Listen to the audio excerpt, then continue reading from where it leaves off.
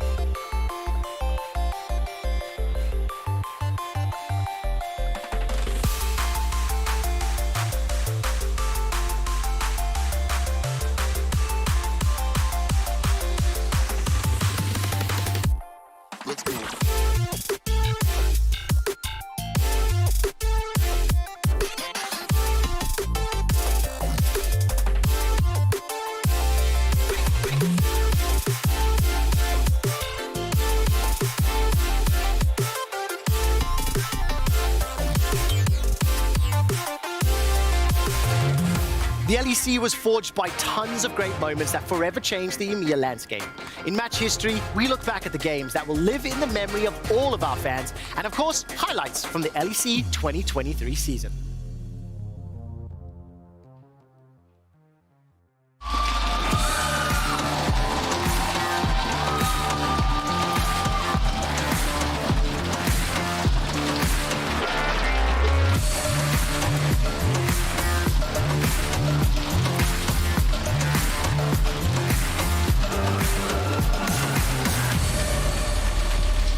See Razork's well rested for this game, wide awake and ready to take on Koi. Advian and Trippy swapping teams, Noah coming in. Let's see what we got cooking in the draft already. Aphelios taken away. One off the board, and it's so sad too. You, like many other preschoolers, have been learning all about the colors. And you've been very excited, and when I've tuned into your stream, Oh, dude, I love the gun combos. I love the colors. We're going to talk about it in this game. Maybe we're going to talk about it in one of the other two. Jarvan also taken off the board. That's a Malrang classic. That champion's not good in the meta. It's just good in the hands really? of Does Malrang play Jarvan? I think you might have heard it once or twice. So, Emilio and Yumi are still up. Nico, LeBlanc, Rakan is up. Rakan is up, and there are two other OP supports that also need to be banned. Yeah. So who's going to make it through? Melia, one. Yumi could be the response, but you're giving over Rakan to Advian. Are you scared of Advian's Rakan? So yeah, Rakan's been given over, Vi's been given over. See what they go into. Yeah, so it's going to be the Vi, Zyre, it's going to be insta-lock. There's the Zyre Rakan. I think no surprise whatsoever from Fnatic, so they're very aware of that and trade. And in the 1-2, you get the picture synergy. It's coming together nicely. Yeah, we've got the Zeri. Jesus, this draft is going too quick because there's Zeri, Lulu. We're going to get Wukong here. What are we going to get? We're going to get some exciting mid. Poppy, whoa, boom. Okay, all right. Did they do this draft before? What's going on? We're already into the second phase. So jungle and bots picked for both sides, solo laners left. I mean, Fnatic can take away blind pick mids here, or count blind pick tops here, sorry, or counter mids to what they'll pick on 4. I think on 4 here, you can look at Annie, you can look at Ahri. Really easy pickups for them, taking away the Azir already. And while I love the combo of having, well, love is a strong word. As well, I think Zeri Lulu is very powerful. Obviously, we've seen what a Rakan can do to take over a game. Part of the reason it's banned so frequently is it's a champion that can just single-handedly turn the tides. So see what Trimpy can do on it with Noah at his side. Curious to see how that one's going to go for now. Orianna Focus, though, on mid lane. Orianna ban. Wait, I'm checking Humanoids OPG. That guy must be playing So static we shift did Orianna. speak to the coaching staff, and they said Humanoid was cooking, to not give away any details. But how deep is he gone? Don't you worry, sweet child of mine. I know. I'll be telling you all the cooks. Is he like Vedius, where the pasta's getting some ketchup on it? Is that the kind of cooking we're getting? Or is it like Michelin star Coda 7-course dessert menu? He's been playing Ezreal, Orianna, yes, Kai'Sa, okay, and Kayle. Okay, a lot of K champions. Yeah, so there's the Annie taken away. I feel like Ahri here on 4 is a bit of a steal if they want to go that direction. We've seen the static shiv Ahri from Larssen. Bit more of a fan of the Everfrost Ahri, I have to say. In the LCK today, they played Twisted Fate. Not on-hit even, just AP Twisted Fate. We've also seen on-hit TF as well. So we'll see if that's an option. Nope. We're going to go towards Syndra. Wow. We think about all these recipes we could cook up, you know, we just go for a classic carbonara. You know what? Carbonara, safe bet. It is really a safe bet. Probably saying something wrong there. Italians will add us if so. Vi, this is the first time, fun fact, courtesy of our stats team, thank you, Adea, that has made through the ban phase. Vi has been perma'd this entire season. So surely it'll win, right? That's maybe. We'll find out. Gragas alongside Vi, though. A lot of engage, a lot of disengage, and look, there she is, Mark. The most stock standard meta champion we have. Oh my god, is there anything more standard than Ahri? Yes, there is. There could be a Kassan. Oh no, Kassante's banned. So what could we get on 5? Maybe we could get a Poppy top and we get a Wukong or something. No, I mean, Ahri's a bit of. I mean, I like the pick into Syndra, I suppose, but into Poppy, it's kind of annoying. Yeah, that's better. Oh, there it is. Just go Victor. Go full mage. Go full damage and scaling. There's no point picking Ahri into Rakan Poppy. You can't move anyway. Ooh, give me the rock. But and I will say, Victor, as a champion, horrendously boring. As a champion that fits into this composition, great. Love it. Slow, stall out the game. You have a bunch of champions you want to leap into. You like Rakan, you throw down that gravity field, you take over the game. But taking a Kennen here... You know, I just hate it. You don't like the Kennen? No, I don't. I think the Scion would have been much better. Oh, so it is Poppy top Wukong jungle. Okay, much better. I wasn't going to be a fan of the Kennen too much. Solid interaction. I feel like the Gragas. Yeah, double AP solo lineage just stings a little bit, and you're kind of forcing fights when, you know, playing Xayah Syndra. Anyway, Fnatic got a really good skirmish. You know, Poppy top will do well into the Gragas. Double AP solo lineage helps her out in the build. Koi's comp, I mean, if you just look at me and I tell you Victor, Zeri, Lulu, you know, what do you expect them to do? They're going to wait for 4 or 5 items. I mean, kind of, yeah. They're champions who... I mean, it's Victor filling a very similar role to what an Azir would do, but Azir, of course, banned. The difference is Victor doesn't really have that mobility. That said, late in the game, Q auto from a Victor, you're half healthing to 80% healthing a lot of carries if you can get close of. Xayah doesn't have a huge auto attack range. Yeah, we'll see how much Fnatic can cook up in this early to mid game, because I think their mid game is really strong. I think Koi is lacking a little bit in mid game when it comes to having big spikes.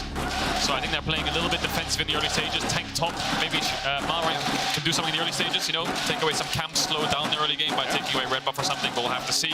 But Fnatic, good team fight. Koi relying on scaling for good team fight. Certainly the case. Will Malrang be enough to balance it out in the early game, or can they fire back in the bot lane? Perhaps something we'll have to keep track of. Koi weathering the storm, going late, a story we've heard before. Have to see if it'll work out for them this time around against a surging Fnatic. Excellent week 1 for Fnatic. We'll see if they can keep it going as we get into our 3rd game of the day.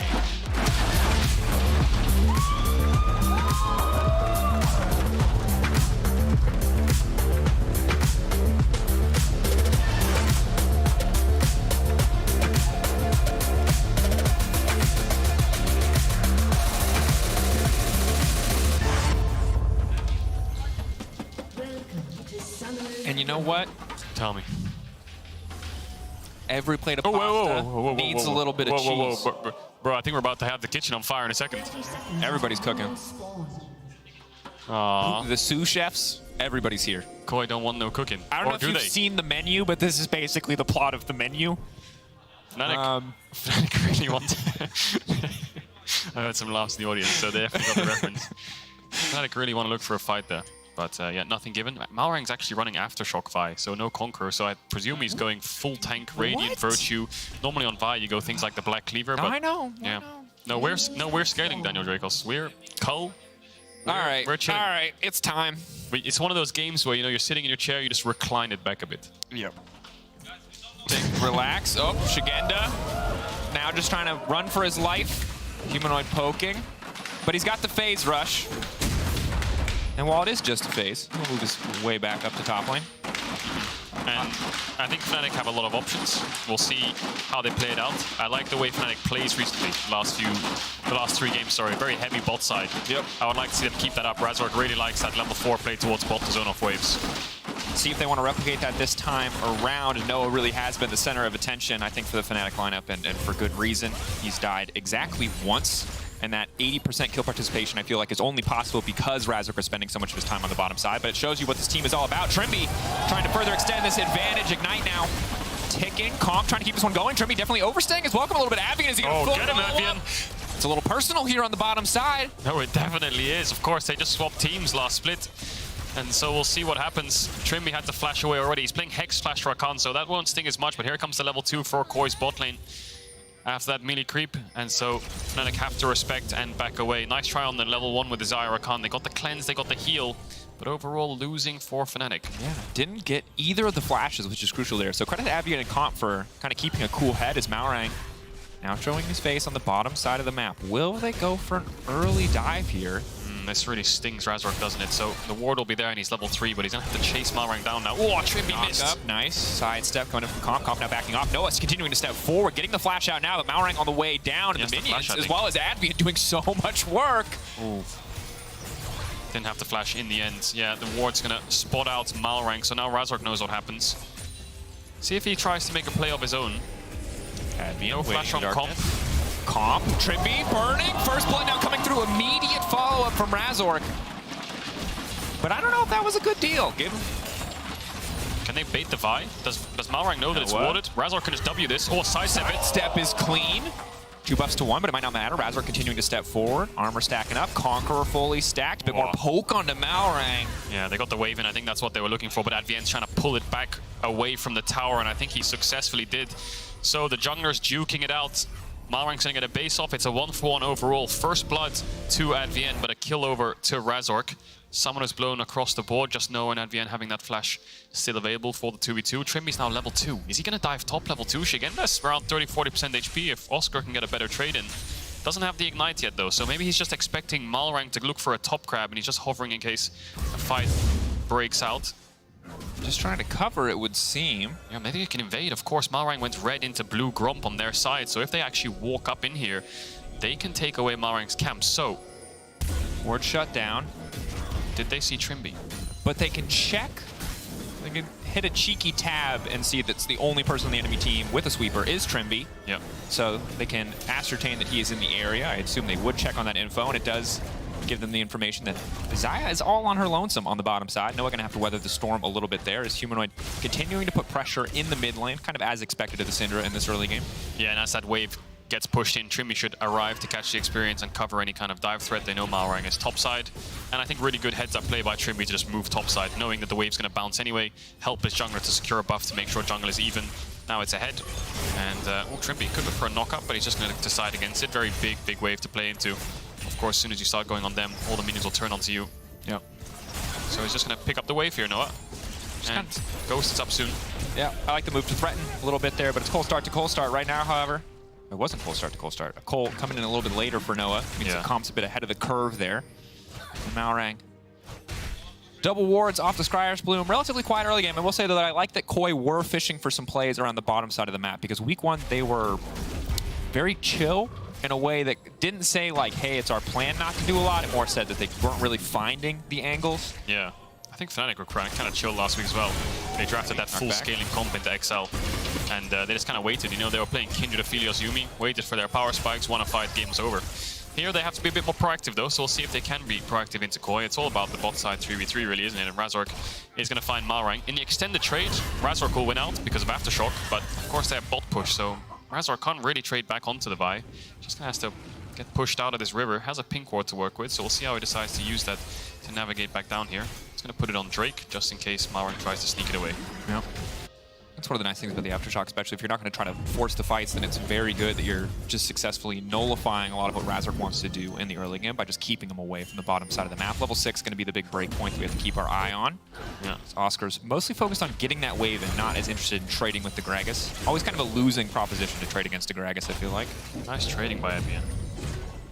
And now Shigenda's looking onto Oscar. I think it's funny how we alluded to Advien being this engaged support player, and Trimby is going to be this range support player, but now they're doing the opposite kind of thing. Just goes to show, you know, you have tendencies, but you're more than happy to play a plethora of champs that are meta. And while I think Trimby definitely in recent years has been more known for, you know, when Lux Caitlyn was popular, he was a guy that was always willing to go towards the Lux.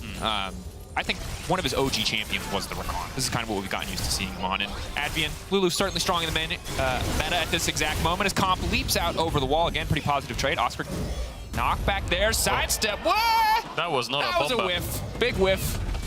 Oscar in it, now fishing for the knockback here. Is going to send Malrang Later. It's past his curfew, so knocked out of that one. As Razork now on the bottom side. Big burst coming in from Malrang. That's the power of the E, the Q, everything really connecting. Yes, he went to the extended trade. He still wants to keep this one going. Has to be careful here as the Q is charged up. We'll just walk away. Malrang sent packing. Humanoid now could wander into the jungle, just fish for something, but he's going to be happy with the ward. As Oscar and Shigenda just go right back to fist fighting like nothing happened. Yeah, it's like nothing ever happened. You can see the Conqueror in the extended trade is just paying its dividends in the long run for Razork. So yeah, the initial burst will be pretty high. Malrang didn't even have Sheen there, and he's building what looks to be the Black Cleaver. We'll have to see with Aftershock anyway. So not going to go towards that full tank. Shigenda's going the AP build, likely some kind of Everfrost. Yep. So the front line that we expected for Koi might be a bit weaker than Fnatic's with the Poppy Wukong. So the bot lane's been taking some pretty heavy trades down here. Yeah, Comp continuing to get pretty aggressive. I think hard to go for the dive with this duo unless you're very, very far ahead in health, but they're continuing to build up a health advantage. Mana as well for Trimby getting lower and lower, so extended laning phase very heavily favoring Koi. 27 creeps left till Comp is fully stacked there on that Cole. Yeah, we are chilling down here. Ooh. Razork's getting close to that 6. Flashes are up for everyone. And let me tell you, Koi are chilling. Oh, yeah? Oh, bro, Second lowest CKPM in the league. Knockup from Trimby, no more mana though, means he has to back off. That's combined kills per minute. It's usually a representation of how bloody games are. Koi games, not bloody. Nope. They are very quiet. But they are usually winning in the early game, and credit to them, they are still 200 to 300 gold ahead here. So see if they can keep that lead going.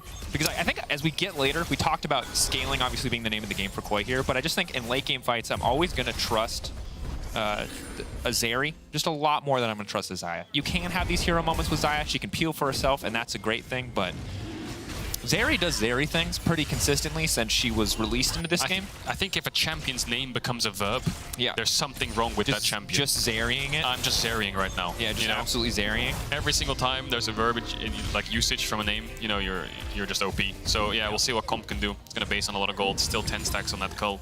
Gonna build towards that Trinity Force. And Dragon hasn't been started yet. It's 9 minutes 30. No one's fancied themselves a Herald. Everyone's just laning. Junglers are full clearing, but Trimby's moved up towards his top side. Close to 6, so he might have to soak this mid wave from Humanoid here to get over. So we'll see if he does that to make sure he can ding over for this Herald fight. There he is. The Barrel Classic from 2021 Worlds? Yeah. Spotted out. The Barrel Alistar Classic, wasn't it? 2021 Worlds. You'd love to see it. Well, 2020 Worlds was it? 20? I can't keep Nevertheless, Trimby's all hovering, the COVID years are hoping that Humanoid gets that one more creep. Come on, Humanoid, give me that level up. And now he's going to run with Razork up towards his top side. There it is. So they can contest this Herald. But are they too late? Did Humanoid not push fast enough? Let's see. Hey, it's getting leashed. Oscar now on the way in. Can they just steal this one away? Trimby maybe fishing for an angle. Who gets the smite? And Razork takes it away. Trimby locked up, but there's the knockup. There's the bomb. Malrang now out, and immediately Razork turns, and he burns. But Larson over the wall. Big damage coming in for the Victor, trying to get one back. The Chaos Storm ticking, and it will take down the Wukong. Fnatic still coming out on top, however. 2 for 1 trade overall and stealing the Herald. The game ignites into a 5v5. 2 for 1, like you said, in favor of Fnatic. Manages to steal it. Razork, great engage next to Trimby. They were all stacked up. A lot of disengage had to come through, most notably from the bot lane of Koi. But Comp ends up falling, and I think the fight's kind of lost from there, isn't it? Malrang's going in way too early onto this Xayah, and although the Xayah ult doesn't come out on the buy ult, the range that Malrang is at right now as to where Comp is, it's just way too far. By the time he catches up, Malrang's already dead. Look at this turn from Trimby already with the charm and the knockup. Stops the E as well. It stopped him from getting out. The gravity field actually does so much work next to the Chaos Storm from Larson to actually turn something back into this fight to get Razork. But yeah, the engage was clean, and Malrang needs to make sure he plays with his carries a bit more. And for Koi, it was really just like probably the worst possible timing for Fnatic to arrive at that objective, for Fnatic to contest. And of course, they have an approximate knowledge of when they're going to come in, but very tricky situation. Super split. Shigenda zoned off by Oscar, Larson in his own jungle. It was just not a good fight whatsoever. If they had taken the Herald, you could have tanked the 2 for 1 exchange on kills, but the fact that Fnatic steal the Herald too is brutal, because now they're also starting Drake, and Koi don't have nearly enough members on the map to even remotely try and contest this. Yeah, the Wukong is really powerful right now. Sunder Spike is always the sweet spot for junglers in the early game. 11 minutes in, he's picked that one up. 1K! K-Drill. 1K. Individual gold lead. That comes from the first kill he got in bot when he matched 3v3. The second kill he got in the topside river, that's 600 roughly. And then the Heralds, which is obviously local gold and picking up the 200. So yeah, he's sitting pretty happily, especially with that camp lead, got a level lead. I think every 2v2/3v3 on the map right now is Fnatic favored, so it's just a case of how they use this Herald.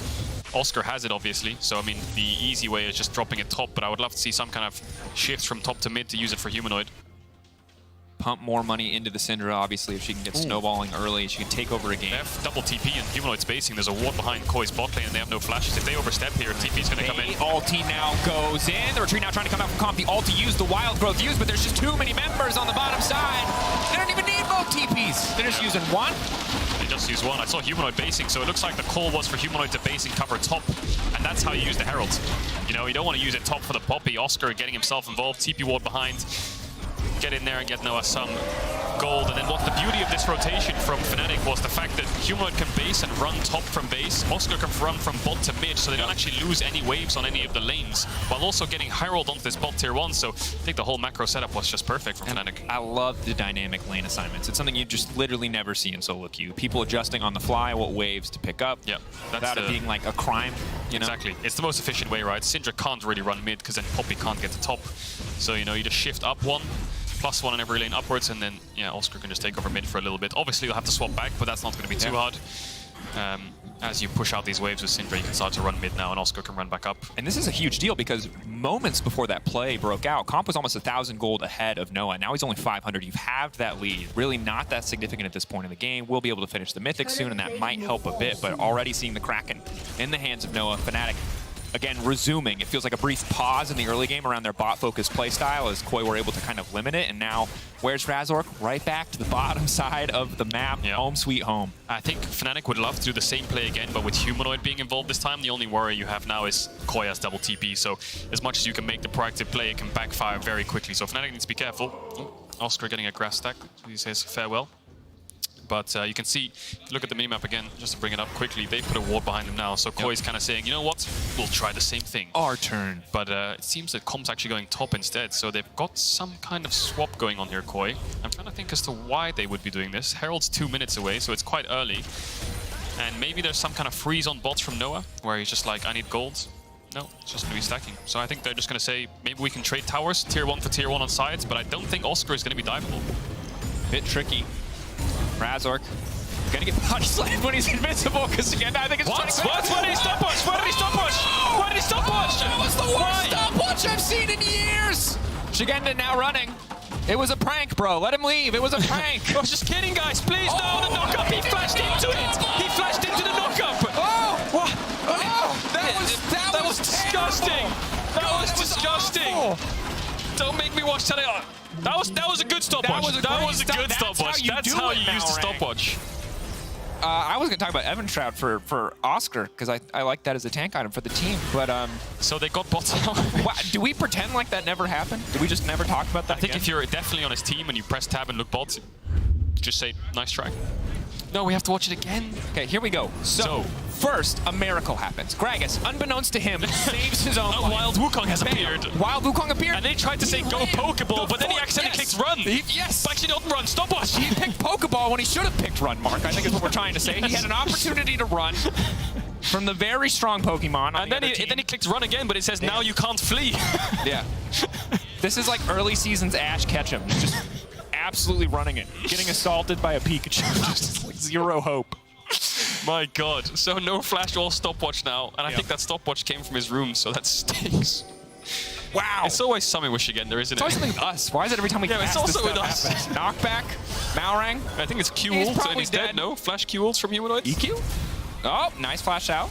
Wild TP Growth behind. coming in. Here comes Oscar. The retreat. But now there's 3 members on the bottom side, and Comp is probably the one who's going to be in trouble. Are they going to try to fight this? Noah on the way down too. TP now coming in. You mentioned the play earlier. Knock back into the wall, though. Immediately, Malrang about to get taken out here. Shield coming in. Aftershock ticking, but it's not enough now. Noah and Trimby onto the backside.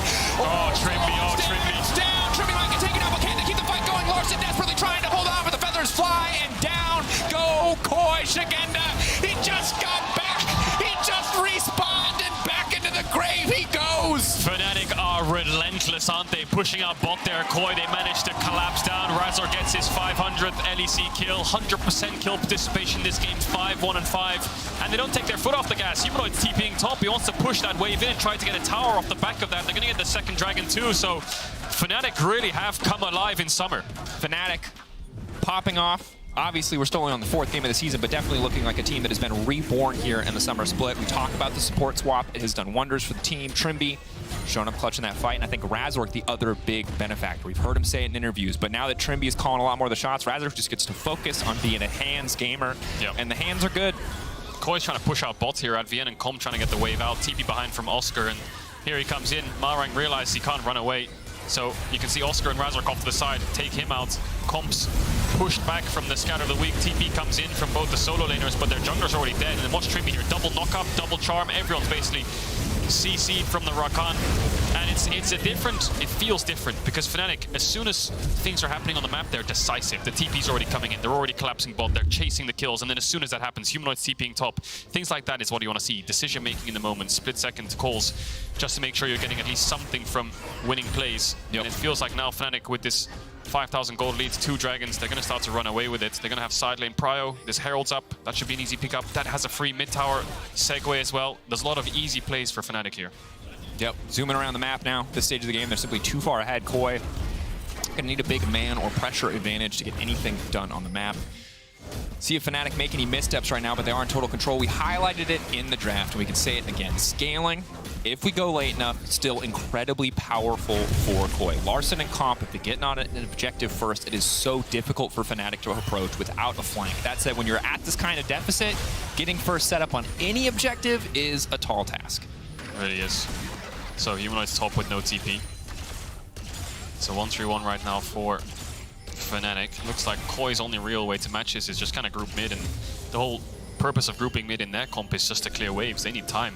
When you're playing like a Lucian Nami comp or with an Ahri, you can really start threatening these mid waves and pushing them back, but there's no threat. It's just get some shallow vision in your own jungle, make sure you're fine to catch these waves, and hold on until the next dragon. Scaling. Yeah. Everyone's favorite kind of gameplay. To be fair, Victor does it well. They clear well. As long as they don't give up a Baron, it should be pretty easy for them to hold on to most of these objectives. As you highlighted before, Herald is up. It'll break at least 1 tower, most likely in mid lane. Yeah, you're just kind of hanging on for dear life. The only thing I hate about scaling is the game's not... It is kind of in your hands, the game, but it's not really. You know, if they play properly around setups of objectives, it becomes so frustrating to start contesting camps because you have no neutral deck, because you have no lanes to push, and these kind of things happen. Yeah, like, Malrang, who you kidding? What's that Q for? You're going out, one direction. Yeah, they can't walk into your own jungle.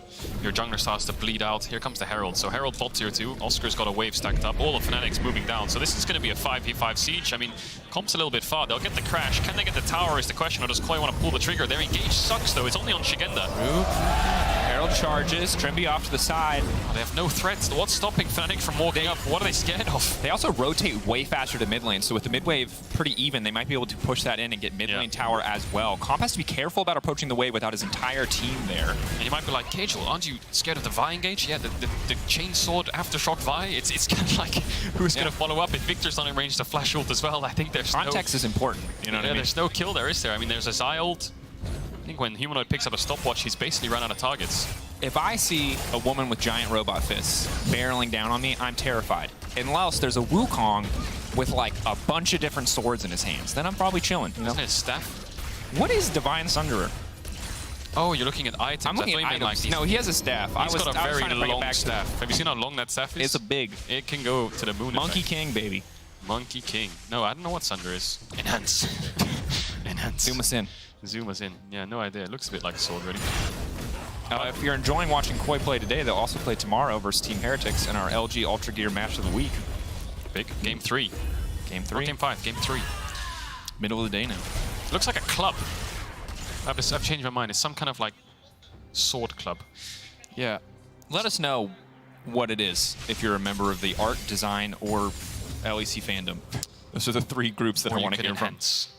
So, zoom in. Tell us. 40 seconds on Dragon. Koi, 2 options. Or 3, really. 1 is to trade it for top tower, which is not a good trade, but obviously it gets you something. 2 is to try and rush down a Baron while they're on Drake. Or 3 is to fight it. But looking at where their jungle support is right now with 30 seconds on objective, I can tell you for a fact they're not fighting that Dragon. So it looks like they're going to go for the tower, but Fnatic can then start sieging through mid. Comp has no assistance to threaten them, to force them back. And now Fnatic can... Oh. I think they suspect some kind of Baron rush. Wait. Do they know? Humanoid on the top side? Are they going to know? How would they know? Pings. I think they know. Do they know? They know. Okay, so 4 members now committed for Koi on the top side of the map just to make sure they can push that wave in. No. Bit tricky now. Gold lead just continues to grow in favor of Fnatic. Do they want to focus this objective down? It is not the fastest take in the game. With a very fed Wukong and a fed Zai, it's certainly quick, but... I mean, I think what they're saying is Shigenda needs to base soon. Look how far Oscar is on bot tower. So if he bases, we can probably start Nash and then force the TP out of him and then just back off towards Dragon. That might be the idea. Trimby's gonna blind W this maybe?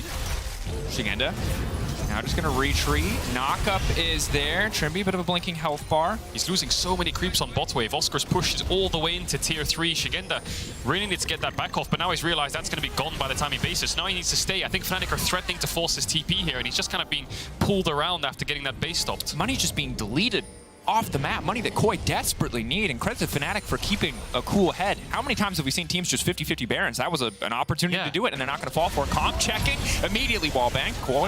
I think the beauty of all of this, actually, and props to Fnatic, is a lot of teams would have just started Dragon. It's been a minute, the Dragon's been up. Instead, they hover around Baron, they know bot wave needs to crash, they threaten the Gragas away, and when the wave's crashed and gone, then they'll go to Dragon. So they actually find a play on top of a play, kind of. And it's not a huge one, you know, the Poppy getting a massive CS lead is not going to be game-changing, but it's actually getting gold benefits across the map, so well played by them. Koi, as much as they're scaling, they're running out of time here. It sounds weird to say, but this Baron force is going to come in soon, and they're just going to have to throw everything at the wall and see if they can at least go even in this Baron fight. And here you can see, Quisha highlighted in the previous game, combat gold. That is the amount of gold worth of items that you have. 10k lead for the side of Fnatic in terms of effective gold. A lot in consumables there. Corrupting Pot obviously going to knock that down a bit, even though it does give you some in combat. So this is a tough fight for Koi to navigate. Yep. Short of keeping Comp alive, ulted for 30 seconds so he can just stack ad nauseum. It's not really a lot of good angles here. Yeah, I think the Baron Force will come in soon. The only really annoying thing for Fnatic is Noah doesn't have Bloodthirster. If he had BT, they would happily go for this Baron rush. So maybe they're going to be a little bit hesitant until then and just threaten it until... And I gotta say, I like Navori over Gale Force here. Lets you shred to the objective much quicker, and also Gale Force not going to save you from a Vi ultimate. Oh, Razork. Razork just poking around here. Well, Shrelia's used there. Fnatic gonna go back to mid-wave. And I guess the sweet spot for Koi now is they're all grouped up. There's no real side lane threat, so all they have to do is match numbers. But no E on Shigenda. I think Oscar was looking for a stun there. It's on a knife's edge. Koi needs to walk up and get vision, but the only one with wards is Advien. If you could look at Koi's vision observers, you can see they see absolutely nothing. Larson just bought Rabadons. Where's the blue orbs? How many blue orbs have they got? There's one. Spawning it out, 10k. Baron's not going to go down too quickly. Getting lower. TP now coming in. Trimby was on the spotted, flank.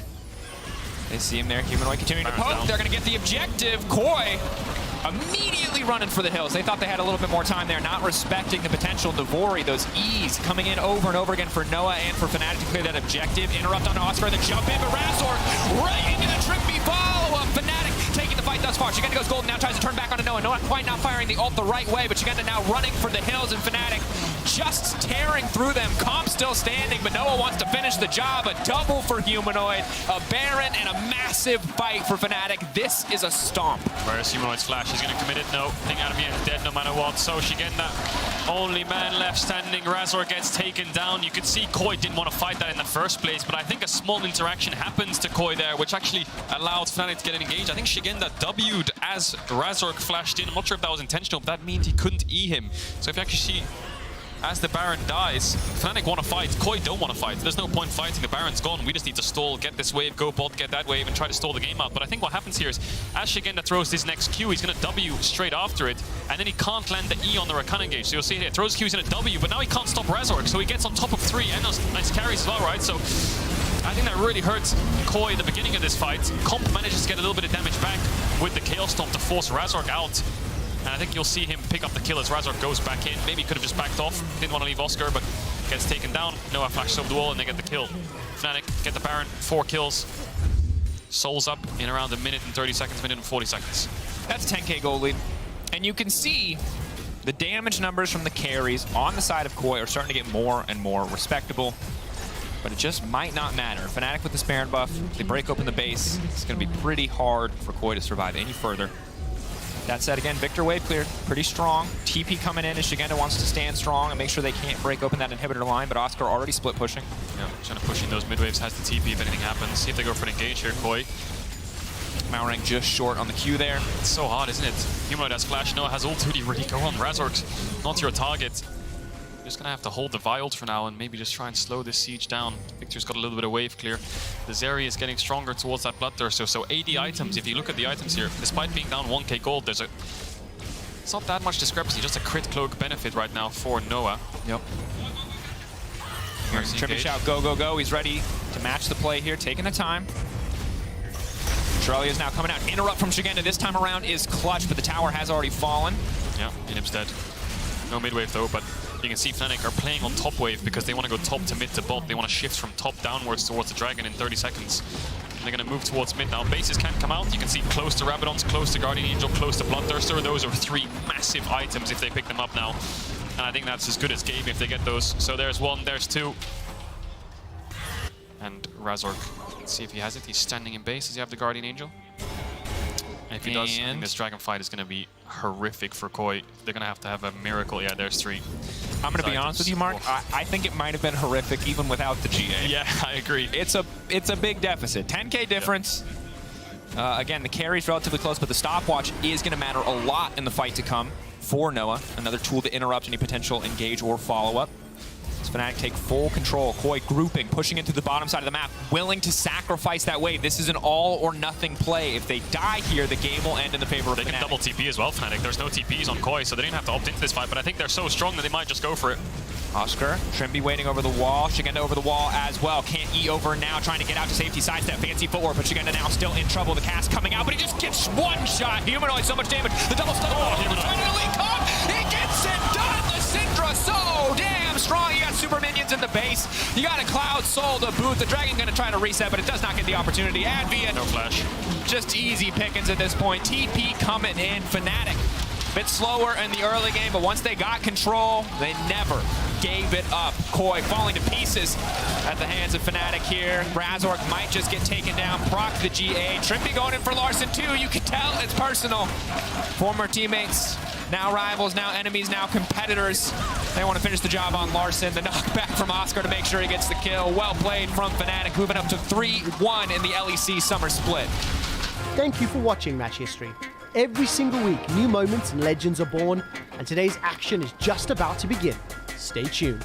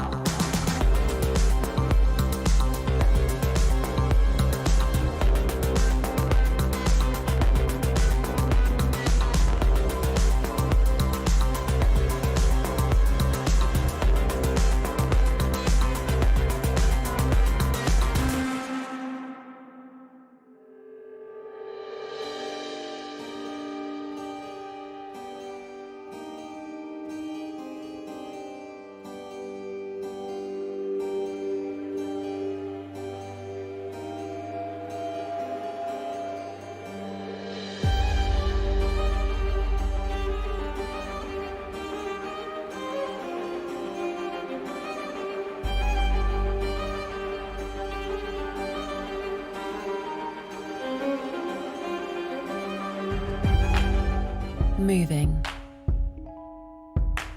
When did we stop doing it? When did we settle for technology that keeps us still? So move me, baby, like you've nothing left to prove. The Kia electric range. Technology that moves you. Kia. Movement that inspires.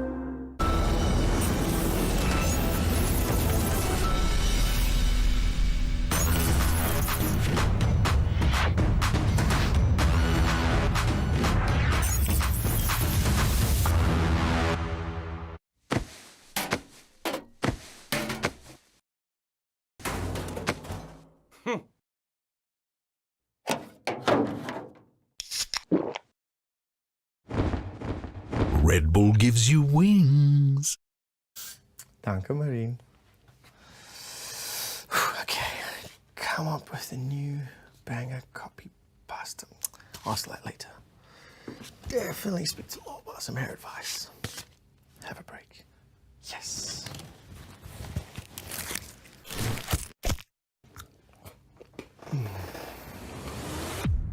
Even the biggest champ needs a break. Be on time. Oh.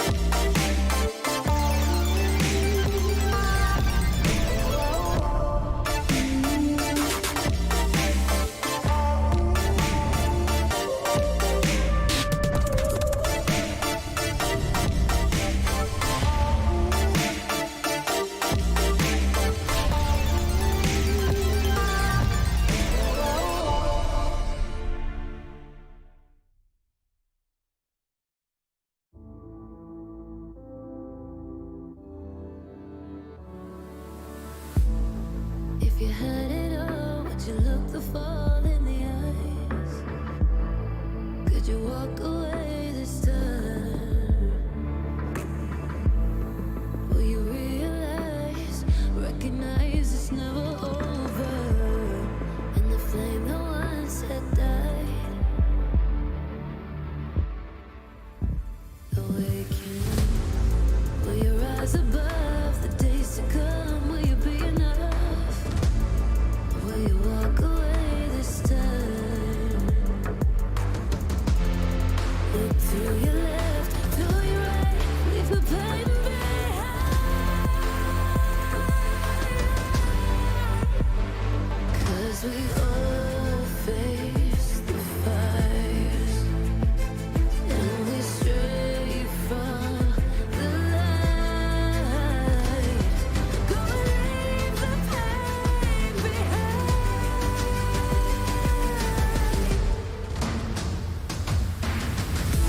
Feel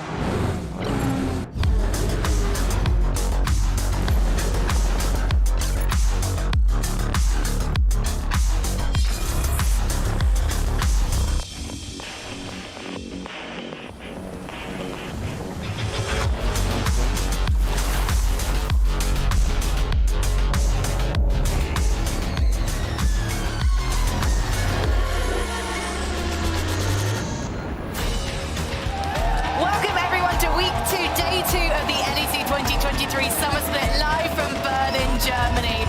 We had a lightning fast day yesterday and we're approaching the halfway point of the regular season with only 5 games left for each team to reach top 8. I didn't actually see who won that duel, but meanwhile, BDS What's happening here now?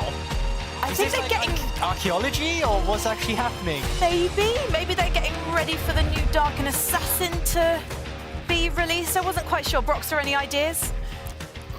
All I saw was a BDS win, really. So I don't know. Maybe Is that a what look you're into seeing the future. in the future? Well, it literally said right there, BDS win on the shovel. I saw it. It It's looked true. a bit like Egyptian Written in grave stone. robbing to me, and that unleashes curses. I don't know if you know much about No, this. never heard about Yeah. that. Maybe we should have a little analyst curse as well. Yeah, look up what happened to the people who opened the tomb of Tutankhamun, and you'll know what I mean. But I have a feeling that BDS are not scared of no curses and no ghosts. Let's throw up the standings right away, though, because I want to ask you, Goldborg, you were watching from the comfort of your home yesterday. So which team was standing out to you? Yeah, I think for sure we have a solid top few teams right now. I think, to me specifically, watching yesterday, I've been very impressed with G2 Esport, Fnatic, and Mad Lions. Those are probably the 3 I'm looking out for. And I think for different reasons as well. I think G2 have shown different style, Fnatic that they can be so explosive, and Mad Lions with their comeback team fighting. So very entertaining to watch just because of those things. Yeah, it's really thrilling to see Fnatic are back in contention, Broxer. Yeah, Fnatic have been great now with the additions they made, bringing in an entirely new bot lane, and it seems like both of them are having a huge impact on Fnatic's games for different reasons. Noah, of course, being so stable and consistent in every single skirmish, every single team fight, and Trimby, you know, helping with the shot calling, the macro, actually making sure that they have the correct decision making all across the game. So good stuff. Yeah, but I think it's not just the fact that the new bot lane coming in has had such an explosive start. It's also just that rookie top laner Oscarinin has finally developed and found himself in a situation where he's more comfortable on the stage. You can see that when he's playing. You can see that when he's actually getting on. He's not actively looking nervous. And you can see that in the games. And I also think that just the mid and jungle duo that we have with Humanoid and Razork has really stepped up. I mean, Humanoid has been in an absolute world's form lately where he's just popping off again and again and again.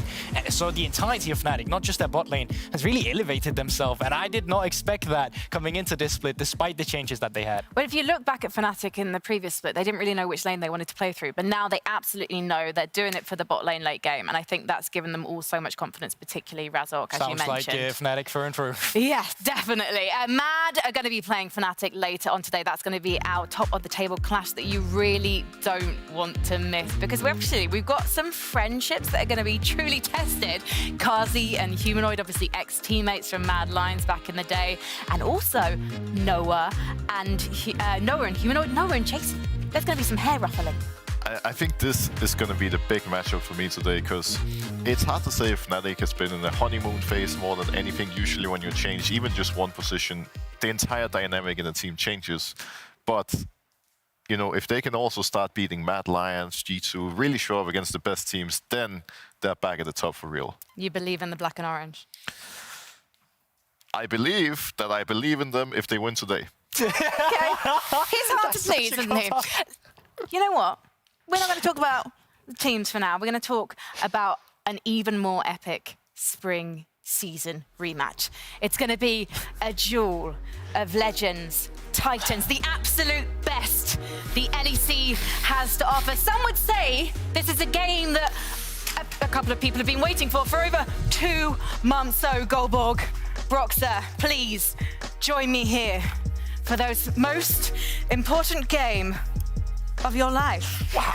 The last time... It doesn't say too much about me. It's a lot more about you. The last time you faced each other in Who Am I? You both scored 1 point, so we do have to settle this once and for all. And you guys at home should know this game. We're going to give a few hints for one certain player, and GB and Broxer can guess at any time who it is, and yet they can only guess once per round. Wow. First to answer correctly gets the point. Boys, can you remember the rules? Yeah. Yes. Yeah? You sounded much more confident than you. Well, last time I did suck, didn't I? I'm not saying anything. You will I again. wasn't here, but I I'll was take you watching at down, home and I no was problem. cringing. All I'm right. confident, very confident for now. Yes. First clue. I won a title in an ERL. Okay, well, that you did Title in that. an You did not do EIL. that. You did that. Goodbye. I can't remember. I can't Bye. remember. You didn't. Oh wait, maybe you did. Actually, there's so many you could have question been. marks. I don't Did know for like you? half You of these guys. Speed it up, Oh, you- boys. Come on. okay. We've got I 5 can't best of remember. ones It's today. fine. I'm You ready wa- to you move on probably did, whenever. You probably did. Yeah, okay. Well, I mean, if you want to move on, then I'm just slow. Then it is what it is, you know? I'm going to give you another hint because Yeah, neither of yeah, you yeah. seems to be guessing. I'm a good singer and I like to sing ballads at karaoke. What? Have you been carry? Wait. I've been with a few, but they haven't been good. Wait. So who's actually good at singing? Let me think. Yeah, okay. I don't know if this helped me. Shall I go with the next clue? Yeah, go for it. All right then. The LEC is not the only major region I played in. I feel like that's quite a good hint. Okay. The LEC is Does- not the only major must have- region that I Challenger played League? in. Does Challenger League in like Korea count? I made Or a major mistake region, somewhere or for is that- sure. Wait, It who's does been- not count. Someone's been. It's over. Wait. I've definitely made a mistake somewhere as well. Like, wait, I have to get them all up again. Wait, no. We do not have time for this. Final hint. I died only once this summer and I have a 53.0 KDA. Only once. Wait, this summer split? Yeah. This summer Okay, split. Okay, I'm I'm gonna just say gonna get is Noah. Noah. Broxer, you were right He was because you said it first. first. What? He said it Are you first. You were also correct, but you copied him, so it doesn't count. Right. Second player. Flip I feel like there's slight up, favoritism please. I here. always want to help you. Oh, there you go. Flip There up. we go. Oh, wow, yeah. Done. Flip it up, Easy. flip it up, boys. Let's go with our second player, and therefore our first hint. I reached finals at EMEA Masters. Okay, that's you did that, you did that, you did not, you did that, you did. Oh, you did, you didn't. I feel like now we're Imagine back to someone like commentating the this first one absolute of. goldmine of content. You didn't, you didn't, you didn't. But now I'm just gonna put down the same Roxy, ones you as flipped before. down 2 people, 4 people. did. But- Congratulations. You did. 5 people. Okay. It's Okay, good. next They're all hint. good. I dislike carrots, and I think they are the worst vegetable. Okay, who looks like they really hate carrots here? Is Sigurd that a looks look like you a can carrot have? enjoyer. He looks You like a detest the enjoyer. carrot. I think This is I so look like a guy who's very picky about his très mal. carrots. Oh, Je n'aime pas. maybe The Dot carrots. hates them as well. Okay. Do you have a? Okay, can I guess? 'Cause you I can played I for have no 2 guess. other LEC teams before my current one. play for 2 two other other- LEC teams. Okay, Wait, is it DOS?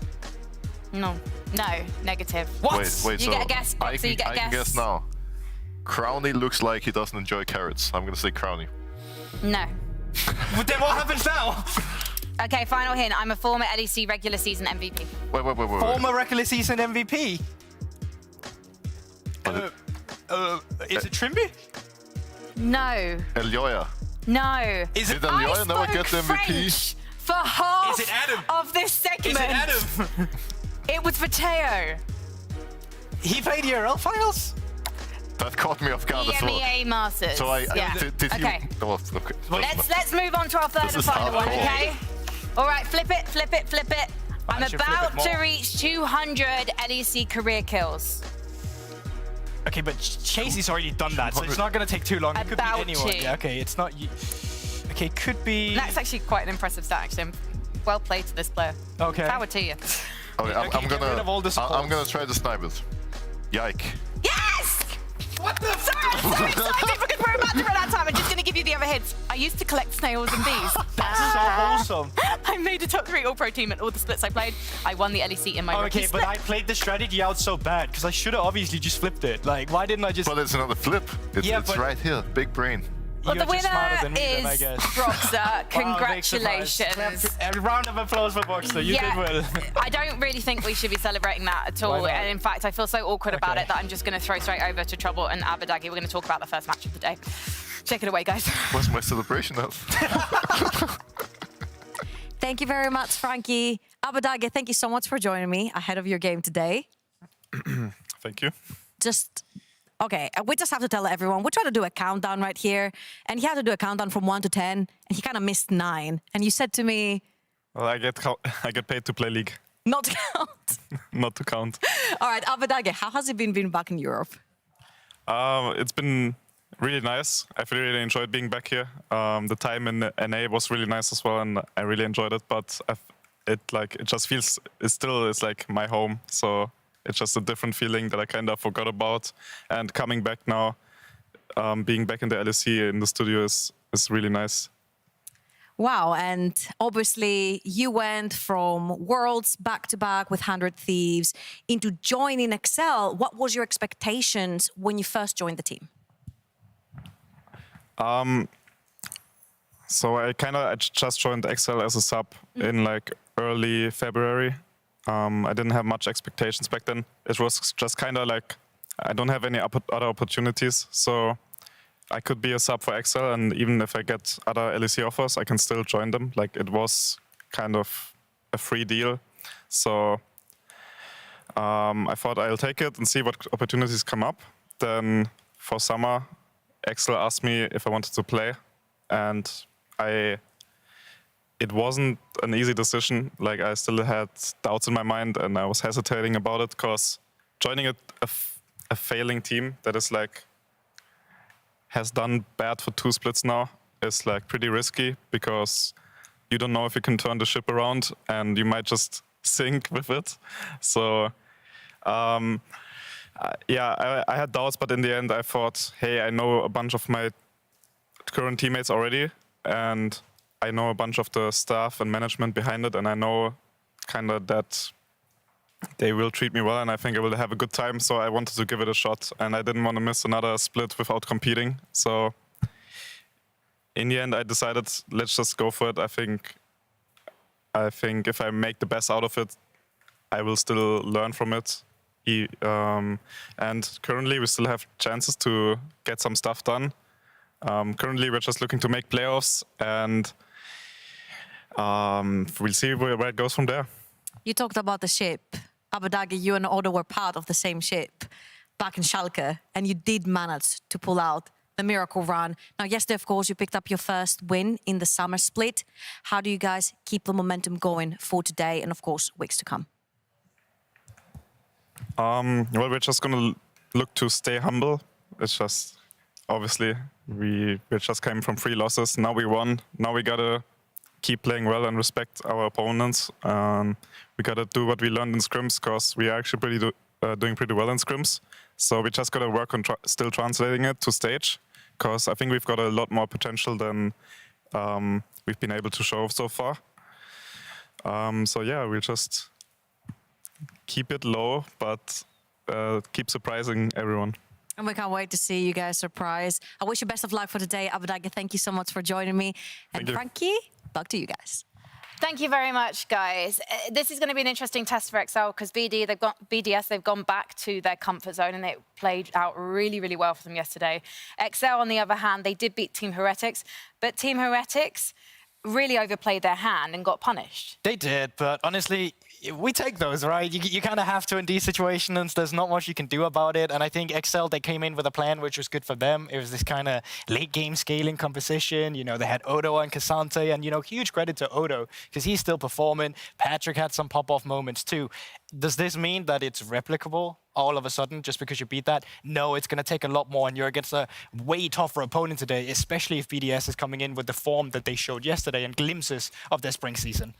I just want to see Excel, actually both of these teams, just playing with nothing to lose at this point, because they've had a really poor start. There's only, 9 games to actually make it to the next stage. And I found that in the past, if you are kind of in your own head, like, about Abadagi was talking about joining a sinking ship, maybe it's going to go wrong.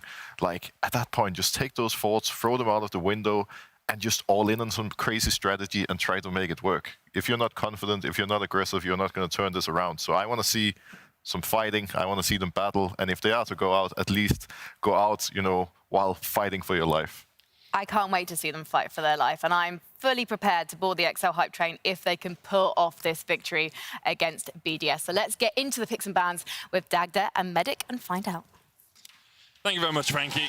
I'm Medic, this is Dagda, and we are here for the first 2 games of the day. I've never really thought about duo name. Yeah, I don't know.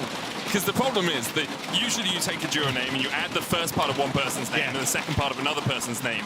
And with Medic, specifically, you can only take the first part. Because if you take the second part, it kind of struggles, right? So we have to be Meda. Okay. Dagda, Meda. Meda. Meda? Yeah. It just sounds like you're saying meta, though. Yeah, it does. But maybe we'll redefine the meta in this draft phase as Excel take on Team BDS. Good work.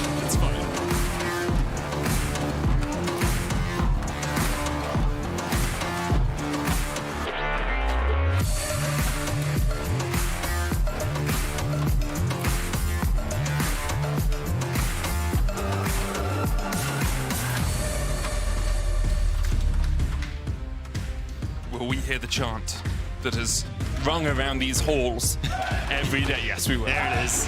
Immediately. A veritable choir here. I've been in Catholic churches with less resounding singing. Yeah, I mean, it's been about as off-key as this is, though, for a lot of the ones that I've been to. But, I mean, it's still the same, and we're hoping for that miracle to come through where the Yumi does get banned. At the moment, though, it is being let through. No, it's not. Never mind, there it is. Let's go. Very happy to see that one gone. It is a City champion alongside that Zeri, but still curious to see exactly what the game plan is going to be here. We still have things like the Ahri, the Annie that are still up in contention, even things like the LeBlanc, which is real silly with that static shiv. So I think it is the question mark of kind of how comfortable you feel coming into some of these more static shiv orientated champions. I do think, though, that BDS were able to deal with the LeBlanc a little bit relatively well yesterday with the Syndra pick into it. So perhaps XL deciding not to go for that LeBlanc static shiv as a first pick. Instead, the Maokai lock for them. BDS have only won when they've had Zeri Lulu in the bottom lane so far this split, and now they're not going to get their hands on the Zeri. So we'll see where they go in terms of AD carries. Obviously, Aphelios still open. Yeah, I think a lot of it for BDS is about trying to find that comfort. It feels like a lot of their mistakes have been where they end up just tossing, like some kind of silly trade that they go for on bot side, or maybe someone takes a wrong path and all starts to fall apart so they can't get to that late game plan. So we'll have to see if they're going to get that. At the moment, though, the Aphelios taken away.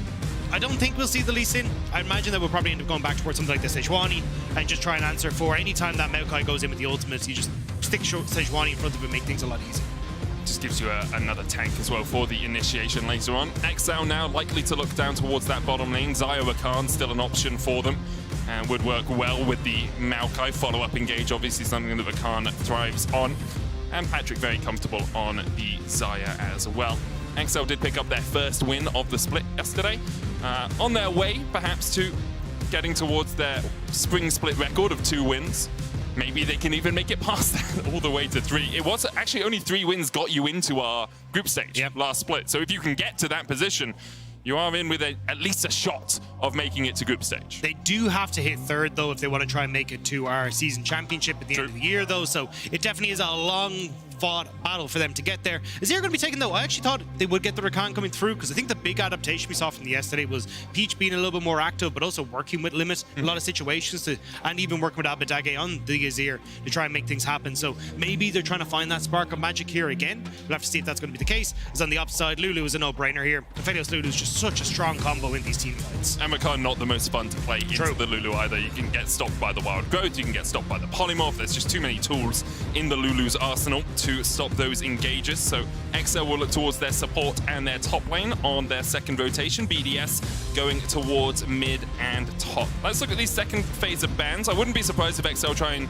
narrow down Adam's pool a little bit. Things like the Olaf, the Darius, obviously still options for him. Cassante as well, still let through the draft so far.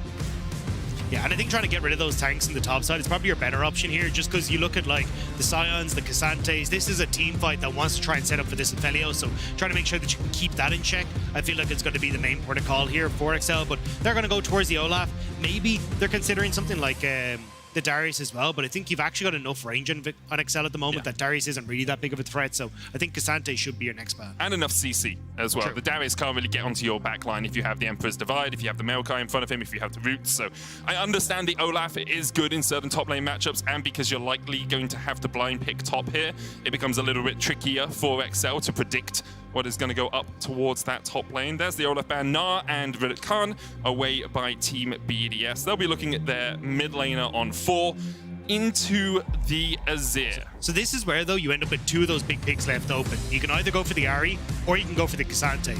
And I have a feeling with the way that Nuke has been playing, he's probably happy enough to go back towards the Syndra. Like we saw, he looked way more comfortable in that. So I think they will go for the Cassante and kind of just let themselves go, right, we're going to make sure that we have this strong pick and not really worry about it, since we already know Azir's on the opposite side. That makes sense. The Cassante is locked in. Of course, we have seen Cassante mid around the world as well. Could be something that Nuke would bring out, but as you expect, and as I expect, that Cassante likely to go up towards the top lane. LeBlanc worked her way all the way through the draft so far, alongside that Ahri, as you were mentioning. Nautilus, the likely lock here for XL, gives you some good engage.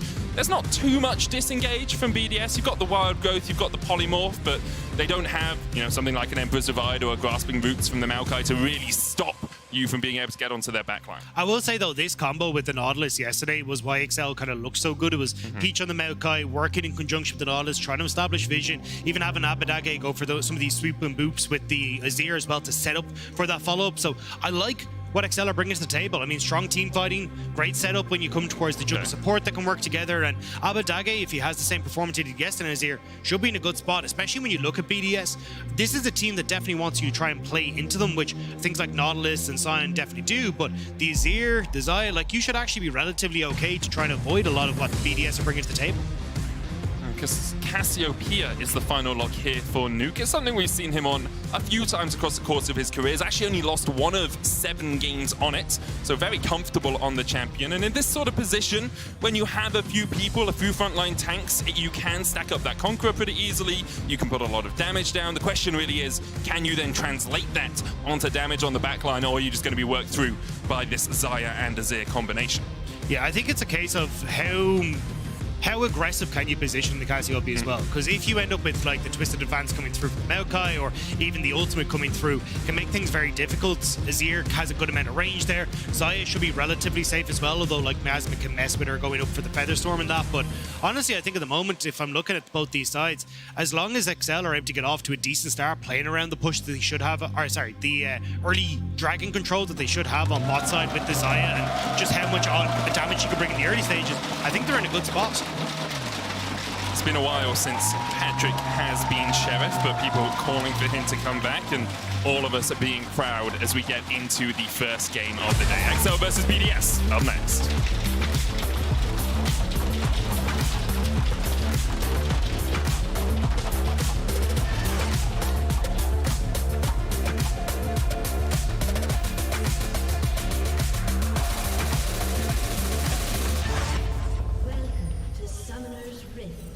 So let's get into it. Let's get down and dirty on the Rift as XL take on BDS. XL picked up their first win of the split yesterday. BDS managed to lock in their second. And for XL, a lot of the weight of that win came in the hands of their top laner. It was Odoamne on the Cassante who had a stellar performance and really showed just how powerful he can be. Now he's playing up against the Cassante for Adam. Expect this to be really handbags as a matchup, right? No one's going to be doing too much damage to anyone, but we'll see how much these top laners can influence the rest of the map after that 10-minute mark when the teleports become unleashed. I think it's also a case of like how well you can try and set up with Odoamne for a lot of these skirmishes, and kind of also looking at what you want to do when you start to hit that level 6, because a lot of the things that we started to see that had kind of creeped out of the meta for like running down level 6 into that bot side, see if you can catch people off. There's still opportunities to try and make plays with Sion that I think teams will start to bring through. It's a little bit cheesy, but you can definitely go for it. And then trying to lean that in towards Dragon, I think is the best way for XL, because your early skirmishing with the Maokai, the Nautilus, the Xayah, I mean, even the Azir as well, post 6 is going to be massive. Peach there, landing the smite, steals away the Razorbeaks, hits 2. Sheo lost out on that smite fight and will have to start his red buff unaided. In fact, going around to the Krug, so it's one camp to the good for the XL jungler. I think this is something that we've seen a lot of teams start to adapt to. Even Koi as well, when Walrang was doing this a lot, was just getting in the face of Sheo and making sure that he can't have that same impact. Because one of the big praises that we have for Sheo, both in winter and spring, was, hey, I'm going to be able to play around my teams and my lanes incredibly well, make sure that he can win through these aggressive matchups. And oftentimes he'd kind of forego his own CS to make that happen. But when he's been set behind so early, he's kind of forced to try and play catch up by going for these camps, and it leaves his lanes that little bit more vulnerable. Jungler very good at tracking the enemy jungler, making sure that they can't get their early ganks off. Sheo Krugs into red. Peach going enemy Razorbeaks into his own Razorbeaks to make sure they can't be stolen away into his bottom side, because he knows Sheo is going to be pathing towards the bottom side. So that's where the counter invade would have been possible for the BDS jungler. It also means with pushing mid, he should be able to work in towards the Scuttle Crab on bot side, deny that away from Sheo as well, and just kind of be a bit more of a nuisance where he's constantly keeping Sheo in check. Even when you look towards top side, Adam has push, so ideally that's where Sheo wants to be, but shouldn't really be able to contest this too much. Maybe he's got Crowny and Labrov who can help him, but this wave should bounce here and actually set up Limit and Patrick where they're in a bit of a better spot to maybe look for that Scuttle Crab trade. Limit and Patrick struggling a little bit in terms of CS, down almost a full wave as we see the wave going towards their tower. Now Sheo goes for that invade we were talking about, but he'll spot that the Razorbeaks have already been taken. knows that Peach has come down towards this bottom side. Could look for that mid gank. You can see a couple of pings coming out as Abadage a little bit overextended, gets knocked up and dashes away. The safety of Azir coming to fruition there. You don't like using that combo early though, because it's so draining on your mana pool. You can see Abadage now not really having a huge amount. Means that there's not really any sort of threat here for BDS and bot side, but also means that Nuke can start to play that a little bit more aggressive in the mid lane as well, as he's just got the higher mana pool. So this is going to give actually a good amount of control towards Nuke, as Peach was going to move back up towards that top side and get the own Scuttle Crab for himself as well. Adam has the Q3, lands on Odo. Odo can charge the Decimating Smash, but a good dash away from Adam gets him to safety. Peach takes the top side Scuttle Crab and now is working his way up towards that top lane, and Adam realizes that, places down a ward. Peach, oh man, he's so hungry, you know? You get a bargain bucket, you want a second one, you get a zinger meal, you want a little bit of extra, getting as much of these chickens as he can right now. I like how he's called Peach and you immediately went for fried chicken instead of fruit. It's the Razor Beaks. Oh, fair. Okay, I was thinking it's like his name's Peach, I want fruit, and like try and be healthy. No, because then that's cannibalism, man. I mean, if it's a non-Peach variety. If your name was Human Man, hey, I look, wouldn't expect you doesn't to really eat other matter. humans, Look, Rob. we're on the apples because he's going for Adam, all right? He wants to try and make this play in the top side, but I don't know if it's going to work out. Sheo's actually in a good spot here. It's actually quite fitting that Adam has a snake on his team. That's, isn't it? Didn't realize how biblical we were getting with this cast, but we'll see how far we can go. And Noah's going to play later. Like, it's all coming through, you know? For the moment, though, not too much happening. We've seen the junglers kind of butting heads a little bit, working out where the enemy's pathing, but overall, across the map, Honor's even pretty much. Adam is forced back behind his tower. Odoamne puts the ward in the Tribush to spot out if Sheo is doing anything naughty, as Limit has worked his way up towards this top side, keeping control in that top side jungle for XL. Nuke knows that he's there, though, and so can just slowly farm up this wave. May call for help because the wave is slowly pushing out. But Limit now backs away and won't be too much of a threat to the BDS mid laner. Yeah, just nice timing as well. Patrick had gone for a reset. Labrov nearly managed to get the cancel on Patrick's reset there, which actually could have been a bit of a disaster, but now with Crownie coming back into lane and Limit, this wave actually is in a bit of a dangerous spot. You can see Crownie now wants the ward, but Limit won't be able to get in there in time to try and get onto Crownie as Patrick is coming back to lane. But at the moment, it's a pretty easy game. The biggest thing that I want to try and see here for Excel is how they can try and disrupt the Dragon stacking for BDS, because it's been such a strong win condition for BDS. Even though some of their games have gone a bit sideways in the early stages, that has still remained true, and looks like at least BDS still want to try and make that a factor here as well. Yeah, they have struggled a little bit in this split, at least in the 4 games that they've played, to maintain that control as much as they'd like, but they're still above average in terms of Drakes and don't really look up towards that Herald. Right now, they're just getting the push in this bottom lane and can turn their eyes towards the Dragon. Sheo will start it up. Peach is coming across, though. Not quite yet level 6. You can actually see the XP bar that I highlight every time we chat. That little pink bar shows you how close Peach is towards that level 6, and Sheo being a level behind. We'll just back away. Look at that CS discrepancy in the jungle right now, Rob. Also, one of the big things, sorry, for the It's not that boring, guys. Come on. We're 6 minutes in. You don't need to start cheering for pink wards. Oh, Crownie. Flash forward, there's the route from Limit. Seems like XL heard the crowd. They wanted a little bit more action. Sheo working his way down here as well. Crownie down to about 150 HP. For the moment, that just means that XL will gain control over the Dragon. Yeah, Patrick ended up actually pulling the feathers back a little bit early. If he'd waited for Limit's auto attack, I think that would have been a dead Crownie. But either way, XL managed to get control over bot side and they move in to secure the Dragon. It was a bit of a weird timing from BDS. Like, Nuke had already given up wave prio in mid lane to try and come down for that play on bot side. So XL were in a position to counteract. Weird timing for Sheo to try and start that one up. And because of it, XL make the aggressive play in the bottom lane, then manage to take away the Dragon. Limit here looking for Labrov. Flash available, but there's the TP immediately. Labrov rooted for the second counter route coming out as Patrick looks for the damage. Limit's going to fall. Labrov's going to survive, and Adam goes all out onto Patrick. Patrick still has the flash, but dashes into the wall. It's a double for Adam as he TPs to save his support. The greatest polymorph ever from Labrov. Can't get the feather pull from Patrick, and it means that it sets up beautifully for those kills to come through. We'll get to catch it here, so nice job from Limit. I actually think this is a good call, as Labrov was trying to freeze the wave there for his AD carry to come back. But watch this. So Limit ends up coming through, but Labrov just about gets the polymorph off as these feathers come out. So the damage can't come through fast enough. Limit's now stuck underneath the tower tanking as well. And then Adam comes in at the perfect time as Labrov flashes away to pick up the double. That's huge on K'Sante. Patrick failing his flash obviously helps Adam just a little bit as well. Gets him the double.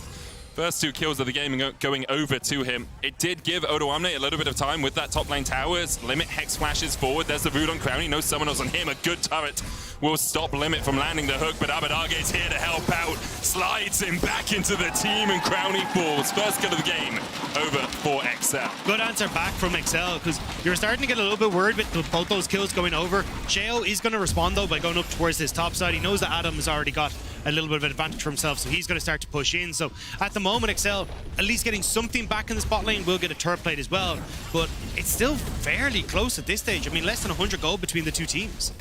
See the plate in the top lane and the plate in the bottom lane there for XL, meaning that they are able to even out some of that gold difference. Adam with the most gold in the game, but Crowny 400, 500 gold behind his lane opponent. Does have that cull, 33 minions left on it as he started with it, so that will be a bit of a gold infusion for him, but right now it's looking more like normal Salen than anything special like Hartman's for that infusion. You know, doesn't have that extra kick that you'd like to revive a patient.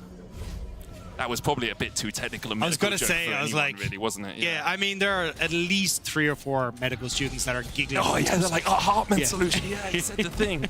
Whereas the other 300 to 400 people are now Googling what Hartman's solution is. But Hartman's solution is the surgical cure-all, okay? Okay. If you're ever a surgeon... Oh, so it's like flat 7-Up. Yeah, exactly, yeah, right? Okay, yeah. If you can't be bothered to work out what a patient actually needs, you just say, oh, just give him Hartman's. It's fine. That will fix it, you know? And then you get the intensivists in to actually do it properly. I feel like as a doctor, you should figure out what's wrong with your patients. And you know what's wrong with them. They've got a broken bone. You don't care about those silly electrolyte imbalances. You know? Fix the bone. C-bone, that problem. Fix.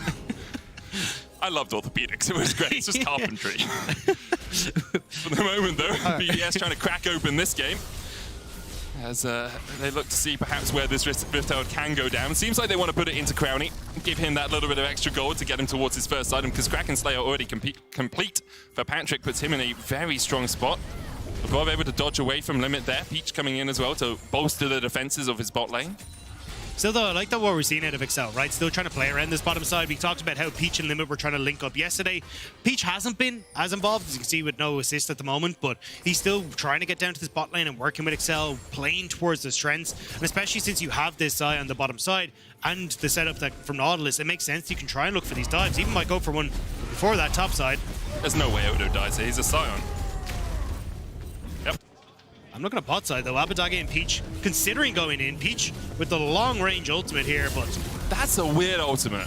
Is that just me? That seems like a very odd... Like, because Abadarge was already leaving, and then Peach just chucks it out. Maybe they were thinking if we ult here, we can get the tower plate, and it could be that they're just looking for that next plate. Decimating Smash hits the edge there. No charge for Odoamne, though, means that he won't be able to get in. Abadarge now wailing on this mid lane tower, and Nuka's been a little bit neutralized by this Azir in the early game. We did see him try and make that play down towards the bottom lane, but really wasn't able to be too efficient, or effective, I guess, with it. And Labrov and Shea once again teaming up, trying to get into the enemy jungle, but no dice for them, nothing here for them to claim. Limit comes to defend his jungler's recall. It is just about getting vision, though, because the second they see that Maokai ultimate going down, they're like, hell yeah, dragons in 30 seconds. Cool, we get vision for this. We have Rift Herald. We're going to reset, get back onto the map, put Rift Herald into mid, get the priority that we need to, and immediately shift across. And without that big team fight ultimate for Peach, but there's just not really much that's on the map now that XL can really contest. Even if you try and go into bot side, there's a lot of opportunities for BDS to actually just take mid lane turn instead, lean that pressure down to the bot side, maybe catch people as they're overextended. So really weird passage of play from XL where you lose out now until Peach's ultimate is back up. Let's see what he decides to do around this dragon, because you can see BDS working their way towards it. Crowny's base being stopped means that he's sitting on about 1.4k. He hasn't been able to spend. Sheo, though, is going to get locked up, pulled back the Twisted Advance, and it doesn't even matter that they don't have the Maokai ultimate, because once again, they bind the enemy jungler. Great pick from XL. The Sheo, I think he just needed to move into mid, use that Rift Herald while it was up and available, and then once you have that control of mid, you can then drift across into this bot side, but trying to kind of skip a few steps there just ends up giving XL the moment for that opportunity. And he's going to have to use the Rift Herald basically as soon as he spawns here as well. We'll path slightly towards... Looks like the mid lane, but he needs to put that down, otherwise it's timing out. There we go. I think he just placed it before the timing out happened. The dragon goes over to XL, and now they are 2 Drakes to the good, and it's an Ocean Soul for them as well. Something so powerful when you have these consistent DPS players like the Azir and the Xayah. and especially when they're the ones that are going to be coming in towards that late game, you're at a great spot. Should be able to move limit up towards this mid lane as well. Labrov en route to this mid lane. 3 members trying to make sure that this Rift Herald doesn't get the charge. Twisted Advance to try and dodge away, flash away as well, and the Rift Herald will not charge in. Peach did have to burn his flash to escape a bit of a sticky situation, but BDS basically lost everything over the last few moments. XL did a great job of catching out Sheo, taking the dragon, making sure they didn't get plates from the Rift Herald, and even though the gold is even, XL very much in the ascendancy. Yeah, and especially the fact that they're managing to get this kind of control around Abadage is fantastic. I think Abadage, and even, honestly Caps we saw to a certain extent as well, much more playmaking coming out of Azir than we used to see when you think of like old Azir and Corki metas. But the fact that you actually have this swoop and boop, you can start to move around, you can start to look for picks. Like they've actually been playing around this mid lane incredibly well, and now XL having a good amount of control over this game. The gold may not reflect it, but Patrick is in a really strong spot. You've got first item complete onto Abadage. With Rift Herald now in 45 seconds time, you get push on pod to start to rotate people up towards that top side. It becomes very easy now to push this game forward as XL. I think the big thing is, we saw Adam get 2 kills for BDS, and then he's only been top for the rest of the game, right? He's 1,000 gold ahead. You can basically take that out of any bot side calculation. So in all honesty, XL are about 1,000 gold ahead whenever they fight in that 4v4. Now, what happens around the next Drake fight is decisive in this game. If BDS are able to get it, they can then try and scale a little bit more, try and get more gold into their carries. But if XL take that one, BDS are on a hell of a clock. Patrick should be able to step away, but it's also even more gold that you are behind because Nuke opted in towards the Roa, so you're actually taking time to really stack that up as well. So from a cost efficiency standpoint, you're not quite there yet. So at these fights that are up and coming, like mid lane is stronger for XL, your bot lane is in a reasonably good spot, but Limit bringing in a lot of that CC that's going to make it difficult.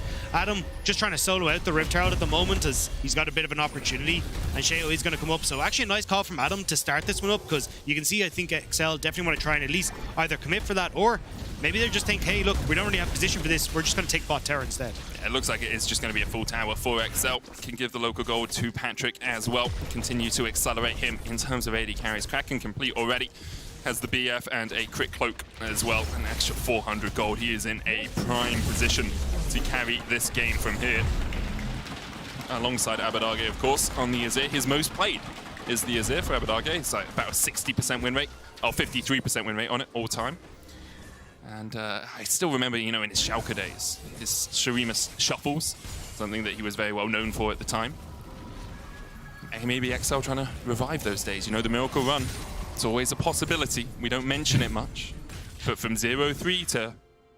it doesn't really matter because you just get into group stage if you make top 8. So you only have to win like 2 games. Well, to be too fair, like we have 4 teams that are on 1 and 3. Thank you. You can see it at the moment. Sorry, 5 teams that are on 1 and 3 at the moment. So this win would actually set them up to match BDS. Decimating Smash is going to come out here. Nuke tries to flash away, still locked up. The TP coming in. Adam joins the fray. Depth charge. It's only chasing onto Adam. He doesn't really care too much about that. And in the end, Sheo and Labrov were just around the corner waiting to back this up. TP towards the bot lane for Odo Amne as he catches that wave. XL doing a good job of making sure no waves really crash against any towers, making sure they're picking up all the gold on the map. And also just trying to match wherever BDS are going to put pressure so then they can have the Rift Herald and try and stop that once more. That's why we're seeing a lot of pressure topside, but now XL kind of caught out in river here. How caught out are you? If it's a Lulu, just like beep, beep, beep, beep, beep, beep, Well, the problem is it gives you control over here, and then true. I was a bit worried that they'd actually just immediately go up towards topside, so... But they'll be all right. Yeah, the pew pew is kind of the most of your worries at least at the moment. There was an LPL AD carry who just had flashbacks. It was of an Akali, and it was just like Akali wasn't even in the game. He's like, watch out, Akali's flanking, Akali's flanking. It's a copy paste somewhere. But I can't remember which AD carry it was. I feel like that's you with Lulu. It's like, oh, watch out! You had one bad game against Lulu. It's like, no, she's hitting me. Please. I think it might be Gala who has a Kali flashback in the game once. But I was going to say, with like 17 teams, with like a lot of them even running substitutes, and you don't like even cast the league. Yeah, you're going to have to like limit the amount of AD carries there. It's true. That is true. For the moment, though, looks like both teams want to play around this mid lane. Nuke TPing in as well to try and escort this way forward. 20 seconds on the Drake is the real priority here, but for the moment, it's just setting up around the mid lane. XL have control of the river. They have the ward line as well, and BDS put the Rift Herald down mid, but even off a single charge, that's not going to kill the tower. So the question is, how much does XL want to invest into defending here? Peach can still hold the line. BDS will use the Rift Herald to start to make a few pokes and prods into that river line. Peach, of course, can put the saplings down, and those do quite a bit of damage, especially when they hit onto squishy members like Labrov, the slow as well. Almost puts Labrov in a bad situation. Odo Amne has the unstoppable onslaught as well. And with Nuke pathing up towards the top side, BDS may just be giving up this third Drake. Yeah, I think BDS needs to position more aggressively there on the Rift Tower charge, prevent XL from re-entering, so then you can actually trade for mid, get a little bit of vision, and then make something of this. But because they end up not committing enough for mid tower, and they don't really commit for the river off the Rift Tower charge either, now they're just in a position where 3 dragons now over to XL and maybe more. Peach training onto Adam here. Limit with a good hook. The root comes out as well, and Limit takes the kill. Adam falls. Limit gets a little bit of extra gold from the bounty, and XL now pushing in for this tier 2. Nuke, no TP. Remember, he used it to the mid lane tower to try, to the mid lane minion wave to try and defend the Glacial Prison coming out from Sheo, but it's not going to do too much work on these minions. That's going to be another tier 2 unstoppable onslaught used by Odawamne to defend the tier 1 in the top lane. XL have yet to lose a tower and have yet to lose a Drake this game. Very clean stuff from the 1 and 3 team. I mean, the fact that the Rift Tower doesn't even get anything in mid as well, like, you still have all your outer towers up. XL are in a fantastic spot right now, and they're only going to start to get stronger, right? You've Nabori Quick Blades now picked up for the Xayah. You've nearly got that Void Staff coming through from Abadage as well. Like, they're going to be in such a commanding position as they start to move forward. You just have to try and push out this bot side, move that in towards the, well, what was your tier 2, and then you can have Abadage start to move in. He can look for some sort of play in behind the turret if he can get that sweep in. And also then you're setting up alongside like Peach with his ultimate, Limit with the ultimate as well. There's so much pressure on Crownie when he tries to defend mid-turret. We'll see what he's able to do, because for the moment XL are just walking BDS all over the map. There's one ward placed around where XL's blue buff is that BDS might look for a flank position with, but be pretty tricky for them to find this. Adam does have the TP. Maybe if XL overextend in that top lane push, they might get caught out. You can see Abadage now working his way up towards the top lane as well. It's a very obvious 4-1 split from XL. They don't really play the third lane until they have to. They keep Odawamne in range to join the fight. And the rest of XL work their way up towards the top lane. Adam starting to wail away on the bot lane tower. Should be able to secure that, and does have the TP if he needs to join.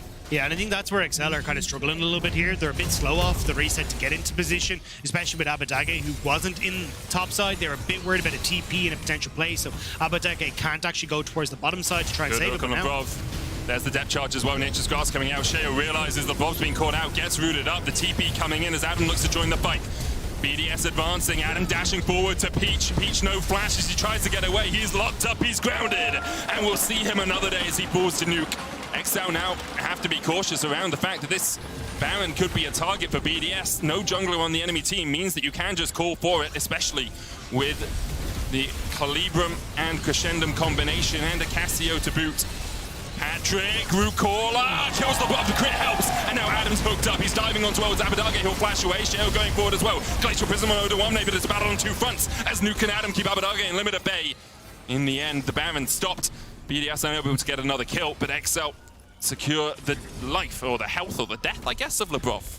I thought the BDS would get a bit more, though, because I was looking at, like, they had every ultimate up apart from Labrov's. They basically used nothing to pick off Peach, but just a split call on where they wanted to try and engage. Like, half them end up turning up towards the top side, in towards that blue buff, the other half is going bot, so a little bit of a missed opportunity here, I feel, where if they'd actually committed for someone who was a little bit squished, they could have got it. Labrov, just unfortunate position. Patrick was in topside clearing out, but see here, like, you can actually go for the turn here. I think if you try and move on towards, you know, one target, you're going to be in a better spot, but Adam and Nuke are trying to play the bot side. You can't really get onto Abadage because of the range, and Patrick and Odo managed to move in behind each other, so Odo's standing in front, tanking everything up.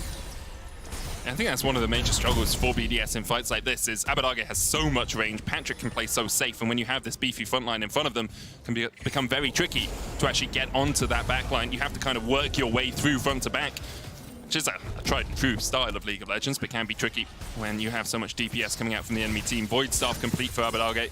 Odawamne's gone for the Jack Show, the protein shake, as he's been lifting weights in the top lane on the Scion. I do think, coming into this though, XL are just in such a good position regardless. Like, the fact again, like, you can kind of see that BDS do struggle in these team fights. We kind of pointed it out coming through from draft, but if you just end up moving your jungler to bot side for no reason, that could be a very disastrous move.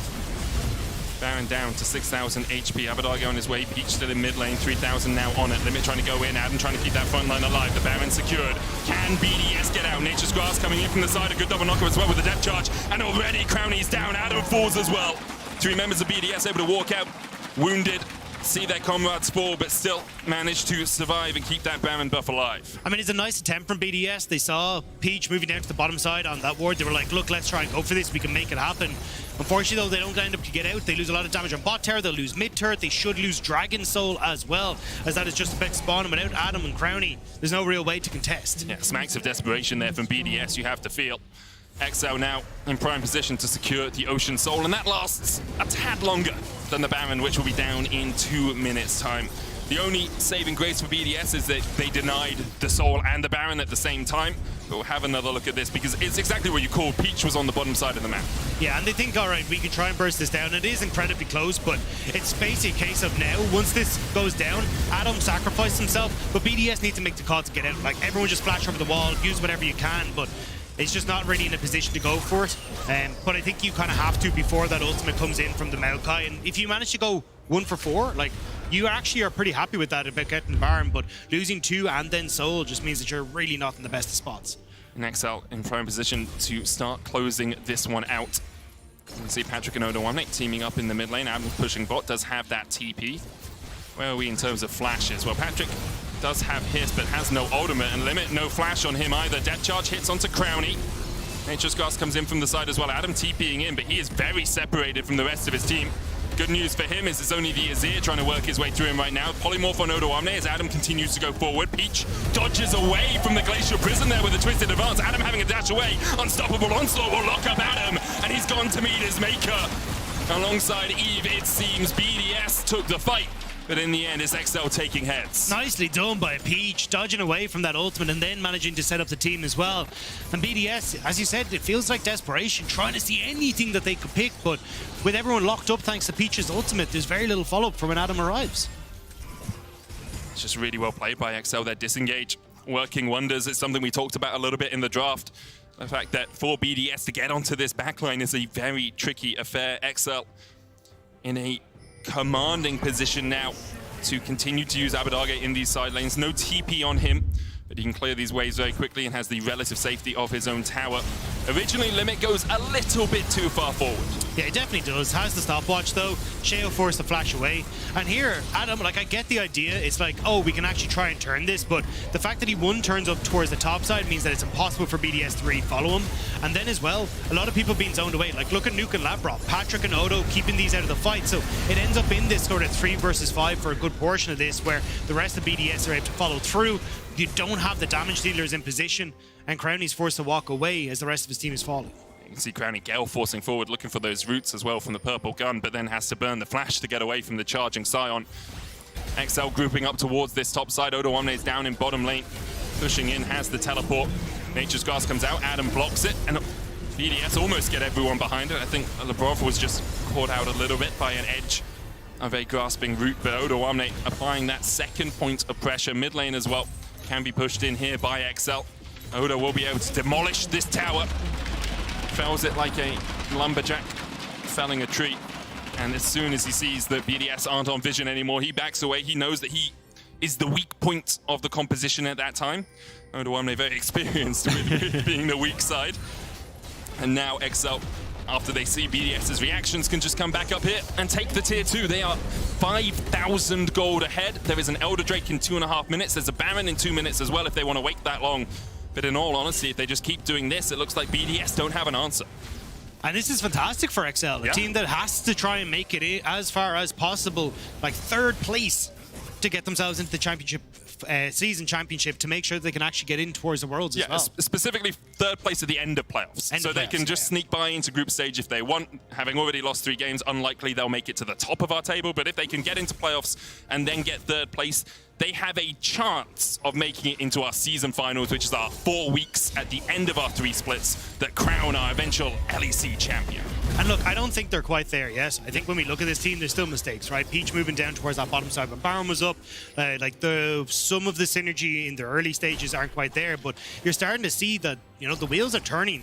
This is a team that is improving week on week, and if we end up getting them in towards groups and they start to make it then in towards playoffs, that's definitely going to give them enough time to start to work together, because right now, like, the lanes are actually going quite well for them. It was only 3 wins that got you into the group stage in spring. Let's have a quick look at what XL have got coming up. Looks like they have... Oh, Mad Lions, G2, and Astralis. So nice, easy ones. Yeah, you know, tomorrow Mad Lions, maybe a bit of a tricky game, but we'll see how they can do. G2, obviously, a little bit tricky next week as well, but Astralis perhaps point for their third win. No, they don't know the wards there. Always sweep your wards. Patrick pots the Featherstorm, ult for ult in the end, but Cheryl locked up. Nature's Guard's coming in. Oh, he's drifting. He's drifting. It's for family. He lands it. Can't quite Tokyo drift his way in towards the back line. I heard Vin Diesel in my ear there. You know, yeah, no, that's fair. Family, guys. Yeah, I was just, you know, going for Tokyo Drift in my head. That song was just going, but I can't remember the song off the top of my head, and Shale can't remember what it's like to be alive. Caught out once again. Sent packing to the fountain, and Baron up in 5 seconds time. Perfect timing for XL. TP to the bot lane here. Counter TP coming out from Odoamne. BDS giving up the ghost on the Baron and looking to try and take an objective bounty where they can, but Odo's having none of that. Counter TP now again from Adam, but Abadage, he just slides him away from it. Hey, mate, not allowed down there today as Odoamne holds up to the tower. Baron secured for XL, and with 30 seconds on the Elder, you have to feel it's all done, but the fat lady singing, as XL should be able to control vision around that area, secure the Elder, and then just walk it through the lanes. And XL are just reaping the benefits of their early setup. The fact that they managed to get Patrick ahead, get that early Kraken Slayer firm, Limit and Peach working with Abadage to find these early picks. And now, with Baron, with everything set up, I mean, they just position themselves in front of Elder. You have to be careful here as BDS as well, because there's not really much that you can do if you're going to be separated as you come in. We will rock you as Odo looks to step forward to Sheo here. Nature's Grass coming out, and once again, BDS a little bit isolated. Sheo has to jump across the wall. Vision in the pit for BDS. Designating smash coming out from Odoamne. The hook from Limit lands onto the backline. Wild growth going out from LeBron. Unstoppable onslaught from Odoamne as LeBron flashes away, and now BDS stepping forward once again. But look at the health bars in comparison. LeBron down to half HP. XL still very healthy as Adam flashes forward and pulls back the Zaya. The shutdown comes out, and now BDS at a man advantage. They open up onto Odoamne. Petrifying gaze coming out from Newt. He's going to try and kill off Abadage, and they get another. And Crowley has all the time in the world to open up. Not the best guns for it, though. Purple-green is not a great combination as Peach flashes back forward. Peach will take LeBron, but he will pay for it with his life.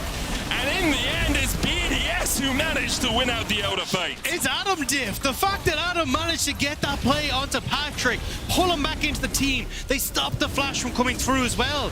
And just like that, Baron wiped off of XL, and you get the Elder. They will lose mid-turf for it, but the amount of pressure you can make with this is insane. Great play from Adam here. Just flashes immediately on, and then gets the setback as well from Patrick. He doesn't get to have a chance to flash before the airborne comes through as well. BDS, massive team fight for them in that. Even the stun coming through in the back line onto Abadage, thanks to the Cassiopeia. I mean, hero plays by both solo laners in this fight. And if it shows that BDS, if they do get onto the backline as the Elder helps out Peach just a tad there, if they do manage to kill off that backline, they can then work their way through the front line. The issue has been they've never been able to get there. You can see the damage that Abadage was able to put out, even though he was locked up for the majority of the fight. You have to kill him off quick if you're BDS. XL, though, will be licking their wounds a little bit here, you have to feel. The Elder remains on BDS for a minute and a half. And BDS can start to try and take a few of these prizes around the map. However, you have to think that if XL can just delay, just not lose in this next minute and a half, they're still in prime position to win this game. They are still a couple of thousand gold ahead. They still have a 3-item AD carry. They still have this composition that's worked so well in 5v5s thus far. They just need to slow down this push from BDS. You are starting to get Crowley into a pretty terrifying spot, though. He picked up a lot of gold in that last one, early working up towards his 4th item, especially with the fact you've got bounties here. Crowley should be able to reset and get it for himself. Adam going to have push in mid. Like, there's a lot of standing gold that's still here for BDS, and you can see it reflected at the top of the screen as well. Like, the gold difference isn't really there anymore. The only big one we see is in that jungle. Well, as the Elder continues to tick away, BDS will continue to try and push in, but two of their inhibitors are without turrets to defend them. And Nexus could be lane bare at any moment, and I think a problem for BDS is their range in these sorts of pushes. You don't have the longest range composition, but you can look for the engage. Diving forward onto Limit here, who tries to hook himself away, gets another hook and takes, just healed, no! Takes over to the poison, and Nuke with Cyanide takes the life of Limit. Nuke now stepping in once again, Peach slowly being worked away at. Elder about to fall off in 5 seconds time though, and I have to feel that, let me just have a look. Yeah, a lot of gold sitting in the pockets of BDS. 2K on Crownie. You want to go back, you want to spend that, take everything you can from the jungle first, but then get your next items. Probably a Guardian Angel for Crownie is the expectation here. Yeah, I mean, just the fact that if he managed to get caught out with like Nautilus and these kind of things, he has a second lease of life, but yeah, this is oh, they saw Abadaga, and they went in. Immediately they turn on to Limit. And this is something that BDS have been really good at when they do get control of games. Even though it's been a bit of a rough split for them thus far, they've managed to very quickly turn it into get vision, make plays around that vision, and the second they spot Abadagi, they're able to make that pick onto Limit. Now still they should have pushed, and the main thing for BDS right now is keep XL at bay, keep them pushed in, so then you can look for things like Baron that's in a minute time. They have no real control over the mid priority though at the moment, and that should fall to XL, which is going to make them contesting this topside vision control way more difficult. And you can even see XL know that. TP coming through from Auto just to make sure they can keep control of this mid lane and start to drift that vision then into the top side of the map as well. XL pushing through mid right now. Limit on a ward will be spotted. Adam is tanking up as much as he can. Abyssal Mask on him. Double Abyssal Masks, in fact, from Sheo and Adam. I know the Azir is a problem, but they also buff up the damage coming out from Nuke, which is always a bonus. Cosmic Drive, Seraph's Rod of Ages, and the Rylai's for him, alongside an Oblivion Orb. Just trying to reduce some of that healing. Not always the most effective item, but in some positions can be good. It was Bloodthirster for Crownie instead of the Guardian Angel. I guess he thinks, well, if I'm dead, then we're all dead anyway. Better to try and survive. Keep myself at high HP. Decimating Smash, Moda, Baron up now. It will spawn. No real control for BDS over the waves. This is going to make it very difficult. XL immediately going to start up Baron. What can BDS do? It's already down to 7,000 HP. Nature's Grasp coming out. Mikhail's used on Sheo, so he can get into the pit. Miasma goes down onto Odoamne, but a good hit from Limit will catch out. Nuke, Petrifying Gaze coming out as well with the roots from the Blade Caller from Patrick. Absolutely shred through BDS, and they've already got the Baron, have XL, and they've got another kill to boot. Crownie, Adam on the bot, running for the hill. Sheo just basing in front of where the Baron fell, but XL, 4 members strong, are looking for the win. Great fight for XL. They position themselves right at the choke point, so perfect for Xayah, perfect for the soldiers from Abadage, and they rinse through the front line of BDS, and now they want to try and do the same on the base. It's going to be at least double inhib. XL with 2 waves pushing in could look for the close. No unstoppable onslaught, no Nature's Grasp though makes it a little tricky for them to really push BDS away from defending their towers, and I think XL realized that not having those ultimates just makes it hard for you to close in on those Nexus towers. Only Azir really a longer range champion of either of these compositions, both of them relatively short range. Elder up in 30 seconds though, and XL, 5 players strong, will start to push towards it. Yeah, you can see here, like, where XL chose to fight was absolutely beautiful. Abadage and Patrick start to come across, and once you start to move into this choke, it's really difficult. The Sand Soldier's getting a ton of damage over the back line, and then Limit managing to get this hook, but it's perfect for Patrick. Bunch of feathers down, manages to catch Nuke in that as well. Adam gets torn a shred. Sheo had gone into the pit as well to try and make things happen, so now there's just no front line at all for Crownie, so he's got to run for the hills. Yeah, Sheo and Crownie were actually just trying to do the Baron over the wall as Peach was backing away to try and defend his team. Peach then went back in. It was a 50-50. The smite went over to XL, and perhaps with it, they have hope now in closing out this game. Abadage is going to shuffle Adam away. TP available for the top lane and the mid laner of XL. Adam can join this fight. Elder down to 7,000. Sheo's already lost 1 smite fight before. Glacial Prism going down, and the smite from Peach. He flashes in, he secures it, and it's all done. You have to feel the lasers of death start to find their marks. Crownie dashing away. He can survive. They don't care. There are super minions in the base as XL will look to tie up the amount of wins that they had in spring. We're only halfway through week 2, and they're going to make it 2 again. And perhaps it's signs of life for XL in their hunt to make it to the season finals. It's been a while since we've been able to celebrate XL, but it feels good as Patrick is going to take down the Nexus turrets and XL managing to take down BDS and bring themselves one step closer on that path. The luck of Boaster continues, winning today in Valorant. Used to be the social media content manager for XL, started the XL Esports ba la la la la chant. It seems like it's just a good day for XL today as the win comes through. BDS falling to 2 and 3, XL getting up to 2 and 3, and I feel that battle at the bottom is just going to get spicier over the next few days, Dagda. Yeah, especially when you're already looking, as you said, like the 2 wins now picked up for XL means that is just crazy because we've had now 4 teams still on 1 and 3. You're going to be looking now as well as at BDS, we're going to be sliding down even further as well because they're now 2 and 3. So any wins that come through from Vitality, SK, Koi, Astralis now are going to send them tying up as well. So it's going to become very interesting to see exactly how that's going to work at the bottom of the table. Yeah, it really does. And of course, we only have 4 days left for these teams after today, right? Like everything is very rapid here in the LEC. And it is possibly your last chance of making it to Worlds. You have to make it to season finals. If you're going to make it to Worlds, you have to have enough championship points, and for teams like XL, you really need to be near the top of the table. BDS obviously have a few from getting 2nd place in spring. Your player of the game votes on Twitter. You can go to @LEC and vote for Abadago, Patrick, or Limit. I think Limit's hooks were actually really on point. I think Peach actually had a really good game as well. Yeah. Like his positioning, winning 2 50-50 smites, you've got to give him credit overall. Especially since we kind of highlighted him over the first few games as a relatively inactive jungler, someone that really wasn't having as much impact as perhaps we'd like to see. And I think especially when you look both at, it's the mid-jungle support for me that's stepping up massively. Abadage I want to give credit to as well, because it feels like a lot of the times, both in this game and the games we saw yesterday, it was the Azir moving in, sweeping in, getting that Emperor's Divide, and then setting up for Limit and for Peach, who are already in a position to follow up on that. So it definitely feels like the communication from this team is far more on point, and I'm only expecting it to get better as Peach gets more comfortable. Yeah, you have to expect that's what will happen. And you see Trouble is getting ready for an interview, but I'm not sure who it's with. Odo is looking tentatively in our direction. Oh, he's going to get quizzed again. Is he happy with this? Who knows? He always looks a little bit like he's kind of shocked to be here, but also, you know, a little bit like, oh, really? You think he'd be used to it at this stage with how many years he's been around here? But I mean, one of our more experienced players, but still very much in the prime of his life, I have to feel, Odo Wamne.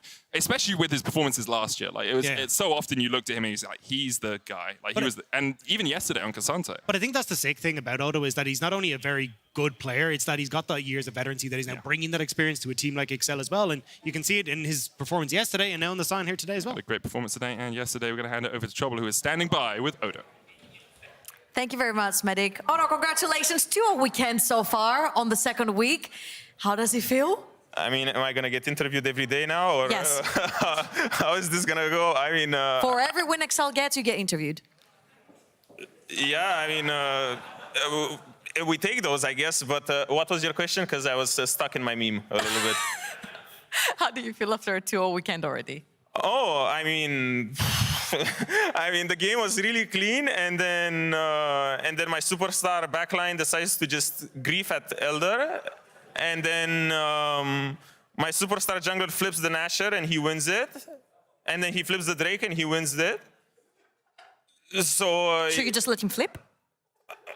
I mean, I'd rather not flip at all, you know. But I mean, a win's a win. I'm happy they can press their buttons well. I mean, at least my jungler, because my backline kind of griefed at Elder, you know. So thank you, Peach, for flipping the 50-50 and getting the smite correct. Yeah. Now, of course, Odo, with a 2-0 now, I asked about the momentum yesterday, and I've asked a lot of players, and they said, you know what, we're just going to go back to a clean, slow game. You guys played a pretty clean, slow game. Is that what the meta is evolving into? Are we going to see Corki soon? I mean, honestly, the only reason there's no Corki in the meta is because this package is at 10 minutes instead of 8. Otherwise, he would be terrorizing the Rift so much. So thanks, Riot Games, for that. Yeah, I think it's also kind of the way the meta is right now. With control mages and all of this stuff, you kind of need to blind safe tops and all of this. It kind of devolves into this battle of bot lanes, because I feel like whichever bot lane is ahead will end up taking over the game. And I think I mean, I don't know if I like it. It's okay. Would love to not be dog duty all the time, but it's like fine. At least we win now. Before, not so much. But I mean, it feels okay. At least there's like fights around Drake and stuff. People don't give it up for free. Which you can participate in? Huh? Which you can participate in? Oh yeah, I mean, thank God there's like TPs at 10 minutes, so I cannot be stuck under my lane and just watch the Cassante who randomly TPs bot and gets 2 kills, kind of like beat the life out of me in lane, you know, for 5 more minutes. Yeah, and talking about the Cassantes and the mid shields, how much do you think that top lane influences the map currently? Because yeah, okay, changing the TP from 14 to 10 minutes is a little bit more impactful in these fights, but other than being a mid shield, what do you guys offer in the top lane?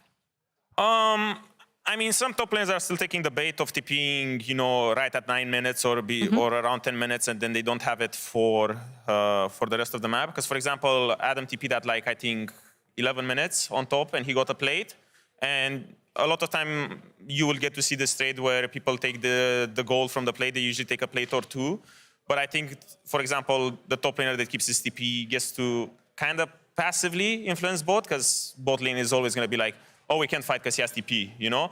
But I think it opens up a lot of interesting things, because right now you see a lot of time at 10 minutes, supports are sweeping their lane, everyone's super paranoid of the TP threat. So it's a good change. I mean, we get to play the game a little bit more now. They have to remember what it felt like when it didn't have a limit on when you could teleport bot lane. Odo, congratulations again on the 2-0. Good luck for tomorrow as well. And we're going to throw it over to Frankie for the post-match breakdown. Thank you very much. I'm joined by Goldborg and Limit for this one. And first of all, we're going to take a look at the draft, because this was the interesting thing we found out yesterday. BDS, they realized, yes, we can definitely win and we can prioritize qualifying for the group stage if we play what works for us, if we play the style that got us to the finals in spring. And you guys went, we can play that too. Was it always going to be the game plan to try and beat BDS at their own game? I mean, yeah, I think BDS as a team, you kind of know what they're going to do. Like, their run towards the finals, you just saw they had like really good objective control, dragon control, always like both stable picks. They knew what they're gonna play, so that's also good for us, because prep was very streamlined. We pretty much guessed everything that we thought they're gonna pick, thanks to our coaching staff, right? Yeah, we also thought that our objective control is good, and if we have better champions for it, and get the objectives before them, we might like put them out of their comfort zone. And I don't know if this is like a crazy statement to make as well, but it feels like, at least because it's been 2 games in a row now, we finally see it. You guys are finding kind of comfort style as well with this kind of, like, at least the composition you have now. Yesterday was a Cassandra top instead of Cyan, but it's still that I see in the mid lane. It's still that, you know, any AD carry is the same nowadays pretty much. But like this engaged, this late game team fighting Maokai, is this also you guys becoming a little bit more one-dimensional because you have to figure out how to play other aspects of the game as well, or? I mean, it's for sure it's easier when you can just have like a easier draft, right? Obviously, our draft is more stage, you know. There's Azir, who's always been a very good stage champion. We got Maokai today, which we weren't really expecting, but Maokai, we were happy with that.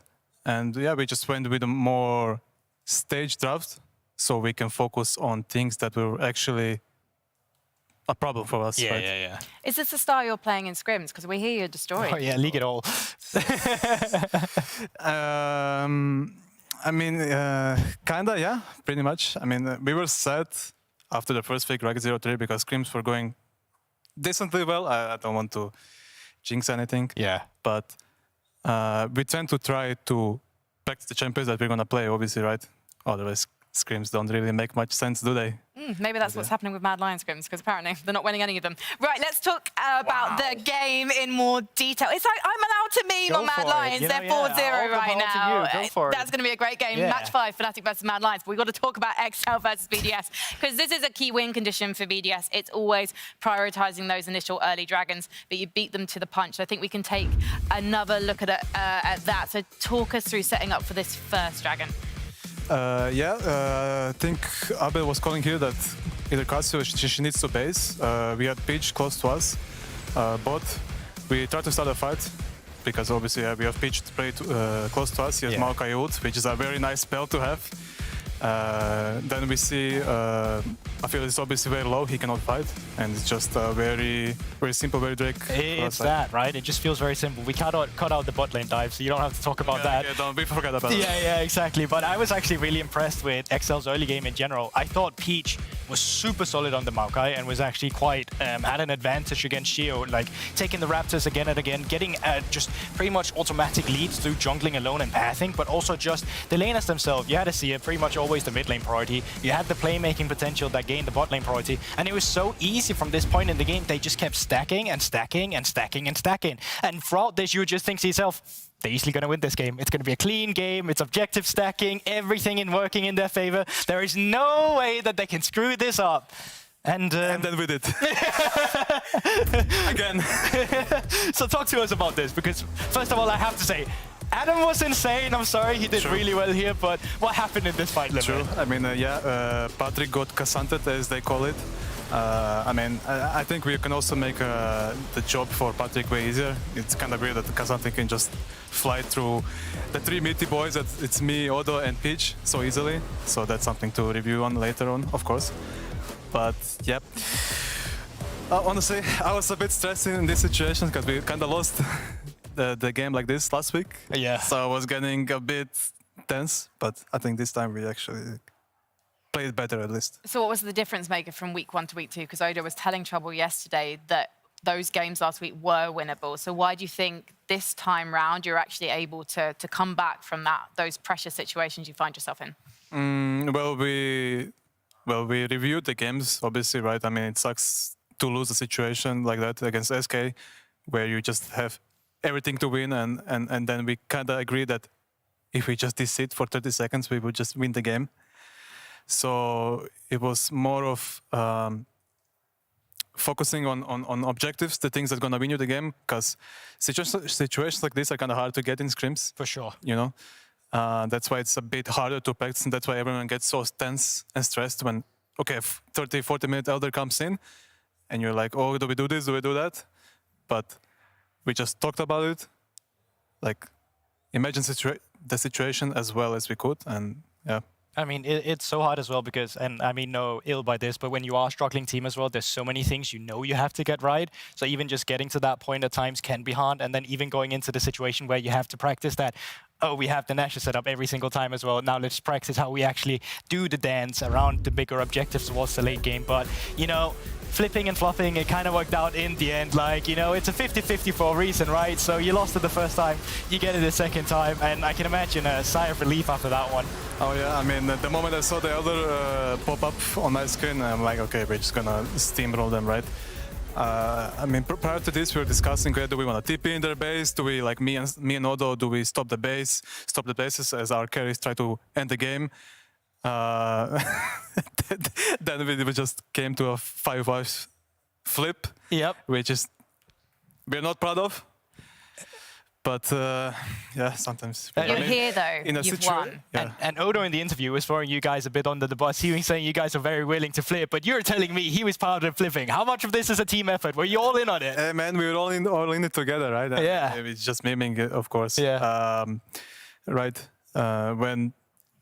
Sometimes when you're in situations like us, you know, when you're the only 0-3 team in the first week, you kind of have to have some luck. Well, almost a 3-0 soon if you can continue it, but yeah, hopefully didn't jinx. And while we've got you, let's not talk about jinxing, let's talk about Peach. Because last week, we definitely saw some teething issues. I mean, it must be very difficult having to integrate a new jungler into your team when there is so much on the line. What's happened between week 1 and week 2? Because I think actually today was the best we've seen Peach so far. Definitely the most impactful in the early game we've seen. Yeah, I mean, of course, I mean, Peach is a funny guy. I love him, you know, he's learning English. He's talking to us so much. What we try to do compared from week 1 to week 2, we noticed that we kind of took too much comms from him. Yeah. We were like talking too much, and then obviously when it gets hectic, maybe some things he doesn't even understand, you know. So try to give him a bit more responsibility and a voice on what he wants to do in the game, how he wants to approach the game. And yeah, it didn't disappoint so far. I think Peach is such an interesting jungler because when I was watching him at the Meme Masters, like he was good, but it also seemed like there was times where it would have been better if he skipped camps and then went up a good win for top lane again because he quite often had an Aurelia and he was playing Sejuani and he was playing Sejuani full clearing and I was like, what is happening on my screen right now? But coming into this week, I feel like everything kind of just worked out. But I'm curious to see how long it's going to work out as well. Because in the Team Heretics game, he full cleared on Maokai and got a first blood on Evi. And I feel like that was kind of on Evi for dying to that one. And then in this game as well, though, I feel like really bold with the level 1 strategy because it was literally just solo invade on Raptors almost, flip it, if I get it, great, and now have the jungle advantage, but he kept it up. He was there for the Raptors on respawn, and by the time he got to the first, second Drake, he had a level on Shio in this game, and like it was always great with the saplings there. I feel like Maokai is such a good champion for him because he gets so much intel to play around with, and obviously the game is a bit easier now that you have jungle camps on the minimap just spawning with all the red sides. You can be like, oh, it's spawning now, I can just go there, where it was a bit harder back in the day. But Peach is utilizing it, everything together, and it's working right now when teams are also letting it. I'm just curious to see how far that can actually translate when people start getting more, well, downloading his data a bit more. Do you think you can do it again tomorrow? Have a 3-0 week? Tomorrow against Milan, I mean, it will be very nice, right? From 0-3 to 3-3. I mean, we said at the start that we're just going to take it game by day. I mean, day by day, right? It would be very nice to take the 3-0, and I think would be the most wins Excel got this year.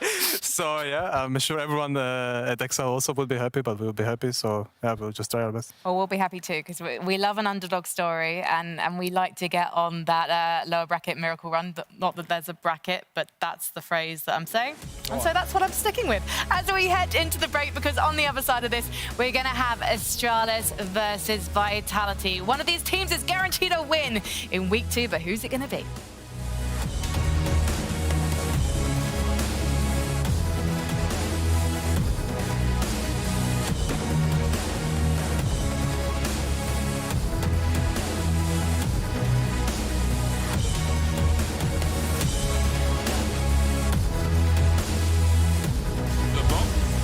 Second counter route coming out as Patrick looks for the damage. Limit's gonna pull it. Bo's gonna survive ahead of him. Goes all out onto Patrick. Patrick still has the flash, but dashes into the wall. I don't have a wall inside. It's 7k, it's fine, it's fine. 7k. I think play for fight, play for fight, play for fight. Just play for fight. Yeah, play for fight. I'm ulting them. Aphelios? They're stuck in the pit. Aphelios is dead. Go to Santa. Excel still very healthy as Adam flashes forward and pulls back the Zaya. We got it, we got it, we got it. Oh, good flip, guys. Good flip. Oh my god. Good flip. Okay. Go and Bro, you guys are mega flippers. What the f is that?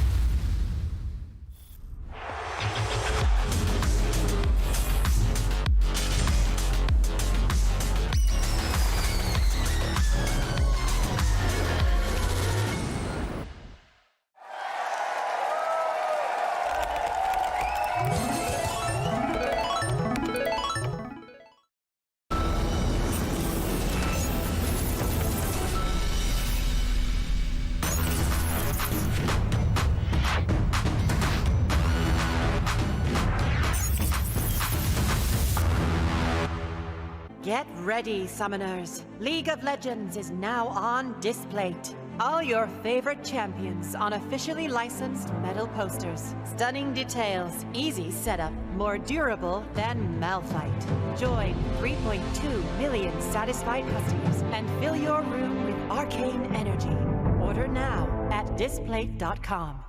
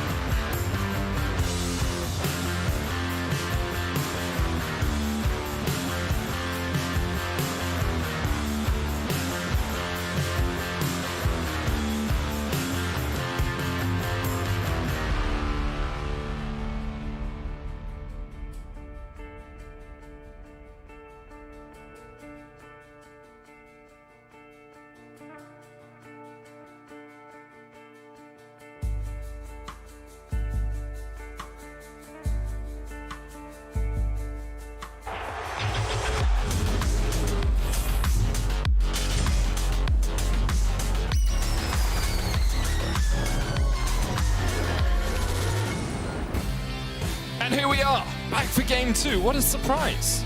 Oh my god. I'm shocked. I'm shooketh. I was going to say, know you're a medic and then make a dad joke, but I tried to stop myself, but I couldn't get it out. Dadga joke? Is that like the opposite of a dacta joke? I don't know. I mean, what was our nickname again? What was the duo name? I feel like it's on the lines of that. Yeah. I'm getting ones I can't say, Yeah, but we're so- going to move on.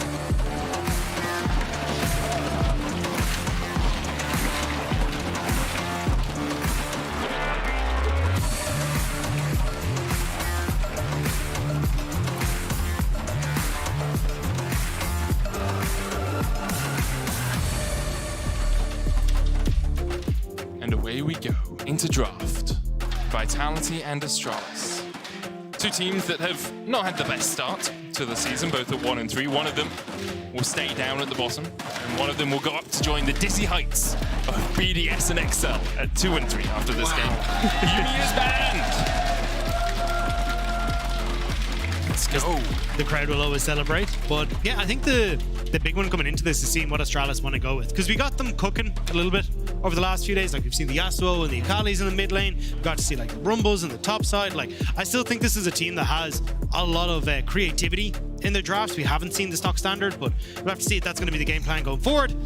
And with Zion locked in, maybe it will be the game plan We're going going to see forward. so much creativity from this Astralis No, draft. I'm just getting out of here. I promise you, man, there's going to be so much creativity. First pick Zaya, yeah. Ooh. I mean, they didn't pick Nico. That is true. So, you know, is that maybe- more creative to pick something that was, you know, relatively standard but not the new hotness? Look, I'm clutching at straws here, man. Like this meta's already stale and we're only 2 weeks in, so. Nico locked in for Vitality, likely to go towards the mid lane, but it can be a 5-lane flex. There's the Zeri for upset in the bottom lane. First time he's played that in Summer. Yeah, so imagine it'll still be the Zeri Lulu coming through here. I think it's something that we haven't actually got to see a huge amount of, which I'm kind of surprised at because it is an incredibly strong combo. And we still see it a lot over in like LPL and LCK, but we'll have to see. And now coming across to Astralis, do we end up with something like the Wukong for 1 month free is my big question. He has always been a fan of the Viego though, even back when we think in spring and winter, so maybe it just goes to that. But I feel like if you don't end up then banning away things either, like if they take the Lulu here, the Wukong and these more fighter-orientated champions away from Bo, I think he's going to be pretty happy with that jungle matchup for himself. Yeah, and you can see Bo and Vitality really targeting 1-1-3 in the draft phase. It's like no Vi, no Maokai, no Sejuani. None of these press R engaged champions. That 1-1-3 does play relatively well. Rakan locked in alongside that Viego, so we have the Lovers duo in the bottom lane. Likely a Lulu here for Vitality, as you said. Although they might look towards leaving their support for second phase. I think Lulu makes the most sense, especially with Milio and Yumi banned away. You want an Enchanter alongside that Zeri. Yeah, I mean, we've seen it sometimes with Audlets and stuff, but it just doesn't have the same effect. Like, Zeri loves to have those shields with her, so she gets that increased buff as well. But I think the big question now coming across is, do we end up seeing things like the Wukong coming through? But also then, how do you try and adapt your draft here as Astralis? Because right now, Vitality, like the Lulu Zeri, perfectly happy if you try and play into them with dive. Same with the Nico, perfectly happy. And a lot of what we see on Astralis' side right now is going to be dive orientated. So I think the biggest issue for Astralis is trying to find ways where they're not just playing into the hands of what Vitality already have picked up and what they probably continue to play for as well.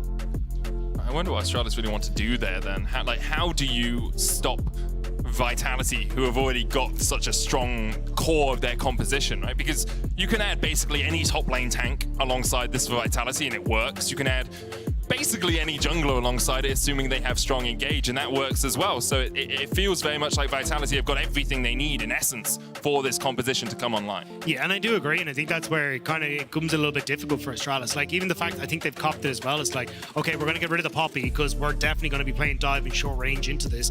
Probably going to get rid of the Wukong as well, just because he is incredibly strong. It's one of the champions we've seen both pop off of in the past. But I'm trying to rack my brain about how Astralis can try and make this a little bit different. Maybe we actually do see Finn go back towards something like the Rumble, where it's like, cool, we've got at least this long range damage that we can try and play around with the ultimate and try and separate team fights, so Zeri becomes a little bit difficult to operate because she's relatively short range. But I mean, you're still getting the Cassante here for Vitality. This is like Exodia right now. You have pretty much everything you could want across the board here. You had Ari, sorry, not Ari. If you had in I'm not sure what the jungler you go for here, but like you look incredibly strong. Yeah, you do. You can see Astralis looking for that dive. Yeah. The Gragas, the Yasuo. a combination that does work very well, but into Exodia, into turn 1, you know, land, Soul Ring, Arcane Signet, Mana Vault. It's very difficult when someone has so many tools at their disposal to deal with it. Looks like it could be the Rek'Sai. Obviously Nocturne actually works really well into dive as well. You can either counter dive or you can just put the Paranoia down to stop the enemy from being able to dive into you. If Gragas puts an explosive cask in and you pop the Paranoia, Yasuo can't see anyone to ult. I also really like this combo that we're seeing with the Nocturne and the Nico. We first saw it with G2, where it's like, oh, well, if I turn off the lights, well, you can't really spot where Nico's coming from. So suddenly she can get a lot more creative flanks off and she can work really well. So honestly, I love what Vitality are bringing to the table. I think they have a really good answer into what Astralis are bringing. But one of the big things that we know about Astralis and where they found their success is early skirmishes. Can they try and find that here with the likes of Finn on this top side, working with Leader? That first Rift Herald for Vitality, but mostly for Astralis, is really where I'm going to be looking to see if Astralis can come alive and find that early lead that they need to try and snowball this. And the way that Leader played really well on the Yasuo the other day was by having 2 people run at him when he had a fully procced lethal tempo at level 1. So if Vitality do that again, I'm sure Leader can develop some early game leads in the mid lane. They do have a wombo combo. The combination of Rakan, Gragas, and Yasuo is always something you have to fear, but we see Nico and Zeri and Lulu and Cassante on the other side of the map, and I feel most people will be siding with Vitality in terms of draft. They have underperformed throughout the entirety of 2023, and I'm sure they are always looking to turn around that ship. And maybe today is the day where they can start righting those wrongs. I think that's the big question mark, if they can try and bring this one back. I mean, Astralis, I was very excited for this team in spring, the fact that they end up finishing so high, and then we nearly got to see this heavy skirmish, heavy aggressive style play well with 1-1-3, as you can see on your screens, kind of being a huge amount of that pressure that was coming across. So I want to see if he can try and get himself back in a position where he is able to play off of his solo laners much more, let Jonghoon and Kobe kind of win out in the 2v2 like we saw a lot previously. But up against Vitality's bot lane and upsetting Kaiser, that is going to be a tough one. We'll have to see if Vitality can at least get onto the same page so they are having some synergy, because it just feels like they have no idea how they want to try and play the game when it comes to them as a unit.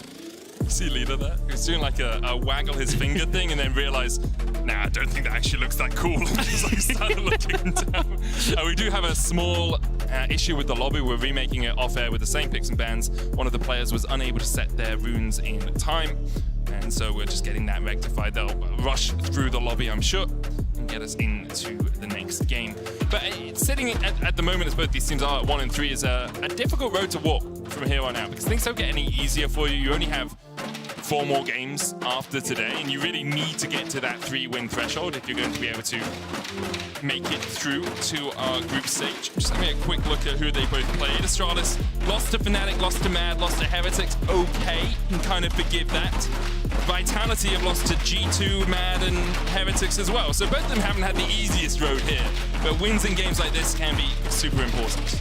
Yeah, especially if you're going to be kind of on a similar footing. Just getting yourself at least that little bit of an inch ahead can be so crucial at those when it gets towards the end of the split. But honestly, I think for both these teams, it's more a case of trying to find your style and identity within this new meta, especially when it looks across at like someone like Astralis, right? It feels like we're getting this Yasuo consistently coming out as a counter into the Nico. The Akali was brought out with the static Shiv. It feels like they're still trying to find how they want to try and play in the mid lane. Even when you look towards Finn in the top lane, it's like, are we just going for mega tanks in the Sion? Are we trying to bring in something like the Rumble? It still feels like Astralis are trying to find how they can play towards the skirmishes that brought them success last split. Whereas when you look across at Vitality again, it just feels like they don't really know how they want to try and play it out. Are we playing for both to be the carry? Are we trying to look for the opportunities where we can actually play for early skirmishes, play for team fights? Are we trying to play around perks? It doesn't really feel like they know what they want to achieve as a squad right now. Let's see if they've worked it out for today. You don't really have a huge amount of time in the new LEC format. Saying new, we've been here for like 6 months now, but still. They've also been a team for a while now, I'm not going to lie, at this stage. You had the longest time to work everything out, to change things up. You've got, 2-3 scrim days between every week of the LEC, and then maybe a long break. Remember, if you don't make it to our season finals, either by winning one of the 3 splits or by being one of the other teams with the most championship points, you will not be going to Worlds, and you get a long break. Like, we finished this split in, is it August? Or July. It's like in middle of July, right? And then you do nothing until next January. If you don't make it to season finals, there's a long break. Obviously, you know, could use that time productively. Go on holiday somewhere, read a book, or you could play League of Legends, like we all do. I think we talked about it on Euphoria, where it was like you basically get to go with Frankie backstage at a mini gap year, where it's like you just go off. A gap year? Yeah, you go and reach tranquility somewhere. Yeah. You go off, you find your inner zen, you come back, you're a changed player. You now understand the inner workings of League and how it all comes together as a unit. Do you think that's what Freak's doing? He's like, if I go onto the design team, then I can learn everything. Then I can come back and be a pro. We'll see. No, because of the AB carry items the way they are. True.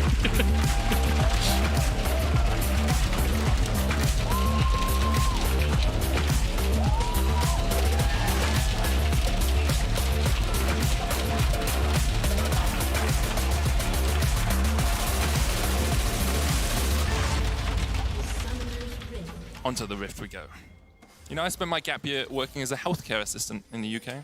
Oh. Yeah, because there was a mess up with my medical exams to get into med school, and I only applied to Oxford, and then I got rejected from Oxford. Sorry, why did you quotation mark medical exam? You don't want to know, man. Basically, you do entrance exams, right, for all of the med schools. And I only did my Oxford entrance exam. So I applied to Oxford, got an interview, but then didn't get in. So I had an extra year in the UK. And I was like, how can I use this year the most productively? Now, if you ask me, I'm gallivanting, man. I'm traveling the world, I'm chilling. But then, young Aaron, he was like, got to go and do something cool with my life. So I worked as a healthcare assistant. You take a gap year? We don't have them. Oh, really? No, we've got like transition year, which you can do, but it's still like you're in school and you're still doing things, and you do it when you're about like 15, 16. But yeah, we just don't really have it as a thing. We got a J1 visa, which is you head off to the States. The States, yeah. Yeah, but that's kind of it. Oh, it's Perks. He doesn't have the ultimate. Oh, he totally messed up his pathing slightly there. If he's trying to be a minion at least, dodges a bit too far forward. Leader trades back onto him. Perks is running first strike here on the Nico. Just looking to get a little bit of extra damage and gold, and you can see the door and shield for Leader will keep him topped up in that lane. Jonghyun looking for the level 2. Not going to be able to do too much damage before Vitality get there as well. Lead 1-1-3 though. This is an interesting path. Razor Beaks into blue invade. Not something we see too commonly. Not spotted an award either. Upset's going to flash away here. Jonghyun is running the Hex Flash Rakan once again. And I think a lot of this is going to be a case of, right, we clear out bot side and immediately try and make a play on bot. Kaiser and Upset should have a good amount of push here, although at the moment, Kobe and Jonghyun are doing a decent job of keeping in play. But I think when you have no flash on Upset, you don't really have access to your full amount of abilities. It should make things a little bit easier. So I wonder if 1-1-3 finishes off this Grump and immediately tries to go towards the bot side. Good, it would be a difficult start looks for like it. Upset in his 300th LEC game. Congratulations to him. Let's see if he can survive the gank in the bottom lane. Jonghyun going on to Kaiser. He'll pop there. Upset no flash on him, but at the moment, just Summoners burnt on the side of Vitality. Kobe and Jonghyun working well together. Bo looking for something towards the mid lane. 1-1-3 is going to spot him out and forces Bo away. Perks holding the wave here, though, is a little bit tricky for Leader. He really wants that cannon minion to crash towards the tower, but can't quite get it close enough for the time being. And both the junglers will just go back to their respective jungles. Strange timing on that bot lane play, though, from Jonghyun. Could have just waited until 1-1-3 was in position before he went in. Could have even gone on towards Upset as well. Had that Hex Flash you were talking about. So I thought that would be the play, though. Jeez, Leader did a good job in the mid lane to get Perks pushed in. Looks like it's just going to be a repeat, though. Take Red immediately back into this bot side for 1-1-3. And 1-1-3 spotted by the Scryers Bloom. Oh, everyone is in bot lane. No flash for Upset, no heal for Kaiser. 1-1-3 going back in. Upset, though. Yeah, just Zeri things, guys.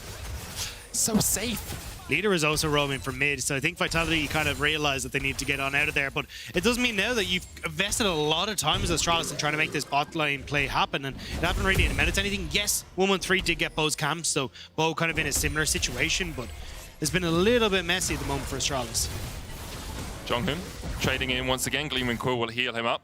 I think that's the thing, right? If 1-1-3 hadn't invaded and had not spent the time stealing away the camps, this would be more impactful. But because he was able to get in and take away some of those camps, he's actually even in CS with Bo. Now we'll see if 1-1-3 is able to react to the fact that Bo's going in his top side. Doesn't have vision on him right now, but Bo could look for stolen blue buff, and 1-1-3 He'll slowly work his way across there, taking the Razor Beaks. Looks like Bo doesn't think he has the damage to clear that in time. So in the end, we'll just get the ward in and back away. We saw the flash invested as well by Kaiser to make sure he escaped in the bottom lane.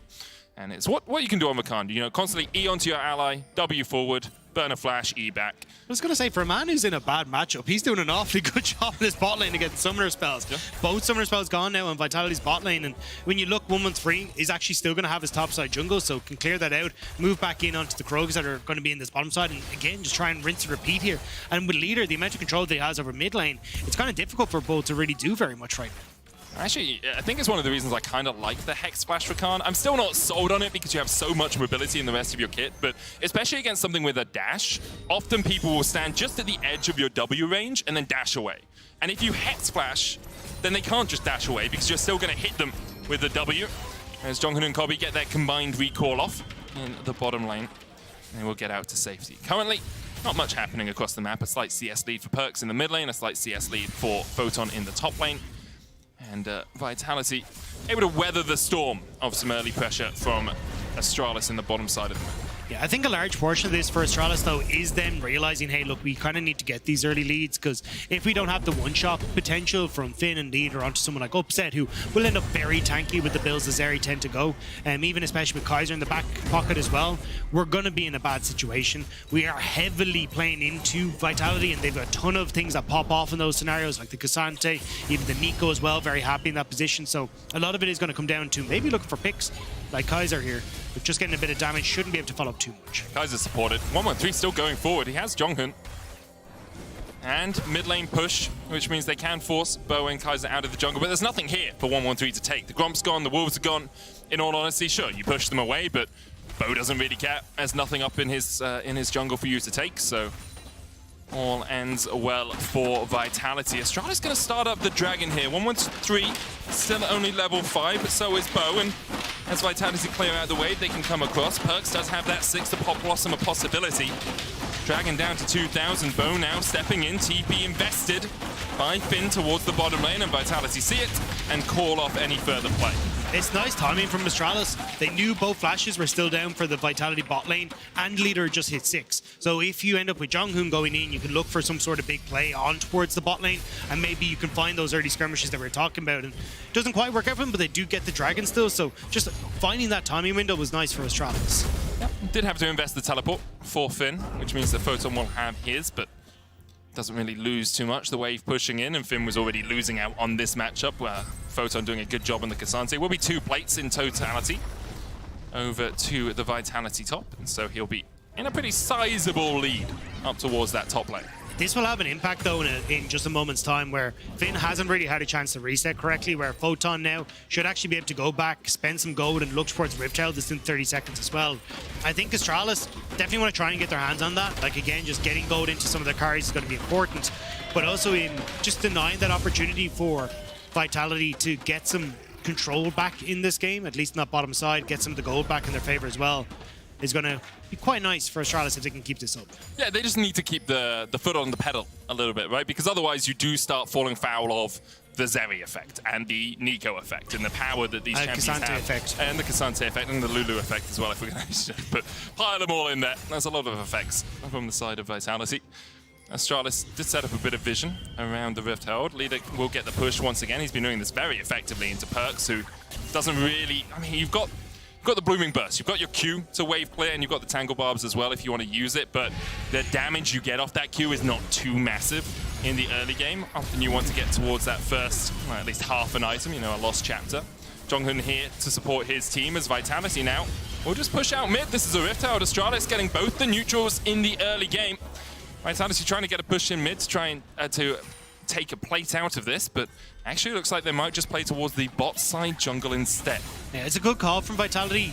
Well, you already talked about Astralis wanting to play towards topside skirmishes. That is a good call. Fighting is fun. Well, we're going to get one anyway, so here you go, It's Medic. Parks. He pops, he blossoms, and immediately he gets the root down on to Leader, who flashes away, but he's chased down. Jonghyun doing what he can as well. Copy coming in. Vitality, strike first. They make Astralis bleed and upset. Lightning crashes in, dashing forward as well, so difficult to deal with Azeri in this sort of position. The roots come back, And Astralis will have to be forced out of their jungle. A kill and a red buff stolen away by Vitality. See, it's where you fight. That's the difference here. Because you don't have the Gragas on that top side, so it means that Leader doesn't get that easy access to his ultimate. Jonghoon isn't in position. And Vitality are you easily able to jump on the encroaching Astralis with perks. Really, really smart decision making here from Vitality because they know that there's no vision really set up here and immediately have to jump onto Leader. There's no real position here. You can see Jonghoon tries to get the knock up, but it's flashed away. And now his upset comes through as well. They just have to completely push them out. Wave was pushed in that bot end as well, so you're also losing out on minions for Kave. This is a really smart call from Vitality. It's like, look, we will lose Rift Herald, but they managed to get access to more resource on that bottom side. It worked out really well for them. Astralis now trying to play up towards this top side. Good path maker from Photon. Uses the unstoppable there to dodge away from the explosive cast, but Jonghoon and 113 are on the chase. Flash away. Dash away. He's Cassante, guys. He's just got 430 armor, 15 mana cost Q. He's Photon. He's too small. They just can't get onto him. You know? True. Yeah, Actually, if we were in the Hadron Collider, we would have caught him by now. Yeah, easily, but just too catch him out difficult. this time. But upset, going to be managing getting a few plates on that bottom side as well. Now Photon immediately TPing back up. Far braver here. We'll have to see though who he's going to collide with. U3 from Photon, just wide of Kobe. Bow here as well. Jonghoon knocked back with Pathmaker, pulled back with the All Out. And Vitality get another kill on the board. Perks TP'd in, just for a bit of more support. And Vitality able to get plates in the bottom lane as well means that even though the Rift Herald did go over it to Astralis, you can see 4 plates apiece. And actually, Astralis not picking up all of the gold from one of theirs. Still though, like this is what people were hoping for with Vitality, like playing around where Astralis want to try and go for. They realize, hey look, they've got the Rift Herald, they want to go top, cool, we'll be in a position to answer. Upset is in commanding position on that bottom side to make sure he's okay as well. Like this is actually really good play from Vitality and far stronger than realistically we've seen out of them for the majority of the split. Yeah. All it took was Cassante, Zeri, the entire to do it. Every S-tier champion for them, apart from perhaps the Nocturne, but even that in this position works incredibly well. Bo now 2-0-0 on the pick. And I like the composition from Vitality overall. It's relatively simple in its essence. You press R, you go in, and someone dies because they are knocked up by the Nico ultimate. Now the second dragon of the game, Vitality looking to secure it. It would be their first. I don't really feel any answer coming from Astralis. They do have the TP for Leader who's pushing in the side lane, but they have backed away from it. Jonghoon's still only level 5, means that he doesn't have access to that quickness. And the second dragon of the game will fall. Vitality get it.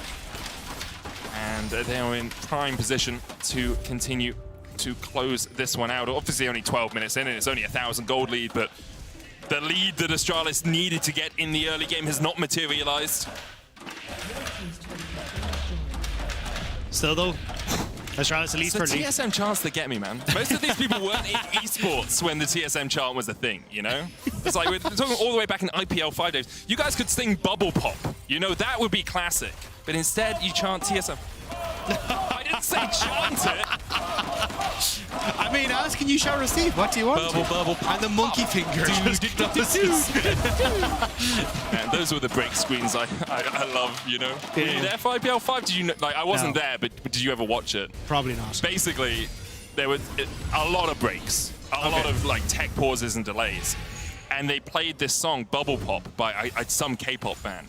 And forever it is stuck in my head. It's just like, bubble, bubble, pop, pop, bubble, bubble, pop. Do, do, do, do, do, do, do, do. I mean, it's like I'm there now, to be honest. Yeah. Like, it was a formative experience in my life. You know when they talk about core memories? Yeah. That's a core memory. Bubble Pop. Yeah, Bubble Pop. Me and 3 old esports veterans understand I was going to say, I only started playing in 2013, so I might have been beyond me. I don't even want to know when I started really watching pro either. Well, it was a while ago. A little bit like when Vitality were, winning games. Just a while ago. To look back to the Jizuke roster. And made it to Worlds as Jonghoon goes in. They're looking for Kaiser. They're going to lock him up. Heartbreaker, not enough though. The Wild Growth will heal him. Just enough. Tops up his health bar. And he will manage to escape. Flash, heal, and Wild Growth all burnt though. Nice attempt from Astralis to try and make something happen. But not really able to get much out of it. You still now need to move someone down towards his bot side to stop Photon, who's going to be pushing in. But I like the concept from Astralis. It's like, look, if we actually just try and play this out slow and steady, we're going to end up letting this game run away from us too much. So if we can look for picks, if we can try and find something off of these small timing windows where waves are in a decent spot for us, maybe we can make something happen, but just not quite the case. Leader, though, is going to be picking up a lot of these side waves. He's definitely been the one that's been benefiting a lot from where they've been positioned on the map. It's why you can see kind of a 600 gold lead for him there. So they definitely are aware that Leader is going to be their late game win condition. It's just a case of trying to get those resources into him. It's also a case of, even if he's ahead, does he actually have the damage to kill Vitality? Because he has to kill Upset. The perk's going to flash away from Finn here. He has to kill Upset through a Wild Growth, through a Polymorph, through a Lulu Shield, probably through a heal, through a cleanse, and then through however much health Upset gets. Well, he's also going to have help with that, right? Because he's going to have the AP Gragas Cask. He's going to have 113 coming in with his ultimate as well over the top. So there's a lot of burst damage and a lot being returned there onto Finn as well. So that's kind of the core identity of this. But that's where they would like to be able to fight around Finn and around these objectives. But Finn using that cask earlier means, okay, we can't really fight for this Rift Herald. Doesn't mean Leader should get bot lane turret where they're positioned, and Astralis being able to drift down towards that bottom side. But it's just these moments where they can try and find the power spike of Gale Force being completed to look for plays with Leader just isn't quite working out for them. We'll see what Astralis decide to do next after getting more gold over onto Leader. There is a TP ward behind here, but it's only Perks that has TP available for Vitality, so I doubt they will look for a flank. And Yasuo are probably relatively good at dodging away from the Nico. Obviously, you've got your dashes, but also the wind wall stops the tangle barbs, the initial route. Makes it a little bit easier for you. Perks has gone the Hextech Rocket Belt, upgraded from the Proto Belt of yesteryear. Now fully, you know, patented, fully operational rocket belt for him. It's going to the moon. And if he doesn't land on the moon, he'll land amongst the stars with Astralis. See, it's a terrible one. That is terrible. Look, I find Sunday first block is like the wackiest of blocks when you're casting. Because it's like, we watched all of the games yesterday, they were kind of okay. And then you're doing like the start of the second day where you have match of the week, and often these games can be a little bit zanier. And then you know you still have tomorrow to do, so you have to hold a little bit of energy back for those casts. So it's, you know, let me try out some of the jokes here. Get the tweets as the paranoia coming out from Bo. Dash away, Gale Force away, blocks the Duskbringer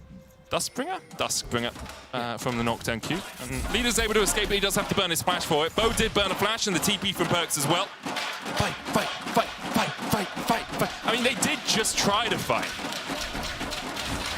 It is a lot invested by Vitality right as Dragon spawning, though, to get towards this top side. Like, Leader should be able to reset and still TP into any sort of fight if they want to. Finn does definitely need to keep his ult, though. And he walks away. You guys asked for a fight, okay? They gave it to you. It's just not the fight you wanted. TP from Leader towards the mid lane. Rift Herald comes down. Will charge through as well. And looks like Vitality giving up pressure on the Dragon, at least for the moment, to make sure that they could get that mid-tier 1. Leader rooted up with the Tangle Barbs. Copy and 113 will take this. Photon in a flank position, but is he the flanker or the flanky? Jonghoon is definitely the flanky as he dashes away. Upset dashing forward. Jonghoon can dodge away from the Mega Ultra Laser Extendo Beam as 113. Not gonna fight. Jonghoon gets to the Blast Cone and will be to safety.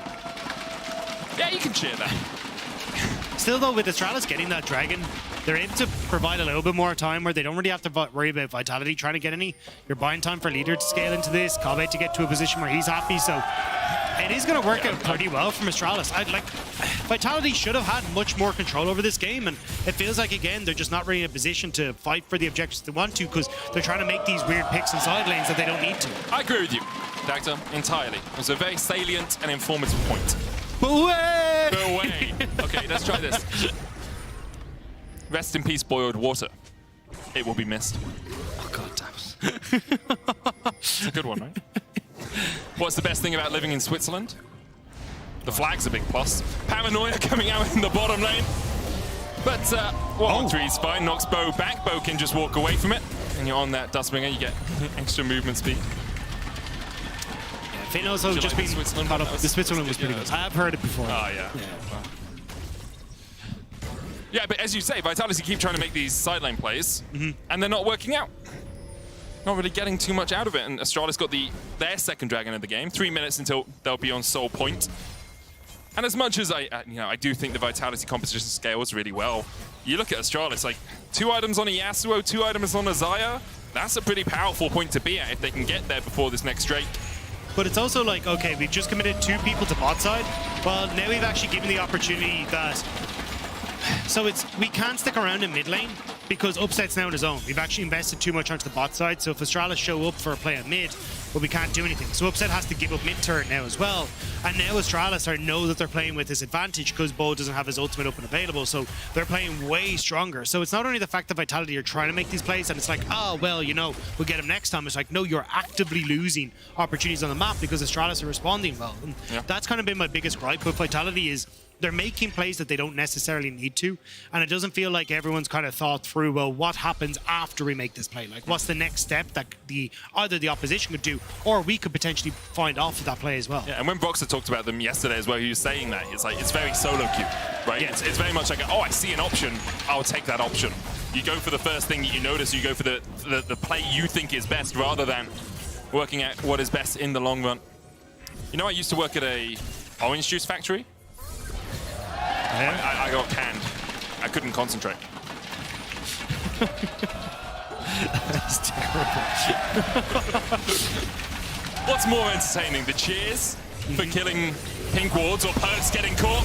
Stunned up, rooted up, lightning crash coming out, the heartbreaker, but already the pop blossom for Perks and the stopwatch buying so much time. Bo dives in. Kobe untouched on the backline, but so's Upset. Photon just stepping forward into the bases of Astralis. And the stopwatch from Perks was perfect as Kobe pops the feathers to escape. 2 kills to the good. Vitality turn their eyes towards the Baron.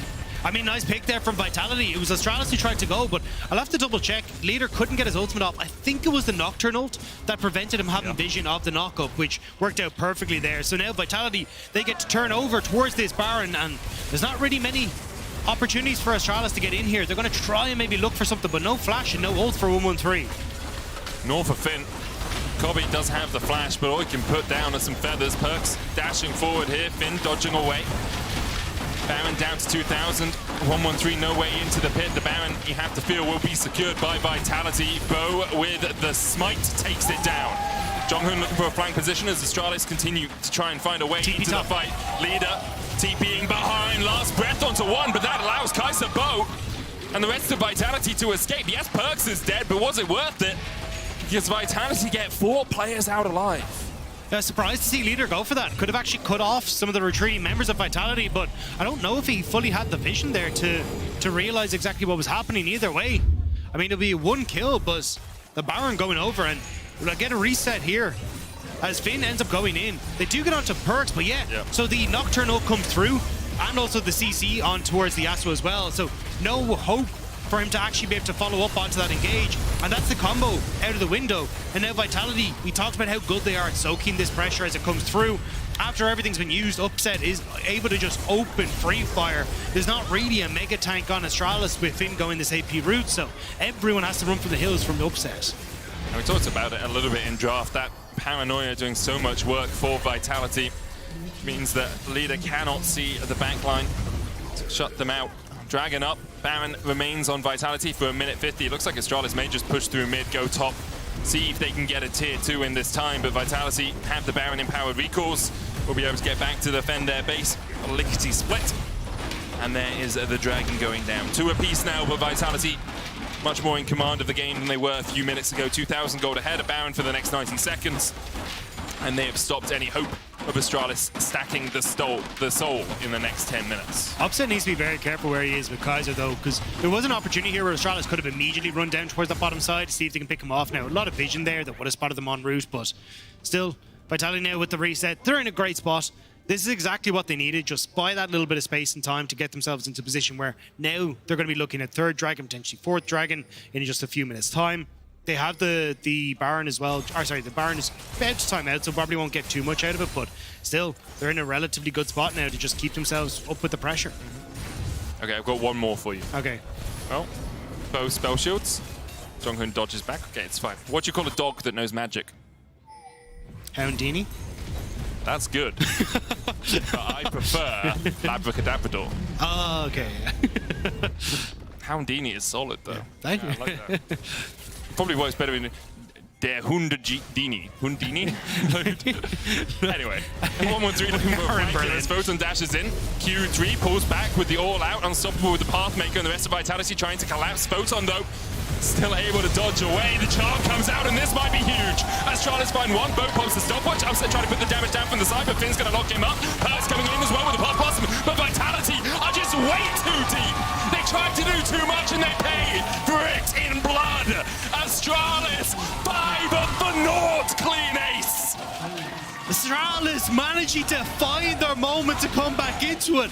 Bo tossed himself in with Photon right as that knockup came in from Jonghoon, and with both members getting caught in Leader's ultimate, it's disaster for Vitality. And it's indicative of Vitality as well. So many times we've seen this from them. At moments they look glorious, and then at others they look defeated, and now Astralis able to even out the gold scores. 2 tier 2s for them as well, and that was off Vitality's Baron push, remember. Gold swings in favor of Astralis. Obviously, they need the stars to align once again to find a play like this in the rest of the game, but here, Photon just oversteps. Yeah, it's a dog magic chick from Astralis, because this was rough for Vitality. As Photon actually tries to go forward here, you can see just as he goes in, you get the charm, which immediately sets up then for the knockup, and it's Photon and Bo taken completely out of the equation. And Astralis, it's easy cleanup from that point forward. You can see where Perks is, but he's so far away from any sort of answer. And the triple kill coming through for the Zayat. That's exactly the goal that they needed to try and swing this one back around. It really is, and all those shutdowns as well for Astralis. Perks trying to get away here. Spectral Maw is going to hit the sun. The quickness coming out from Jonghoon as well, but he's rooted with those Tangle Barbs. And in the end, Perks will walk his way to safety.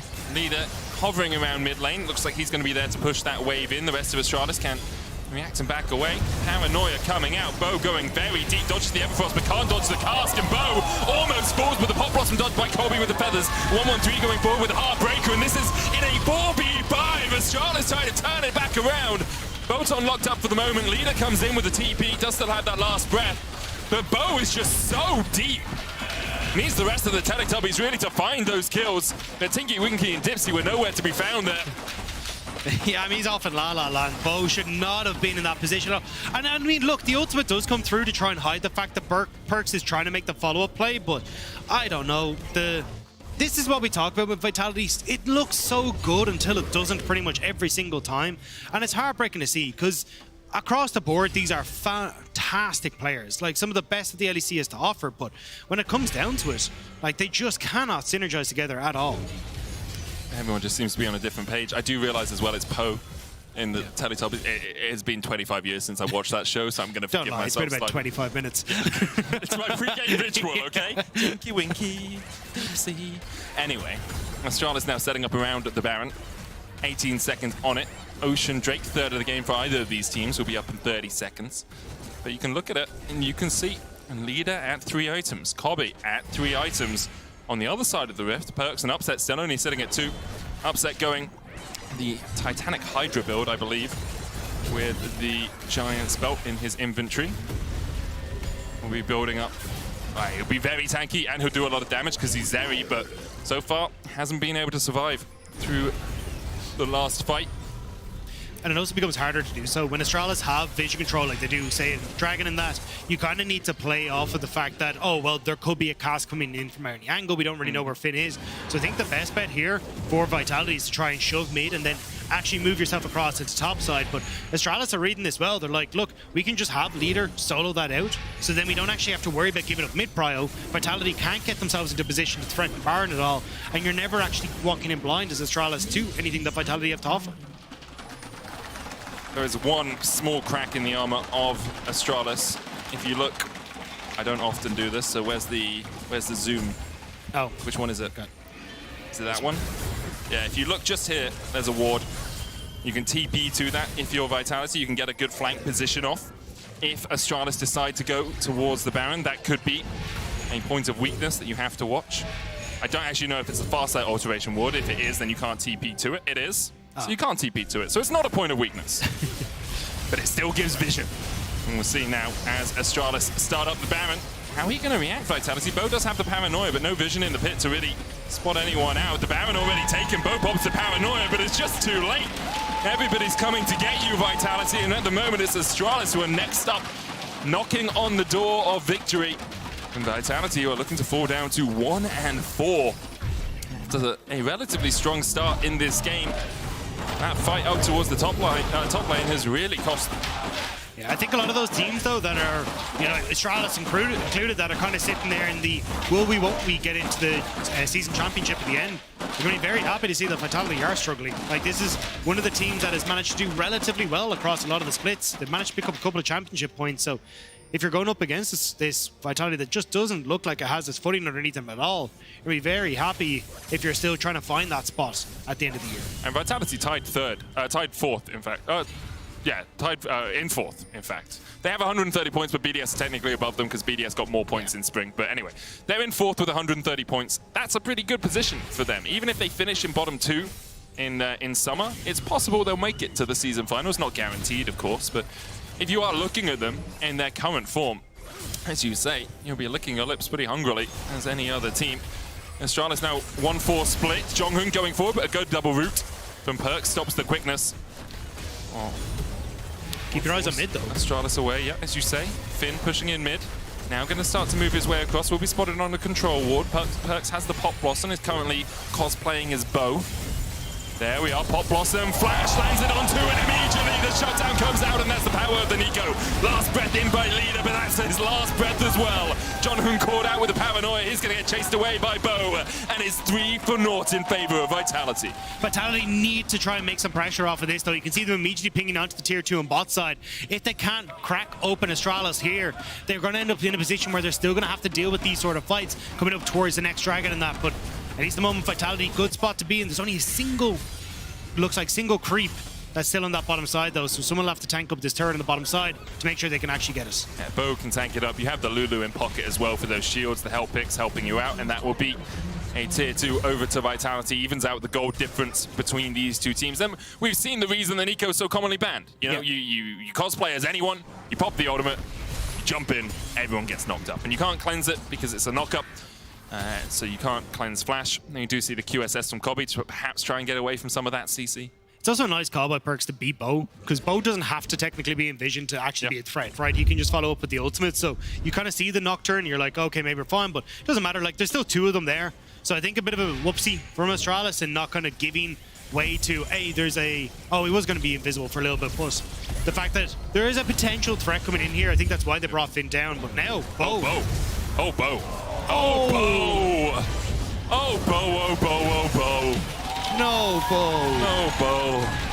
It's a low blow from Astralis to take him out, but Flash into the wall and you deserve your fate. You have to feel. Dragging up in a minute's time, Bo back in 40 seconds. Astralis not with the best wave states to really do anything off the back of this, but they will gain control of mid and they have control of that bottom wave as well. And that's the crucial one, Medic. Yeah. The fact that they had actually managed to get control back in the lanes, they were starting to get the tempo in their favor, and then just that quick pick from Astralis now completely upsets the apple cart as Leader starting to press forward. You got Finn once more escorting the minion wave in, but he's actually looking for the flank of this turret, and Perks and co aware that they're just going to back away. I like that from Finn. You know, get the mid lane wave in, start Vitality thinking about that mid lane inhibitor, and then flank, because an explosive cast could be all she wrote for Vitality if that lands on towards their backline. No flash for Bo for this next dragon fight in 20 seconds time. Astralis are on soul point. You can see gold, combat gold, so that's gold spent in inventories, not including consumables. Basically exactly even. There's about 100 gold difference in terms of items between these two teams right now. Perk shows himself. Bo now has a GA. I think you can see, though, a lot of this is going to come down to execution and where Finn can position as he tries to go over the wall. That cast is going to be crucial, but what can Perks do without his flash? Jonghoon knows Sorellius as well for the next little while. Dragon started up. That's going to melt. That's absolutely being shredded like a knife through butter. Bo goes in afterwards. Doesn't even land the fear. 1-1-3 going back forward. Bo pops the spell shield, but then finds the backline and the last breath comes in as well. Perk's going to pop the Pop Blossom. Leader trying to get onto Ward's Upset, who will fall as well, and it's a shutdown for Astralis. Bo's able to take one in response, but all of Vitality are left by the wayside as Astralis clean them up. 1-1-3 on a rampage, Astralis on a rampage, Photon TPing to try and defend his base, but you have to feel he needs a few more electrons to defend this Nucleus right now. Finn and 113 will continue to push in. And Astralis, after what was a pretty disappointing early game, have turned this game on its head. Finn managing to make the hero play at the end, sets up perfectly. Photon will go golden, but he will fall as this one comes through. Kaiser's here. There's a Gargoyles as well. I'm not sure he falls even to the last breath. And he's cleared out most of the minions. There's one cannon surviving. Photon's still alive. No one about to come off their death timers, though. It was a valiant effort from Kaiser and Photon, but not enough as Astralis go 2 and 3. The same combo still working for Astralis. The Gragas coming in with Leader, also bringing out the Yasuo. And that's the power of it. The second you're able to get onto any of these carries with that ultimate from the Gragas, Leader immediately follows up. And that last team fight working out perfectly for Astralis. Gonna be good stuff there from Astralis as they go to 2 and 3, now tied with BDS and Excel. And Vitality, 1-4. Yeah. Not a good look for them. Still, obviously, roads for them to get back into the group stage, roads for them to make it through playoffs. But for a team that had so much hope at the start of the year, it continues to be disappointment you have to feel. And I think that's the hard part. It's like, this isn't going to be an easy fix. When you've got issues about how you fundamentally want to play the game as a team, it becomes very difficult to try and figure out exactly what you want to do. Some people are resetting the wrong time. Some people are overextending. There's, you know, people are farming when they really shouldn't be. It just doesn't look like that communication about how they want to try and play the game is there. And you're quickly running out of time to figure that one out. You already had a lot of time over the course of this year to figure it, but it's just not quite coming together for Vitality. It's definitely been a struggle of a year for them, and you see teams around them stepping up. Fnatic starting to look really good once again. G2 and Mad so near the top of the table as well.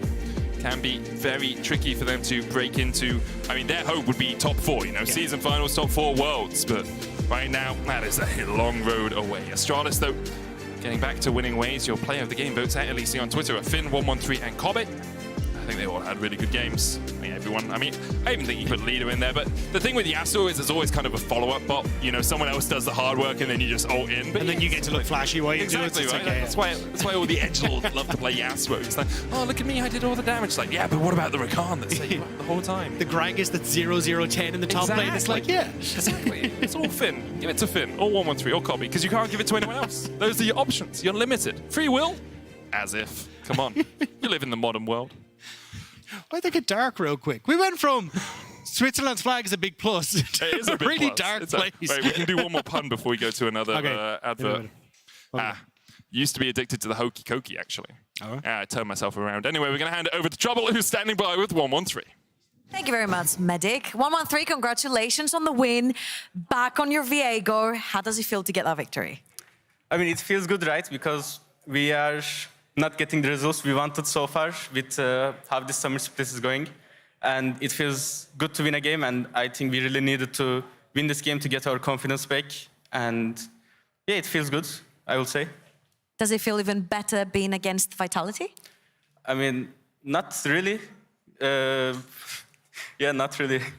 Not really, why? Yeah, I mean... You know, they're talked up a lot. I'm looking at the scoreboard, right? And they are in the same spot as us, so why would I get, like, more satisfaction now that I won against Vitality? Okay, that's a very good one, 113. Let's go straight into game then. There was a fight that completely changed the whole game around, and you got a massive Yasuo ultimate right there. So if we can play it and see what exactly the voice comms sounded like from your side. Can you start? Nico, no TP. Nico, no TP. Yeah, we can. I'm moving slowly, okay? Yeah. Come here. I'm going on him. We can fight this. Go. Slowly. Sante. One slow. Yeah, we go. Yeah? Not slow. Don't say shit. Casante. Serious rooted. Okay, look at the Nocturne. Nocturne. Yeah. Careful, Seri. Steady up. Zero up. Nice. Yeah. Nico thinking. Yeah, we go Nico. Calm down. We win. Good job, guys. I go mid. But we can end just thinking. Zaya. Play safe. Wow, you guys really wanted that Cassandra dead. Yeah, I mean, we played that fight disgustingly bad, I think.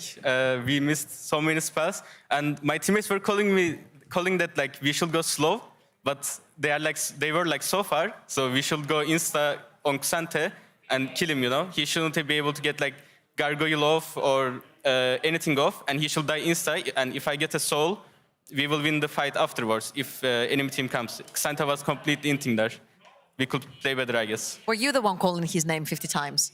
No, not really. I mean, we saw that he's pushing top, so we wanted to go on him if he pushes one more, and we had TPs. Yeah, that was the call. Now, 1-1-3, it might have been not as satisfying for you to win versus Vitality, but tomorrow you're playing against G2. And Yike has a very particular style he likes to play the game. How do you feel about this matchup tomorrow? I mean, Yike is one of the junglers I look up the most, and one of the junglers in the league that I played against the most back in LFL when I was in K-Corp, right? And his style of playing is really impressive, I would say, because he always likes to play carry junglers and carry the game alone, and his teammates are playing very well around him as well. And I would like to beat them, and if I beat them, like this time, it will feel better than beating a regular team, I guess. Okay, are you saying that G2 is a really good team then, because they're not regular? Yeah, I mean, they're a good team. That's like why I'm saying I will get more satisfaction if I beat them tomorrow. But let's see.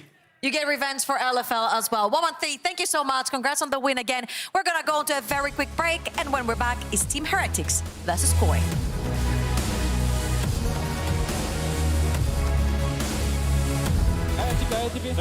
They're going. I just saw. I think Fight slowly. He's good. Nice. Be good. Yeah? Not slow. There is rooted. Okay, look at the Nocturne. Nocturne. Double series. Steady up. Forward, Bo pops the spell shield back in. Finds the backline, and the last break comes in as well. Bo's gonna pop the pop blossom. Lina trying to get onto Ward's Upset, who will fall as well, and it's a shutdown for Astralis. Bo's able to take one in response, but all of Vitality are left by the wayside.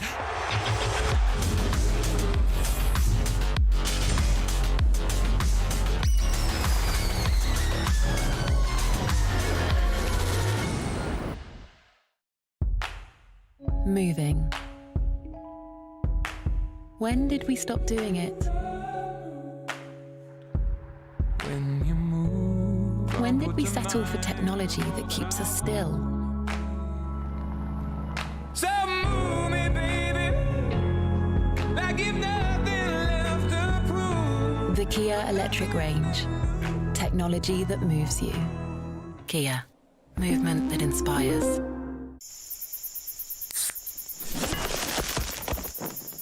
Red Bull gives you wings.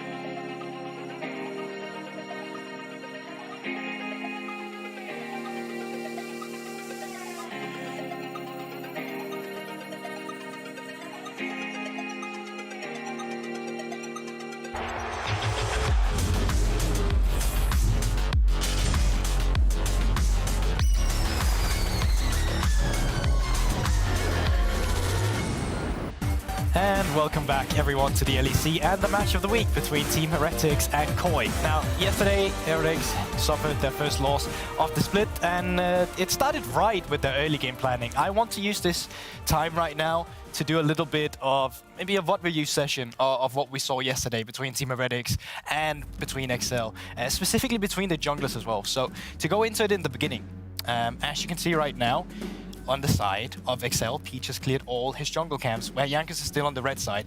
Crucially, there's also a ward right around the area, as you can see, and Jankos is going to be smart. He's going to dash over the wall.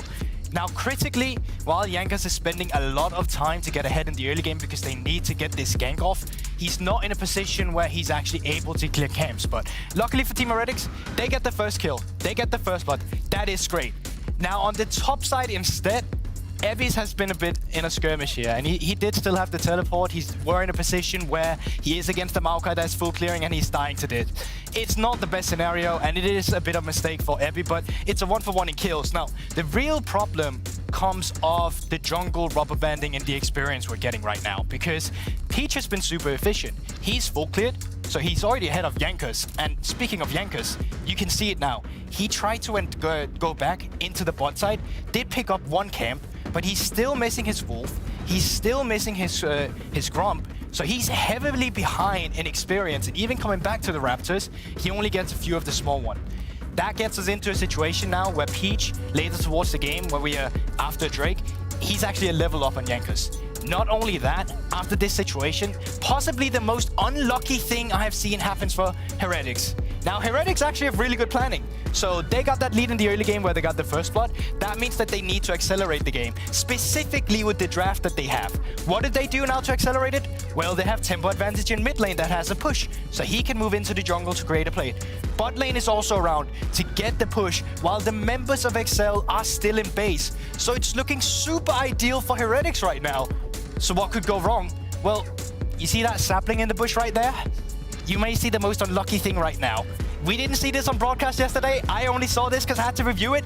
That crap went over to Peach. He's now level 6. Heretics haven't seen Peach actually hit level 6 right now. They're still committing to a good play right now. They're having Prio. They're going for an invade.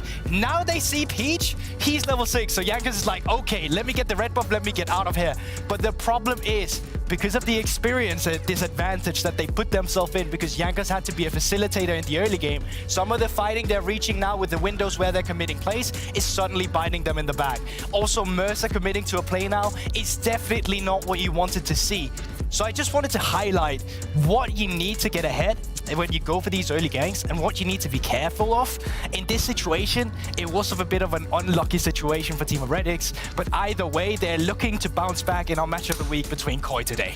So in the case of Heretics and what we just saw there, do you think it was more a case of them being unlucky that they lost, or do you think it was really that they underestimated XL? I think one thing is Evi made a big mistake. That is one thing to take into account. I think the planning was good for Team Heretics, but the problem that comes down there is that you need to be able to adapt quickly on the fly and say, you know what, he's level 6. We got the red buff, we need to dip. We got what we wanted.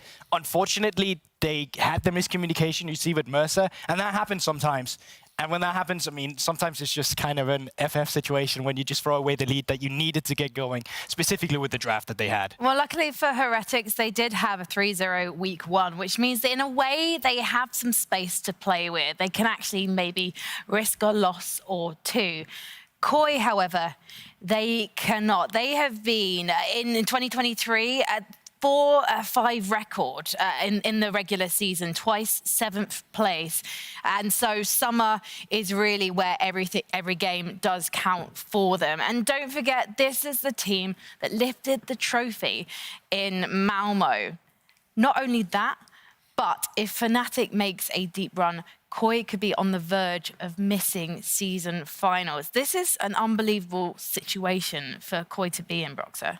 Yeah, I think, you know, there's just something wrong with Koi and regular split this year. I don't really know exactly what it is. We see it now as well that, like you said, we have so high expectations for them. We want to see them at the top. We feel like they should be at the top, but things are just not clicking at the moment. Sugenda, I feel like, is the only one who's actually played, you know, as well as we would expect of all these players. Mid jungle hasn't been looking particularly impressive. Bot lane still needs a bit of time, so get the synergy going and get rolling. And yeah, they have work to do, a lot of work. Yeah, I mean, you can see it with the championship points. While they are sitting comfortably right now in terms of making it, if everything stayed the same to the season finals, it's just not going to stay the case as well, right? New teams are going to come in, and we've already seen it from the bottom teams, how they're fighting back. A team like Fnatic that could be counted out suddenly can make an explosive run as well as really change up the tables if they were to take it all the way. So I think for Koi, there's really no more room for mistakes. You need to make it to group stage if you want to continue to have it in your own hands, your destiny, in terms of making it to the season finals. What I would love to see from them now, the next step would be someone has to be proactive in the early game that is not Malrang, because up until now, and the reason they were so good last year was that Malrang was just dominating, including in the final in Malmö. And if he's not having a good period of time, if he's struggling, all players do here and there, someone else has to take the reins, take control of the early game and push them forward. And now, without Trumby, without Odo Amne, who's going to be the shot caller even if they do generate the leads? There's certain question marks, and we'll see if they can actually find solutions to these potential problems. Yeah, I think it's going to be a really interesting 2v2 in that bot lane, because Flakkid, we know that he's going to be wanting to go all guns blazing in that early game, and Comp is going to want to slow things down and scale into it. So I'm definitely intrigued to see how the draft goes. So without further ado, it is time for the Spanish derby, a clash of two massive fan bases. It's Koi versus Team Heretics in our LG Ultra Gear match of the week.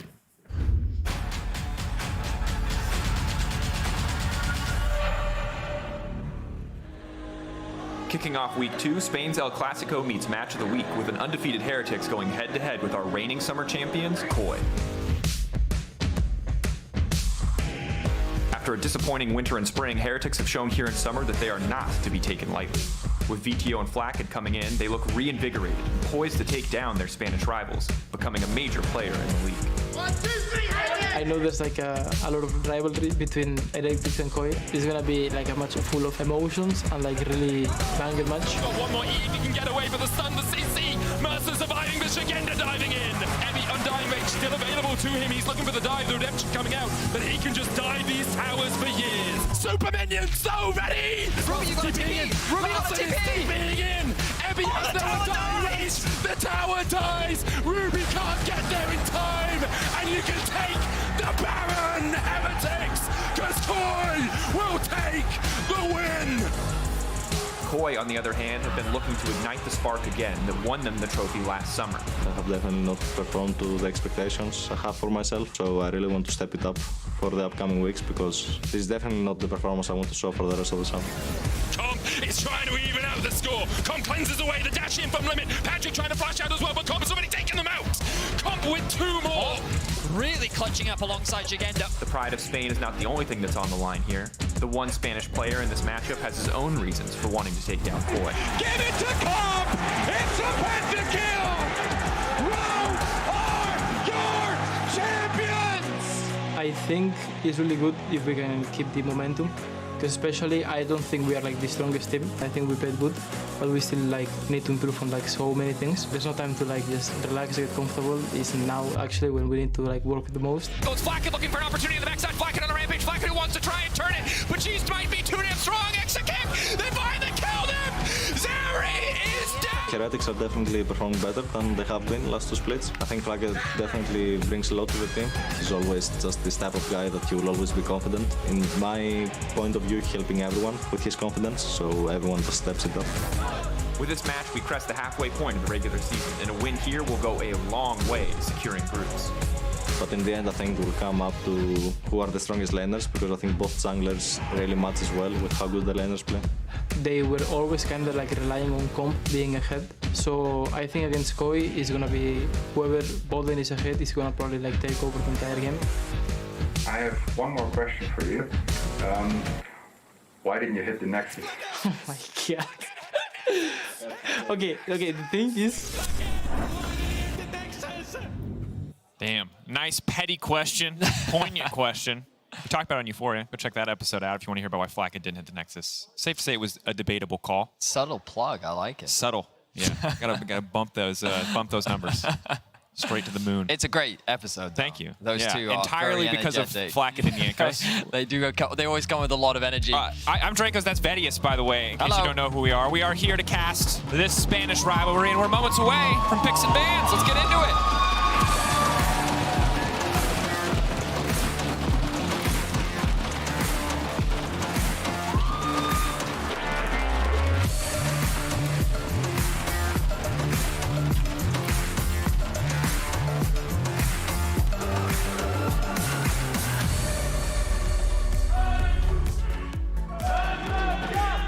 Ban you me, ban you me, ban you me. Again, just bringing the world together. That's what cats do, man. Everyone. To be fair, it's not a very based take at this point. It is true, but it is not based. Yeah. There it is, though. Still makes the people happy. Just That goes to does. show, you know? Xayah hitting the ban board, though. We've been seeing a lot of successful Xayah players so far in the LEC. I think that she bridges that gap quite nicely between early game, mid, and late. Obviously, we've been seeing a lot of team fighting, so it does make a lot of sense that she's a very powerful champion. But along with the Yuumi being banned, Melio, of course, to answer does mean that things like the Maokai, Aphelios, Cassante, many of the other Bower picks, like Nico as well, all up and available. Yeah, and with a lot of the enchanters taking off the board that can keep an 80 carry safe, one of the safest 80 carries in her own right, and the Xayah going to be a lot easier to target these bottom lanes if they want to. Maybe we get to see aggressive engage support. Ooh, my favorite thing personally. Calm down, sir. They said in the video, they said bot lane important, could be a bot gap. That's how, you know, we're going to try to make some It's going to be work Rakan, and you know it's going to be Rakan. But you know what? I'll take Rakan. Yeah, he's fun. Poppy. Oh, that's not a Rakan. I don't know what is. It's likely going to be the Maokai first pick here for Heretics. And the response from Core, you would expect potentially to prioritize the Rakan. They don't need to lock in their AD carry just yet. But we've been seeing a lot of Azir paired up alongside this Maokai. It wouldn't surprise me if Heretics just wanted to go for Cassante, Maokai, Azir as a topside priority. In 2 weeks, you can throw this in my face. I'm excited about Azir. You told me this earlier. He makes plays. I saw a victory yesterday from Larson. You know, and Larson, a great victory player. Don't want to see it again. Champion doesn't do anything. True. You got to wait. You take turns with Victor. He literally, it's literally doesn't do never anything. your turn. Sorry, I just remembered the Malphite meme now. He literally doesn't do anything. He killed you. No, he literally he just walks up and smashes the ground. Something you can do. So kind of cool. So surely, come on, say that I'm really smart. Azir, Cassante, Heretics. Azir, Cassante. That's the option. Will they prove that he is really smart? No, because it's Aphelios. Look at me, I'm an idiot. Yep, everybody's favorite emo boy on the bottom side of the map. Second favorite emo boy. Can't forget about you, Betty. Don't worry, I didn't forget.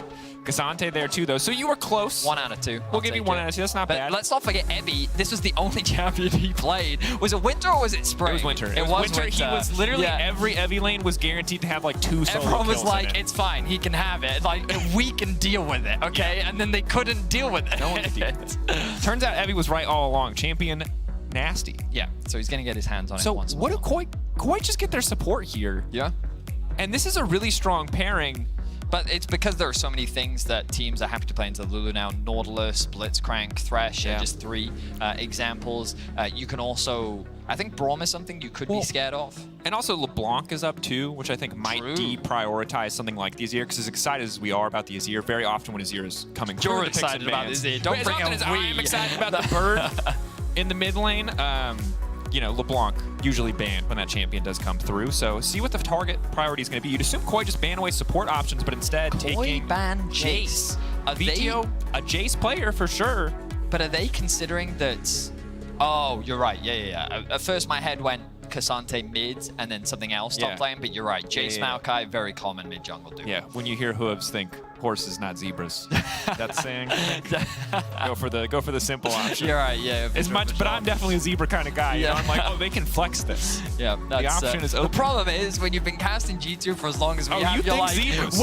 But also you want it to be zebras. True. Whoever wants it to be horses. It's true. So Renekton banned away, Jace banned away, Koi. Let's see, is it another mid lane ban? Do they care at all about this bot lane matchup? No, is the answer. Syndra now taken away. This frees up a pick for LeBlanc if they want it. Syndra has been the most successful counter to LeBlanc we have seen thus far. That's what they care. This could be an Ahri for Core. I think it makes most sense for them to just lock in top now, though. Save mid for last pick. It depends how much they care about locking in something for Larssen. We've seen him prioritize Azir in the past, and as I mentioned that, there's the ban. So it wouldn't have surprised me if they wanted to lock that one in instantly. But top lane makes the most sense right now. You know, I know we're not going to see it, but like I kind of want to see a return of Gangplank. I don't even think it's good into the Kazande matchup, but oh, so they're going to put the Tristana in the mid lane, something we've seen from Larssen a number of times before. I think that's also to deny another mid-champion, an AD mid-champion that can pair up alongside the Maokai. And I like having the double carry threats, especially you've already got a beefy front line in the form of Sejuani. Lulu obviously can support both those champions, and Tristana puts down a lot of pressure early on.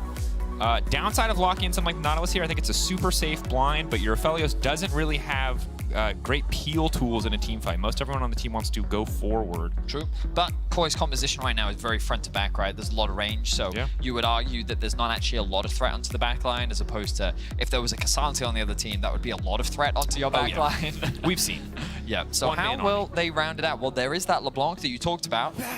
I remember Heretics saying that, I think it was on the podcast, so they mentioned that, or it was either in PGL or the podcast, so they mentioned that they believe. A lot. Yeah, but VTO is one of the best LeBlancs, and I set all that up for him to then lock in the Cassio. And I was going to say, the LeBlanc early levels seem like a nightmare against Tristana. You might not even get the chance to get a static surge. So instead the Cassio, second Cassio we've seen today, the first in the hands of Nuke. And certainly a champion that can match the early game damage output of a Tristana in lane. And now the Gwen, that particularly vocal human, very excited about it. Is frequently dressed up as Gwen. That's the excitement. It's like seeing yourself in the game. One-to-one representation, as it were. I mean, props to Shigenda. He has, overall, in my opinion, had a very solid split. We've seen him get, I think he leads in solo kills, or he's up there for sure. And the thing is, it's really important today that he shows up in a big way, because yesterday he had a difficult game. For sure. Because the overall first week one, very good. Week 2 has an opportunity to turn around here, and we've seen it. You talk about front to back. Gwen with enough AP single-handedly can take over those fights. So my only concern with picking Cassio, I think the main reason why you pick Cassio as opposed to LeBlanc is early levels, Cassio just has a little bit more wave clear and also can just trade better against a Tristana, which means that you can actually contest the prio, whereas until that static shiv comes through for a LeBlanc, you're basically going to be permanently underneath your tower due to the sheer wave clear that a Tristana has in early levels. But when we get to the team fights, I think that because you have a Tristana and a Zeri, you think about the range on those two, like it is very difficult to gain access. Cassio is just a champion that ideally wants to hit the front line and then work her way forward, so we'll see how she pairs up into the Gwen, because that's going to be what's basically looking to chop that snake to bits with the Sejuani-Gwen combo, looking to try and act as that front line. But yeah, I think that both teams have very standard meta compositions, very front-to-back team fight, and we'll see who comes out on top.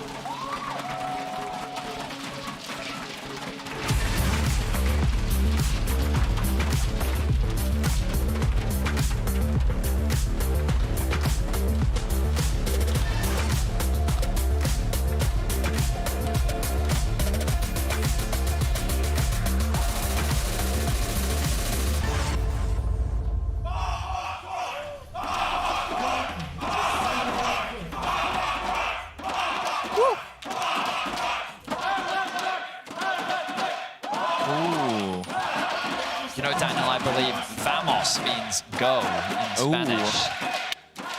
Little hablo, yeah, a little bit there. I enjoy it every now and then. Yeah. Great language, great region, great teams, but they both lost yesterday. So we're kind of seeing who's going to turn it around today. They did both lose yesterday. So far, the Koi fans, though, more organized than the Heretics fans. Just saying. Organized. Well, in the cheering department. Oh, I see. At least. I was like, oh, did you see their binder earlier? Yeah, they're color coordinated. They're synced. They have labels, everything. Yeah, raring to go. Early game. Here's what concerns me, Vedius. As a play-by-play caster, Tell me. My job centers on two things. Right. Making dumb jokes and casting team fights. Right. And while there will be many team fights in this game, I have a general concern that they won't come for the first 20 to 25 minutes. I mean, honestly, it makes me laugh that we saw Maokai and Sejuani at the beginning of the year. Oh, hold that thought. Fight at level 1. They'll be fine. Blackhead getting frisky. That guy really excited about that hook, and you can see why. Yeah. Even though I'm not entirely sure they won the trade. They didn't really. Adrian will pop. They did. He says they did. Oh, Betty, I'm sorry. He's my new okay, my bad. co-caster. Sorry. Yeah, well, you're sorry, bad. my bad. He's got healing. Heretics fan Severum sustained. showing me up. Pot gonna be traded by Mercer. Yeah, so I was saying that I think it's really funny. Like, do you remember? So there was a meta where it was just Sejuani, Maokai, right? Yeah. And then everyone was like, wait, yeah, so long ago. Sejuani's really bad. Yep. So then it just became Maokai, and Yep. then Maokai got nerfed, and then both of them fell out. Yep. And then after a little while, everyone's like, wait a minute, Maokai's still fine, and then he came back. And then even during MSI, we didn't see Sejuani, but then afterwards, they were like, wait a minute, what's a good pick into Maokai? Sejuani. And it's like, guys, didn't we already do League is a this? cycle. We're living the same cycle. I over and remember over. when our junglers used to pick Trundle into it, and then they would just live in Maokai's jungle and he didn't get to play the game. We saw a little bit of that from Yike yesterday. True. You know, the more aggressive counter picks, instead kind of just the handshake here. But you heard it on the desk as well. Early game impact, very important for both The level junglers. 3 Sage gank, this has become... Yo, flashing out to safety, 2, 3, looking for 4. That's going to be a stun. Should be a first blood. Well played by Koi. And ladies and gentlemen, it's 2023, and you can still gank mid lane at level 3. It still works. How do they keep getting away with this? We saw it multiple times yesterday. We're seeing it again. The level 3 Sejuani gank, the most lethal of jungle ganks. And look, I'm not here to throw any shade, but I will say... We should throw shade. League of Legends 101, folks. What side of the river is the ward on? It's the bottom side. What side should you stand on? The bottom side. What side was VTO standing on? The top side. Yeah, that's how you're going to have a bad We'll time. do a proper breakdown.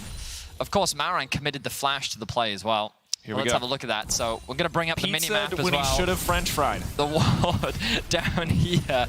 No ward on the top side. And yeah, easy flash collapse from Larson and Malrang. And well played. And this is kind of a, you know, it's been a pretty quiet early game for But these Malrang. ganks shouldn't happen, just to clarify. But it did, and that's what matters. You know, all you can do is adapt and move on. 500 gold lead now for Larson. Flashless VTO also having to commit the TP early. Malrang trying to invade. Mercer will spot it out. Okay. Initial lockdown. Flack can now follow up with a root. Malrang should just be dead here. Larson's kind of... Okay, already left him on his lonesome. Just focused on pushing the wave in. He knows there's no counter punch there, but that's important. Able to get a kill back. Giving the kill over to Flack, interestingly. Not trying to reset anything for VTO in the lane. But I'm curious as to, I guess Malrang must have assumed that Flackhead and Mercer had based. Because Comp and Advien chose to reset, and he must have expected Flackhead and Mercer to not be there. Mercer. But I think that they're just there to help push through the wave so that VTO can get a nice base off. Obviously not taking the best of trades there. As Evie struggling a little bit in the 1v1. Shigenda doing a good job in terms of trading back and forth. The wave in a bit of an awkward position, but of course Shigenda has had the opportunity to recall, spend some of that money and invest the TP himself, so Evie should be fine. But yeah, pretty interesting that Malrang actually lost his life there. Either way, gold pretty much remains even. We're 1-1 in the kills. And a little bit more action in the other game than I was honestly expecting. But hey man, the level 3 Sejuani ganks, they're becoming the meta. If it works, it works. That's all that matters. Sadly, a little overconfident there on the Raptors collapse. Does get taken down. So 1-1. But Larson definitely has to be feeling pretty good. He's ahead on XP. He's stacking up that coal as well. He is going to be a big threat. Big pressure point on the map. Obviously, Tristana, I think one of my favorite parts in pro play is just how quickly you can tear through a tower. It just gives you such a strong pressure point. If Cassio ever missteps, you can take 1 or 2 plates pretty easily. Ankos, you're going to flash in for this. You don't have mid push right now. Your AD carry is pushing in bot lane. This is a bit psycho. Okay, the hook, the follow-up. They're just trying to bully Malrang right now. Comp still staying in the area, but Flackhead has great guns for a fight and an XP advantage. Larson on the backside, level 6 to VTO's level 5. Malrang now trying to retreat. Oh, he gets out. They don't quite have the follow-up. The Calibrum Q going to connect, but the shield is there to deny it. Koi walking away with the Drake and not losing much of anything. So a bit of a split focus there from Heretics. By choosing to use the Twisted Advance onto Comp, you do get his cleanse, but the additional damage in CC onto Malrang wasn't enough to secure that kill. So by trying to get more, they ended up getting less, and Heretics end up walking away with nothing. Bit frustrating for them overall. Was difficult as well, but again, part of that, Larson being level 6 makes it so much easier to deny the fight. VTO doesn't really have that big threat of the Petrifying Gaze. Malrang a bit behind in the overall jungle clear, but not costing him too much as the gold is dead even. And again, it's a Sejuani versus a Maokai. You need like 1,000, 1,500 before you're really going to feel that gold lead. It's more about the XP. Slow start to the game. When do we bust out the Koi facts? As in, not the team, the animal. How did you know I had Koi facts prepared, Daniel? Because you also I wasn't have talking koi about facts. your koi fact. Do you also have koi facts prepared? Yeah, I also have koi facts Did you prepared. separately on your own come up with koi facts? Yeah. Did you come up with koi facts? Yeah. Originally brought to Japan as a food source. Really? Brought to EMEA to dominate. Ooh, look at that. Which one am I talking about? Ooh. Wow. That was look corny. At you. That Yeah, you prepared. There it is. What do you got for me? Where's your koi fact? I've got a few koi facts. I could bring out heretic facts, but it feels like probably not. Owners who receive their koi fish as a gift are considered to have good luck. Oh. Yeah. So, if koi throw, is that them gifting? Do heretics have good luck? I think of it as like koi joining the league is a gift. To us. Yes. True. Still trying to figure out. I think that every what time the I good luck hear is. Ebi cast something, even though I don't understand any of it, I'm like, that man's got passion. That's true. Also, apparently, kois will often outlive their owners. Oh, snap. They have a lifespan of like 200 plus years. That's impressive. Which means that koi's gonna outlive all of us. When we're gone, when we're old men, We'll have talking about, great-grandchildren still playing on koi. Playing on koi. Yeah. We don't know what game they'll be If playing. their entire brand and marketing strategy is based around the animal, Yeah. that is. I mean, the logo kind of has the fish in it, doesn't it? I saw True. their animation. It was like a... All right, Vedius. That's enough koi facts for now. Time to check back in on the game. Herald's Nothing's being happening. started. Back to koi. Herald's being started. 8 Wait, minutes. wait. I see people moving towards the Herald. Looking for the cheeky steal. Yanko's potentially in trouble now. Shigenda has used the ultimate already. One last stack remaining as he tries to zoom out to safety. That's the power of the phase rush. Shigenda not much of a threat. Doesn't have boots, doesn't have movement speed, so can't really stick on top of Yankos at this point in the game. Do you know, every time we like go off on tangents and share educational facts, yeah, Shigenda should be fine, right? Yankos. Does he have There's the no miss. The miss is on cooldown. Still going to get rooted up. Yankos now going to go for the follow-up, going to punt it back in, but the miss coming up just in time. Ulti response, catching burst under the tower! Ooh, burning, ticking. Not going to finish the job. Well, now they're going to try and get themselves some plates. Of course, they have the Herald, so they can funnel this gold into Flackhead. He's doing what he can to chip away at the tower. Choosing not to throw down the Herald, though, just yet. Okay, so they don't want to invest the gold this early. I think that could have been a good opportunity to just get that gold over to Flackhead, but Heretics instead want to prioritize something else. You'll see the comp now, after getting the reset in bot lane, will make his way towards top. Shigenda has the TP, so he can go catch that bot wave, so no farm should really be lost here. Advien going to look to hold the wave in time for comp to arrive. So the game remains in a very neutral state. Yeah, overall the only really big difference we're going to notice, which isn't going to be a difference, is the coal difference between Flackhead and Comp, but Larson, of course, has one over VTO, so again, that will even the gold out. But in this case, further push Larson's individual advantage in the mid lane. We'll see what his itemization choice is going to be. Easy to assume static with how popular it's been, but I think Kraken potentially just as likely. In fact, I think Yanity static is might be- strong in the arena, though. Yeah. People feeling optimistic. I mean, if you're a fan of both these teams, you're looking at this game and you're thinking, Question okay. is, do they like the team or the fish, Vedius? That remains unclear. Really tunneled on this fish right now. Until people kill each other, I told you what I'm here to do. No, Let's I mean, make that's bad fair. jokes. Yeah, I get it. I mean, we've cast together now. Do you know, Dragos, we've cast together for 7 years. Yeah, it's a weird... 2016, we started casting old. together. Back when we were allowed to make relentless Britney Spears references, no one would bat an eye. And there's no evidence. There's because challenge of odds aren't there anymore. That's right, you can't prove You it. can't prove it. That's important. TP for the Drake. Heretics will be first to the objective. I don't think Koi will actually contest this. Yeah, it's not really a great situation for them to try and contest it. Evie has the TP advantage at this point, so just more resources overall. Larson has the TP advantage, but he's already mid lane, so it just does not matter. A lot of handshaking going on right now. But again, I think both teams look at this game and they think, well, we're scaling. You know, literally both comps basically want to do the same thing. The execution is slightly different, but at its core, it's all about that front. Like, I think we saw what Heretics saw, right? That's what the observers are showing us, and I'm pretty sure they quite clearly saw Malrang go into that bush. The pings are very clearly coming down. All right. But Malrang has made these ganks work before. He doesn't care. They know Mercer doesn't have flash. A good ultimate onto Mercer. Maybe they can one-pop him. TP available on the Tristana as well. There's a ward there that he could TP to. We're just waiting. Malrang. That was a good performance. Almost Oscar-worthy. But again, I can't remember now if they actually spotted him. They will clear the ward. walk away. I'm just thrilled right now. What's fight in Spanish? Can you Google what fight in Spanish Yeah, I can is? find the word for fight in Spanish. Fight in Espanol. Okay, wait, it's turned Dutch into Spanish. Oh, that's not what we need. Flacken, Comp now getting aggressive here. Flacken now turning it back with extra healing. It's Larson on the backside, knocking him in the midst of the team. He's trying to spam, but red-white, not enough. That's the TP play you called out earlier. Larson now getting a reset. He's going to be able to jump out of safety. He's grounded for now, but he knocks him out of the ground, and Yankos! You can't be doing that! Larson gets the reset out to safety. Koi walk away with all 5 members alive and 2 kills as well. A great TP use from Larson, finds an opportunity for Koi, and Jagenda is going to get so much gold off the back of this as well. This is perfect for them. Jagenda getting this playthrough, massive gold lead. Larson so getting many further plates, ahead. actually. I think that's 3 plates for Jagenda. Oh, he's not going to finish. Obviously, no minions left. Doesn't want to overstay his welcome here. I think we can safely say Bien Luchar for our boys on the bottom that side we there. can.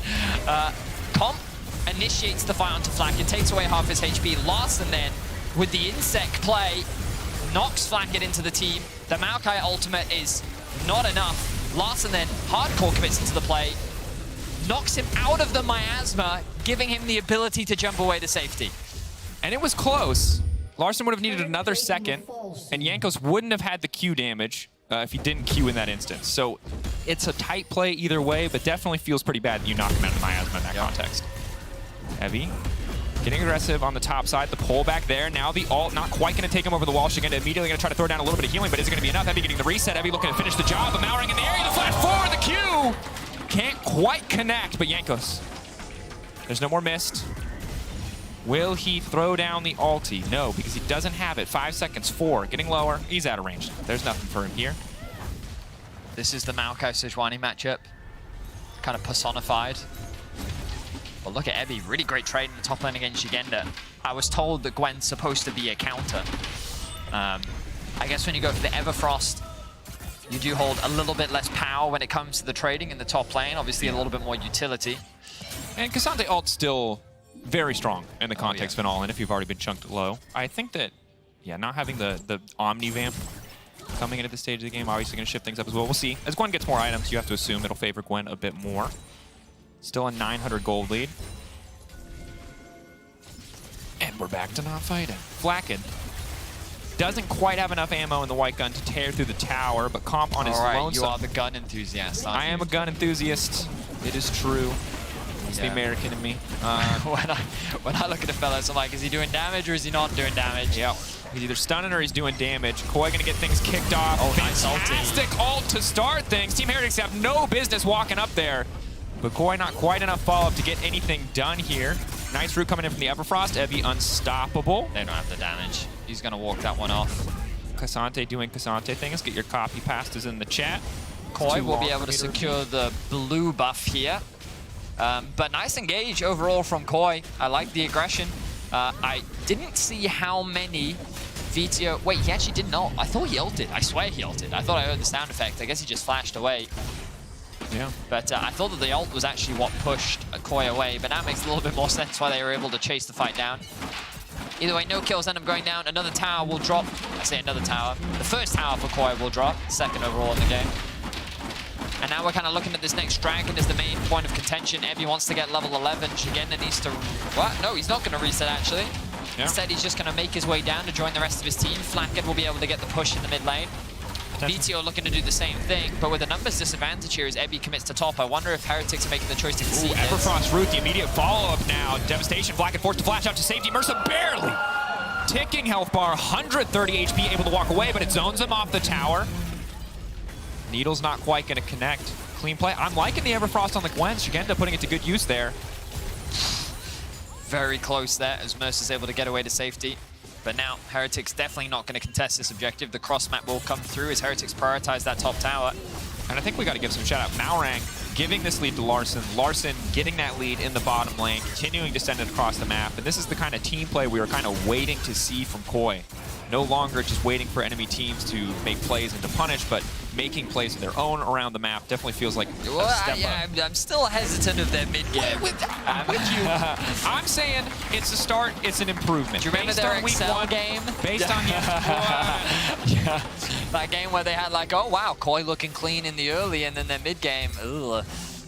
We'll see if they've cleaned that up, because obviously, as the analyst desk was highlighting as well, Koi during the regular season so far this year have not had great performances. 4-5 has kind of been their scoreline. In winter, they were able to make it to playoffs. Overall, they were able to ramp up as they got through the best of 3s and best of 5s.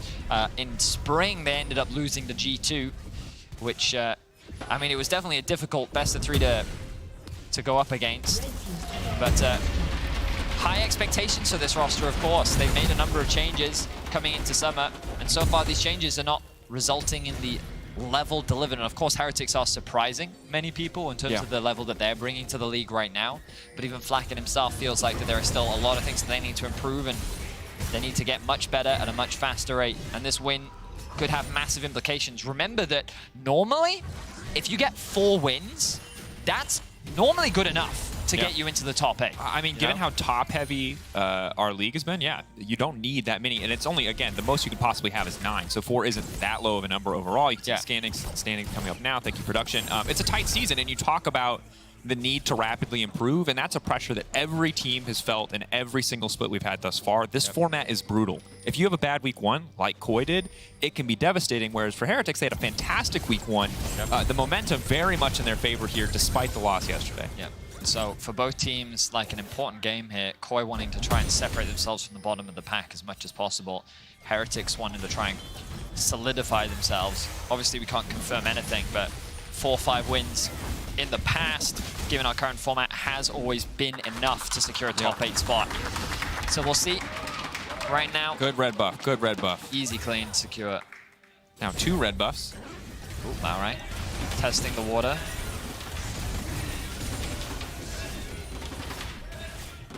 I don't know what they're saying. Did you sing Vedius? Oh, they are, yes. Saying Vedius. Hi. Yes. I appreciate You're great. that. It's very kind of you. We're going to need you. We are going to If they keep refusing to hit each other, we're going to have to get weird here with the Yeah, change. we We're are, going to have to get because creative. I've played this game before, but sometimes when you can play games with the audience. Yeah. Hey, thank you. We're not here for me, but I appreciate you all. That's very wholesome. I'm blushing, ironically. We can play a game if you want. Oh. Yeah, this is one of my favorite ones, which is like, because you've all played this before growing up. If you're happy and you know it, clap your hands. If you're happy and you know it, clap your hands. If you're happy and you know it and you really want to show it. If you're happy and you know it, clap your hands. If you want Heretics to win, clap your hands.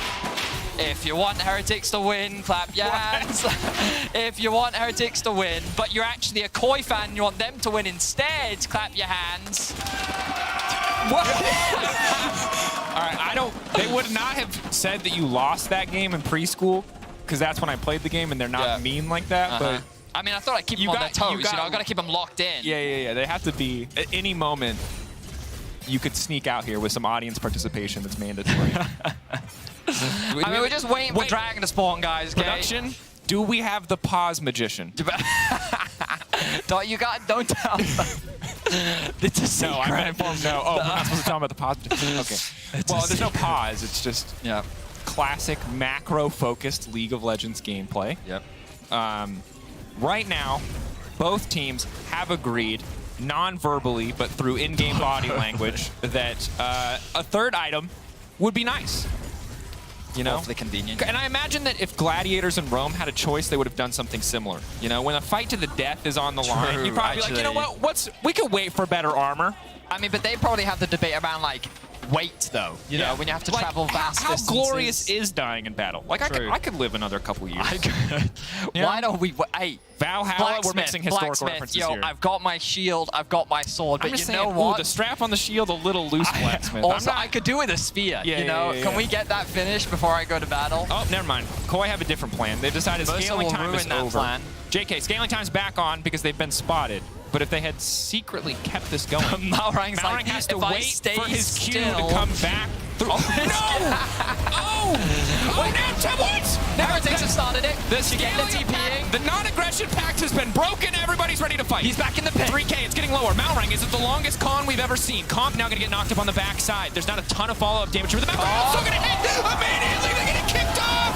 Koi, oh no! Devastation! Malrang just wanted to leash. They just wanted to try to cheekily do some damage to the Baron, but it cost them their entire bot lane. And it's going to cost them the big purple worm. Koi now going to try to get their third Drake in exchange. Koi, they went against the non-aggression pact. They believed that non-aggression meant that there would be no aggression upon starting the Baron, but that voided the terms and agreements. Yep. They did not read the fine print. And Heretics saw that window and said, all right, it's time for violence. It was a split fight. The front line disappeared. So the fact that Malrang and Larson were separated meant that there was an easy engage onto the bot side. Cooldown? It's apparently very so long. long. Hit the flash. He's forced the flash over the wall, and then the beauty is he uses his Q to get back into the pit. He's going to throw the ultimate onto Ebby, but of course there's no follow-up because the rest of his team is on the right-hand side. Mercer lands a hook onto Comp. He then gets grounded. He then gets ulted. He then gets ulted again. And then the flash in from VTO to help secure that kill means that... Wow. Yeah, the bot lane just gets isolated. That front line of Malrang isn't there. The TP from Larson to try and rejoin his team means that the Baron goes in favor of Heretics. And some of these situations are just going to be so miserable for Comp to play out. Right now, it's on a massive gold lead, 1.5k Baron power play. 1.5 is how much you get from the Baron, so not significant at this stage. But you can see Comp, if he has to walk into a choke point against this composition, he takes so much damage just for trying to walk up before he even gets to hit anybody. This one's going to be a bit tricky, but once he gets some lifesteal under his belt, things are going to be a lot easier. That said, for now, ball is in Team Heretics' court. Pushing through, should be able to break down this tier 1 with ease. We'll see how many tier 2s they can get on this first Baron. Dragon Soul has to be the big talking point here. Koi able to get the 3-1. They are on Soul point, so Team Heretics can't really take over with this Baron. Koi have a fantastic opportunity to shift the game in their favor. Quick question. Yeah.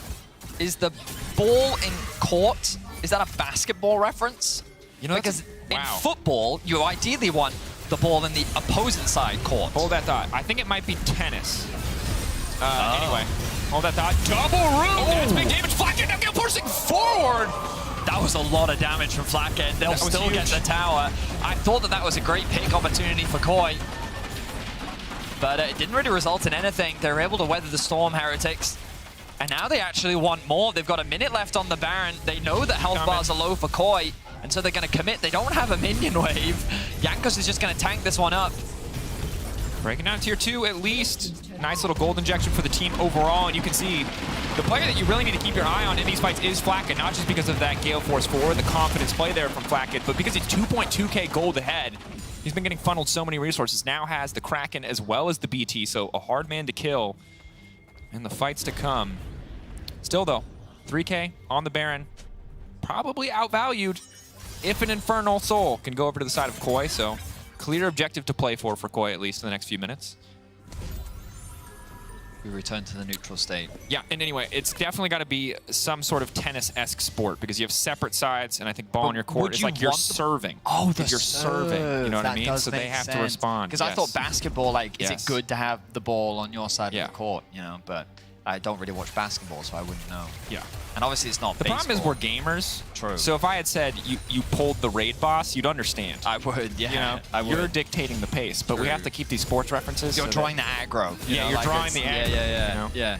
Or you're calling the raid. You know, it's sports don't. It doesn't one-to-one. It's true. That's why it's clarifying for our viewers at home. You know, I was helping educate the masses. I actually knew the whole time. Yeah. Sometimes it's important to take it down a notch. I just love the idea of when we're saying these random things in the chat. You know that emote noted when they just say that's, I like Monka personally. Yeah. Monka is also good. But you know, we're an educational stream. We aim to teach and learn together. You know, like right now we're going to learn what happens to a koi fish when playing against well, a 3-item Aphelios. Yes. Looking to make sashimi. I set you up for that, you didn't? I like that. See how precise they can be? Oh, you know what the line is? Do you remember when I said earlier that a koi is often seen as a gift when given, and it can mean good luck? Yep. Heretics could be like, it's the gift that keeps on giving, because they're, you see what yeah. It's funny. Yeah. I mean, Koi definitely gave him that Baron, so. Yeah. Oh, that would have been perfect. That was one kill. Can we go back? Can we like rewind? Can we? Yeah. If someone could just like dub that over that would be great. Be a great call. Lock that in the clips channel. All right, here we are. Lines of scrimmage drawn. The good news, 30 seconds. Larson, still a strong boy. True. Still able to fight for some of this mid-prio here. They're going to trade sides. Combat gold above each side's champion portraits. That's the amount of gold and effective items that they have. Doesn't look at consumables, doesn't look at anything they've spent on consumables. So you can see a 2k pretty decent advantage for the side of Team Heretics, but it's really all about the carries here. Can Flack it free fire? If so, they're going to win this one. Will Koi 50-50 it? This is a bold bet if they want to go for it. Probably worth the gamble, to be honest here, because if they win, they get Soul. If they lose, they give up second Drake to Team Heretics. Set up there, Hook now going to land. Mowering on the front line, still taking a lot of damage. Off to the side is Shigenda. Shigenda is big here, trying to get his way to the back line. Flacket so far has not had a big effect. The ulti going to go a little bit wide here. Gwen still standing. Shigenda trying to dash to safety, but that's one kill. Now the fall from VTO, the slow on multiple members. Flacket, Gale forcing forward, trying to keep the fight in their favor, but as long as Mowering is alive, there's a hope. He's got no flash, but his Q is up. Can he steal it? No! Flacket going to secure that one. Second Drake over to the side of Team Heretics. Soul point denied, and Advian now on the run. Heavy will opt not to do Cassante things. Team Heretics walking away happy as they take the Drake. Patient play from Heretics. Flacket and VTO's positioning. They were very aware of Jigenda on the flank. He was the member that I was the most concerned about for Heretics just because his position looks so good. You could see that the fact that the engage comes onto Maorang and then Jigenda has this access onto the back line, you're thinking, oh, he can do some real damage back there, especially when he doesn't get caught by the Maokai ultimate. But unfortunately, there's no real follow-up. You can see that this area is doing what he can to try and tear apart Jankos. Then they turn their attention onto Evie, and the front line is just stronger for Heretics. So when they then get the re-engage and all of the engage tools have disappeared from Koi, they're just forced to retreat, and Jigenda doesn't have anything to help them get away to safety. So the front to back is just going way more in the favor of Heretics, as this Casio is really doing a lot of work every time Koi tried to force an engage. Yeah, just has so much control if they do want to run face first from the enemy team. Hard for Koi to find the angles. Jigenda getting stronger. Wasn't enough to tear through the entire front line. TP now coming in. Evie might be in trouble here. Unstoppable. Team now retreating, debating. Do they want to keep this Baron going? It will reset in terms of overall health. Full 5v5 here. They got the TP out of Jigenda, so Heretics aren't too unhappy about that. Now they can start to split up the map once more. VTO moving towards the bot lane, looking to get that push in. Koi maybe see a window here where they can start the Baron themselves. It's a bit of a gamble, choosing not to go for it. They'll instead send Jigenda top lane. The Baron is fast, though, if they It's did very want to try fast for it. both sides, I feel. Let's have a look at the Aphelios guns. What's he running right now? Ooh, you want to talk about the... Well, I'm thinking about Baron. You know what I mean? Well, it's on red-blue. So most likely the red swaps to purple. The nice thing about Pro Play right now is that Aphelios is generally agreed on an order, so you can generally tell what's coming next. So the red should swap to a purple. Yeah, it's white, red, blue, purple. I mean, if you say that many colors in order, I can't remember. I can look at the one in front of me and I can tell you which one's coming next. Oh, no, it's green, blue. So purple and then green are the next two. It's not blue. Yeah, it's... And again, every time we do this, I feel like we're preschool teachers. It's you know, like, all right, guys. It's the color. How do you make green? How do you... You know? Wait, isn't green one of the root colors? Yellow and blue. Wait, maybe. I've actually forgotten entirely, so I'm opening myself up to massive criticism. Oh no, we forgot the basic colors. How do you make the color? You click the eyedropper tool in Photoshop. Bam. Yeah. Forgot all that, just like algebra. Never use it, just Google. I'm a bad example. Don't follow in school. Stay there, good idea.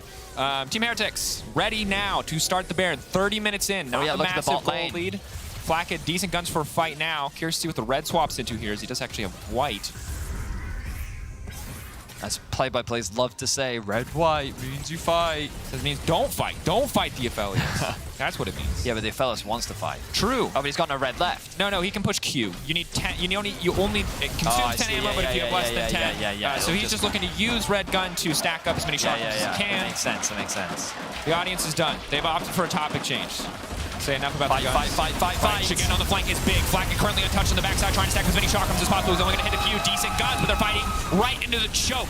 Flacket now needs to fire back if they want to get anything done. Malrang grounded briefly. A single member taken out. Only Mursa off the board. Koi, they can regroup. Can they get something done in the next 30 seconds? It's an awkward fight for Heretics as Evie was pushing out the top wave and didn't really have anywhere to TP to.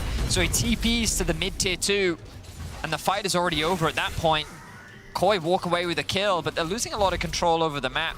They have set up position around Baron, and they will start this one. Jankos was about to start the red buff, now has to make a beeline, but this Baron is gone. Taking a bit of damage here. Burn through this one so damn quick, there's really no chance to respond. Team Heretics going to get the fight in the meantime. The mark down for Flack, going to lay a bit of poke onto Malrang, but the Q follow-up, the moonshot will not connect. Evie ready to try to get something done here, but has to go all out if he wants to go over the wall, so can't really follow up. A big blunder there from Heretics. They just believed that Koi would reset. They didn't. They looked at the HP bars and said, you know what, there's no way that they start this Baron, but Koi just melt that Baron. Here's the pick that you'll see onto Mercy. He's trying to clear out this vision, but you look around, there's no real wards for Evie to TP to, which means that Flackhead actually, I think, gets a good position here. He tries to pop the red to then stack up those chakrams, as you highlighted earlier. But like the damage just isn't enough. Mercer dies too quickly. It's 4 versus 5. Vito and Jankos are forced to retreat immediately. And then they actually move to the bot side of the map to start setting up for the Drake, but that then completely costs them the Baron. The good news for Heretics is it's likely just going to go straight into another fight. So we'll see if Koi really gets to take advantage of this Baron. Getting aggressive here, trying to take some space, which again is still just hovering on the flank, but that's the miss now taken out. Maybe thinking the fight started. The Everfrost, the root, the stopwatch now used. Ultimate coming out to try and disengage. Mercer already down. Evie already so damn low. VTO, Flackhead, Jankos, 3 members versus the world. Evie over the wall, but so low. Comp just laying down a bit of poke here. Malrang eyes focused on the prize. Infernal Soul, the name of the game for Koi here. 50-50, and Jankos manages to take it away. Both teams now at soul point, but Team Heretics need to get the hell out of Dodge. They will retreat, hit him with a thumbs up, and walk away happy to have the Drake. Wow, Jankos with a really important steal.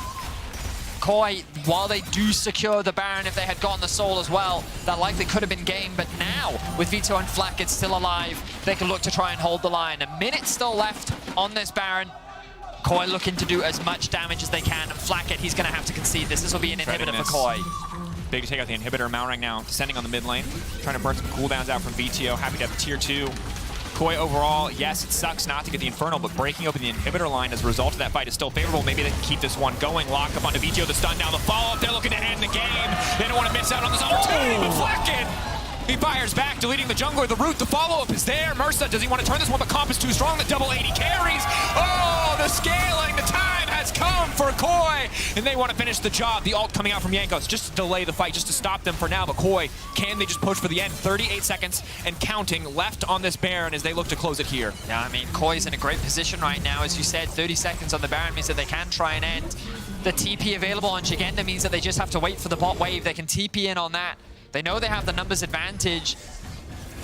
It's going to be a difficult fight. There's the TP, but maybe Heretics can punish this. This is a bit over eager. Shigenda going to just back the damage from Larson is lethal, though.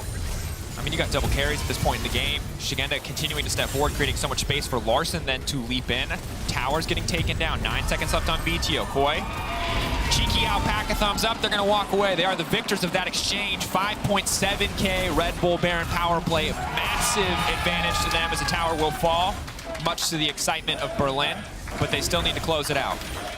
TP, double TP on the flank. 2 members coming in. Can they make this team fight work? Shigenda already throwing down the ultimate. Larson over the wall. VTO now trying to finish him up in the 1v1. The knockup going to go through, but VTO isolated. VTO now all on his lonesome. Has to flash out to safety, but Mercer goes over the wall. Flack over the wall trying to fire back. The mid stopping any follow-up, and the play is fumbled. Koi responding perfectly. The Heretics are just falling apart at this point. Koi, they found a really good pick around the Dragon. They use that to find themselves another pick. They move into the bot lane inhibitor, and then as they're trying to retreat and pressure mid, they find themselves another pick, which look at how much damage they've now done to the base of Heretics.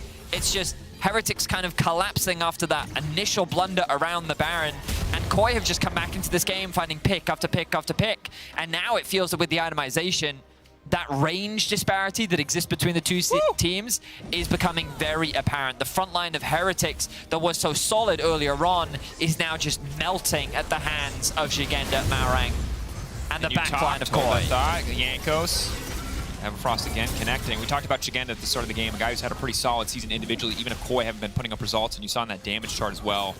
Man is a powerhouse on the Gwen. In terms of impact in these fights, he's been huge for the team, really silencing Evie in this top lane matchup.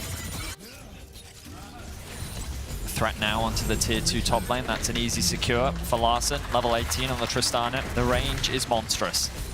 For Koi, this feels like this should just be a victory lap. They've got so much pressure now. They can wait a minute and 30 seconds if they want to play for Soul. Huge gold advantage, item advantages on the carries. Just can't afford to fumble here. Shigenda on his lonesome. Can just step forward into VTO and just look to take the 1v1. Nice back step, it's clean. The Petrifying Gaze is the only thing that could have done it. And Shigenda turns away at the perfect time. Koi can now go for the throw. Koi can look to end the game. It is only a single tower standing between them and the nexus of Team Heretics. An important pick as Shigenda continues to cause chaos on the side lane. The hook will not connect. The One mist. is immune. But now with no inhibitors left, Koi are sieging onto the Nexus towers. Only a single one remains. Flacket doing what he can to wave clear that turret, doing some serious work. And Flacket's the only one who matters here. If he goes down, it could all fall apart. They're immediately trying to get to the backside, trying to get onto Flacket, but Gwen again immune, going golden on the stopwatch. 5 members of Koi here. Flacket will not be enough. He's doing a lot of damage, but there's too many members of Koi standing. Vamos Koi, baby! Taking the win over Team Heretics. A strong start for Heretics, but a single pick onto Mercer converted into a Baron for Koi was all they needed to turn this game around. Both compositions wanted to do the same thing. They had that front-to-back team fighting. But at the end of it, it was Koi that ends up coming out on top. Slow start overall, and of course, Heretics not in a bad position when we look at this season in its entirety. But after going 3-0 in week 1 to find themselves 0-2, they've got to be feeling frustrated, especially with the position that they were in that game. Yeah, definitely a difficult one. And again, I think credit in the early game, Mallory making level 3 game work, Larson transitioning that pressure to the bottom side, and Shigenda just continuing to get stronger and stronger. We've seen the power that a late that initial Baron, though. The initial Baron was terrible, man. And that's the thing is like, look, we can talk about what they need to change for the next game, but we can also just wait to see it. Today, they found the win. They did. When it mattered, after a very rough day 1. Still not the cleanest, but still able to find the win.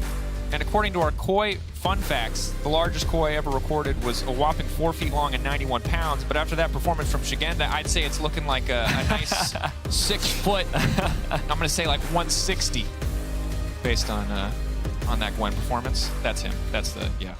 Really bad at guessing weight and heights. So whatever Nice try. Shigenda is. I see what you're trying to do. Yeah, I was good. You know, he's the trying to be Koi. clever. That He's was also an option for player of the game at LEC on Twitter, Shigenda, Larson, and Comp. The viewers at home probably learned a lot more about Koi than they were expecting to. Yeah. You're welcome. We'll have more Koi facts for you. You can guarantee that. Every game is a Koi game. No. Every single game. promise. But congratulations once again to Koi. Of course, a very heated rivalry between the two Spanish organizations. But today it was Koi that walked away with the victory. Certainly do. And now let's send it over to the victorious support who's standing by with trouble. Thank you very much, guys. Advien, congratulations on the victory. I was just chatting to you now about it. Is that like a sigh of relief, getting that W? Well, not yet completely, because we still have some wins to go, but definitely getting this one on the board was very important, especially after the Mad Lions fiasco, I suppose. So, yeah, very happy that we at least got one on the board and looking for more. What did you mean by a fiasco? I mean, in my opinion, that game was like kind of won, and then just Aphelios happened. 300 years of gaming design, and sadly we lost that one, but I still count that one as a good game, and it was very close. So. Now, of course, joining Koi, there are expectations behind the team from Rogue to Koi. What do you think are like some growing pains in your team that is not allowing this performance that we saw today every day? It's just some macro things. We need to get better at communicating. Obviously, with Trummy gone, there was a different communication going now that we have to ease into. And that's not always super easy to practice effectively in scrims. And so, yeah, we just have to tackle that communication, tackle macro, get on the same page in that sense. And once we got that going, which is slowly coming, I think we will be a very strong team. It's actually so interesting that you mentioned Trim, because she was a big shot caller in general for Koi. He's played a lot with Comp. How is your communication with Comp, and what is your role in the team currently? Well, right now I'm adding a lot of just communication in the team in terms of making sure we do reviews correctly, making sure there's energy when it comes to talking about the game, talking about laning phases, that kind of stuff. And I think the communication I have with Comp is really good. We have very open dialogue. I really love working with him, and yeah, it's all going pretty well, I'd say. Have you been satisfied with your performance so far in Koi? I mean, I think a real competitor is never satisfied because even if you make one mistake, that's not enough. I don't think I've been playing poorly, but every player can do better, and I strive to be the best, so I need to do better, always. All right, so since you have been through a lot of iterations of support, metas and stuff, is this particular support meta one that you can really show off? Personally, I don't think so, especially when this current patch kind of reintroduced stuff like Yumi, which we all know and love, and other enchanters. I think the skill expression in support is really kind of dumbed down to the first few levels where you can kind of pressure your lane, and after that it's really just macro communication, but not like something special. So I would like to see some engaged supports coming back, some skill expression in the support role, but this is what it is right now. All right, Advien, I want your quick thoughts. SK just walked on stage. You guys are playing them tomorrow. How do you think this matchup will go? I think we'll win. Okay, quick and to the point. Thank you very much, Advien. Congrats on the win again. We're going to toss it over to Frankie and Broxa for a post-match breakdown. Thank you very much. Thank you so much for that interview, Advien and Trouble. Do you think that there's no skill expression in Enchanter supports? Because Advien seems to be very much on the melee train. Well, I think to some extent he's correct. I think in solo queue, it's like there's a much bigger difference between a good support and a bad one in terms of like how much you can roam and use vision. But at this level, like all the supports already know all that, and there's only so much you can do. So I kind of understand where he's coming from. You know, supports want to have a chance to show off and make big plays as well, right? Yeah. We are joined by Larsen. Hello. Hello, hello. How are you doing after that match? Thirsty work, I see. Yeah, I haven't come down yet, really, because it was, as always, against Heretics, El Clasico. It's always a banger. It's always a very long game against Heretics every time we meet them. And it's also a huge win for us. Like, it's massive. We needed this win big time. So, yeah, I'm very happy right now. Yeah. Well, let's talk about what happened then. Let's start with the draft, because the Tristana was an interesting pick. I definitely was watching Yamato, his stream, and he was talking about how it could be viable right now, so it was good to see you play it. Middle of the game, though, it looked like you weren't able to get much done. So how did you feel when you were playing her today? I think we're doing pretty well. It's not that easy to like snowball the game, but there was like a Nash call. Maybe I made a Nash call, because like the third Drake was coming up, and I was like thinking, maybe we can sneak it because they think about Drake, but they definitely didn't. And then we made the game very hard for ourselves, but we stayed very strong mentally. So I'm happy about that. Yeah, and it was a fantastic endgame for you. I mean, deathless, Larsen. For you personally, how much did you need to have a big performance today? Yeah, obviously it's been a rough season so far, so having a good performance is nice, but mainly I just wanted the dub. Like the dub was the only thing in my mind. So that's the only thing I care about. Yeah. Well, let's go right back to the early game as well. The level 3 Sejuani gank seems to be meta at the moment. Should we have a look at that moment, Broxa? Yeah, I think in this case it was pretty interesting because we saw Heretics plays a ward level 1 here that Koi obviously spotted, and Malrang presumably made this early plan off of this because we see him starting red buff, he's gonna do Crocs, he's gonna do Raptors, but what he does after finishing Raptors is really interesting. He knows the ward is there and that is gonna expire soon, so he moves in Fog of War, moves all the way around the red buff and comes in towards the mid lane, obviously looking for this kill and being a good jungler, setting his mid lane up for success. Yeah, he was a good boy, but then 1 minute later he was not a good boy. And that clip is coming now, because we have to show both sides of it. So Malrang starts off using the vision, great, but unfortunately he wasn't aware of this ward in the river that is now timing out. Bot lane is spacing, enemy bot lane of course moves on him right away, and just like that, unfortunately the advantage didn't last for too long. Yeah, I mean, Malrang giveth and Malrang taketh, right? So. The power of the jungler, I guess. Yeah, let's move things into the team fight setup. About 11 minutes into the game. It was an interesting game to watch throughout, really. The two sides seem to be keen not to give anything away in the fight, are happy to walk away, but not in this instance, Larsen. So I was wondering, how did you guys plan this? What was the communication like? Because you put the ward down for TP really early. Yeah, we knew a TP advantage mid, and we looked for a timer where I could TP and Cassandra could not TP. and Casio couldn't be bot. So we looked for a time where Casio was around mid, and Gwen can like cancel Cassandra TP, and I can TP because they have a mad advantage. So we're just waiting for the correct moment. And yeah, it went very well. I could insec Aphelios. It's always nice to insec on Tristana, right? So yeah, that was like the game. Well, what was it that made you make this call? Was it because you knew Herald was timing out soon and you expected them to want to put it down immediately? It was kind of giving a call because they really wanted to Herald. They were showing it very clearly. And we knew I had TP advantage mid, so we just played around it. Yeah, makes sense. Pretty easy. Yeah, pretty easy. I mean, the Baron fight wasn't easy, though. Should we take a look at that?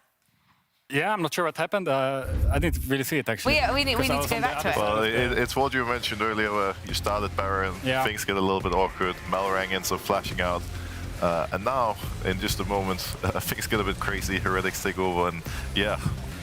What are the comms like in this stressful moment?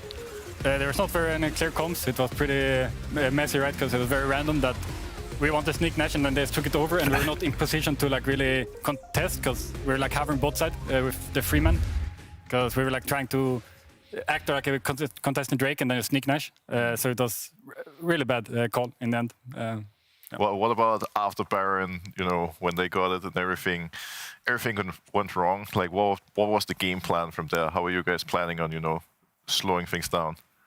Yeah, I mean, we at least got like the third Drake, so we had the Soul Point, which is always like very strong on stage, especially. It's just such a big pressure on enemy team. And also, I felt like I was not really worried because they couldn't really do much with the Nash. We could just stall, and we're still scaling really well. So it was just going to be about the Drakes. How are you organizing yourself in the team fights? Because you've got 3 incredibly strong carries in the game there. I'm just wondering, how are you prioritizing things? We just try to spot the Inter and kill the Inter. It's pretty straightforward. Fair enough. I'm interested, I guess, in the Koi identity now, because it's fair to say that this year hasn't necessarily gone as you've wanted it to, and now you're needing to find what works in these final crucial best of ones, because we are now halfway through.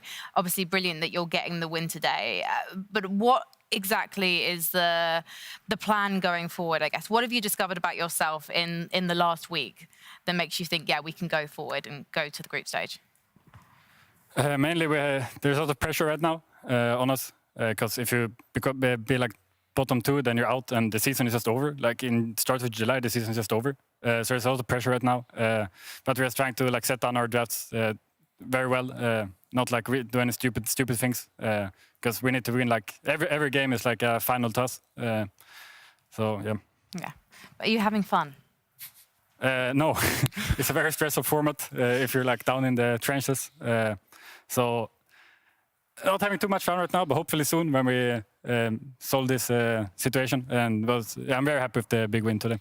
Well, if it's so stressful, like what are you focusing on going into tomorrow to make sure that you can still perform at your best? You just need to analyze enemy team very hard. I try to do like work as hard as I can to not give anything to like luck. I'm just giving it my all, and I just don't want anything to come down to luck and just flip anything. And you feel happy about playing SK tomorrow? I don't really care who we play. As long as you win. Yeah, sure. Larson, thank you so much for joining us. Congratulations for the win today. We are going to head to a break because you can see SK are set up on stage and they are raring to go. So maybe we'll call this one a warm-up. We'll see you after the break. The level 3 stage gang. This has become flashing out to safety. 2, 3, looking for 4. That's going to be a stun. Should be a first blood. In 5 seconds, Chisante can TP. He can TP now. A block. Chisante can TP now. No play. Yeah, top can TP. Has flash soon. He's TP. Try and get out. They're TP again. Okay. Nice. 3K, it's getting lower. Malrang, is it the longest con we've ever seen? Conk now going to get knocked up on the backside. There's not a ton of follow-up damage with the still going to hit immediately. They're getting kicked off. Oh, no! And Immune going golden on the stopwatch. 5 members of Koi here. Flacken will not be enough. He's doing a lot of damage, but there's too many members of Koi standing. Vamos, Koi, baby!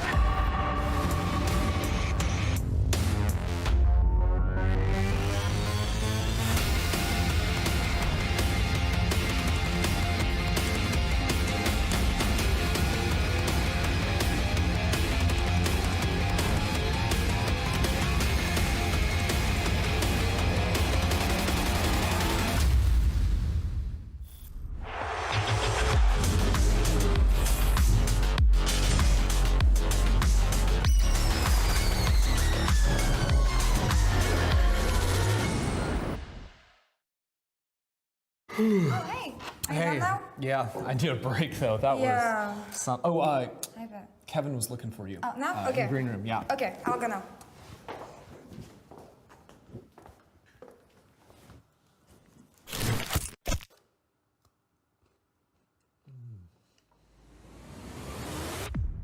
Even the biggest champ needs a break.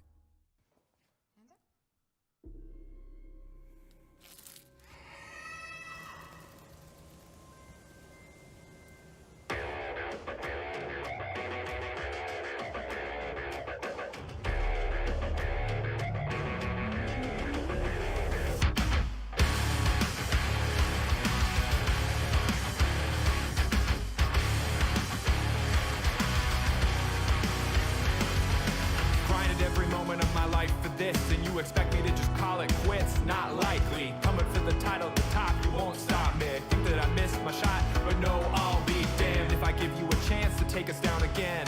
I've got what it takes to get you in the end. I'm mad, I'm upset, I'm inspired, I won't quit. You can call yourself king, but I won't submit. I'm never gonna stop this. Be the ones to end this. Never let this go. Threatening, this will be a day of reckoning. This is our time. We have drawn the battle line, listen to our war cry. We fight for those who left behind. We live for those who were denied. We know your fate is set in stone. We've come to take the throne. We kneel to no more kings tonight. We bleed but won't give up the fight. We scream that we will take you that way. Hail for the crown. Don't take your eyes off us, cause you're in for a treat. You sow the seeds that we've come to reap. And believe me, defeat is in your future. I don't need a crystal ball to see the way that you can lose us, all the ways that you could fall. You call us fanatics, but you're the one who's obsessed. Claim to conquer it all, but you just write checks. Another player in your sights, but you don't understand. You'll never have shit on a self-made man. We are never gonna stop this. Be the ones to end this. Never let this go. Threatening, this will be a day of reckoning. This is our time. We have drawn the battle line. Listen to our war cry. We fight for those who left behind. We live for those who were denied. We know your fate is set in stone. We've come to take the throne. We kneel to no more kings tonight. We bleed but won't give up the fight. We scream that we will take you that way. Hail for the crown.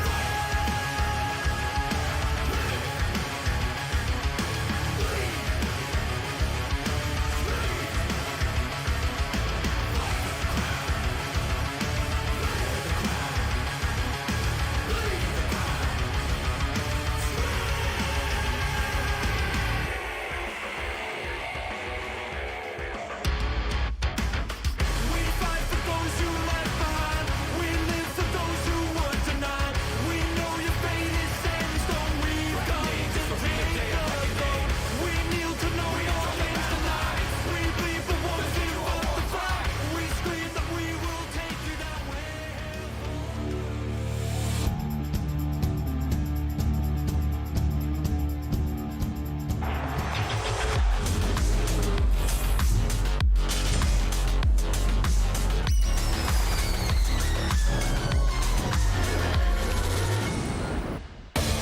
Welcome back to the LEC, where the pregame lobby chat is spicy. It's getting weird. Now, we're moments away from G2 Esports versus SK Gaming. SK have it's been a bit of a struggle. Yeah. Lately. Quite a bit of time, actually. So we'll see if they can step up against G2 today. Because if there's one thing you can rely on G2 to do, it's surprise you. And the loss here would be surprising. But let's see who's got the edge in draft as we get ready for picks and bans.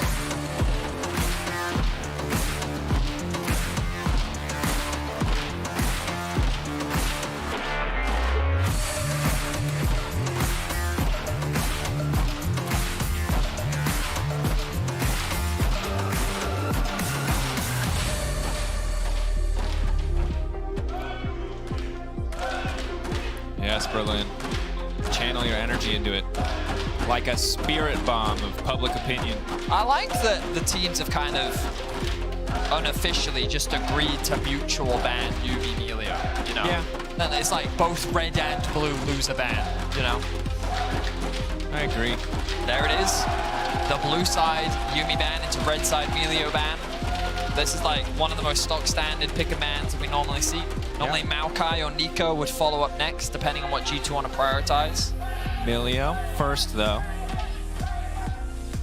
Draven. They want to see Hans Summer Draven. Or they want to ban. Rakan. So that means Nico or Maokai is up. And let me tell you, G2's locking in either or. Like, they will pick either one of those. Are they cooking this game, or are they going to keep it stock standard is the question. Come on, SK, what are you going to let them have? What is your plan? Maybe leave both open. Maybe you trade. Is that a good deal?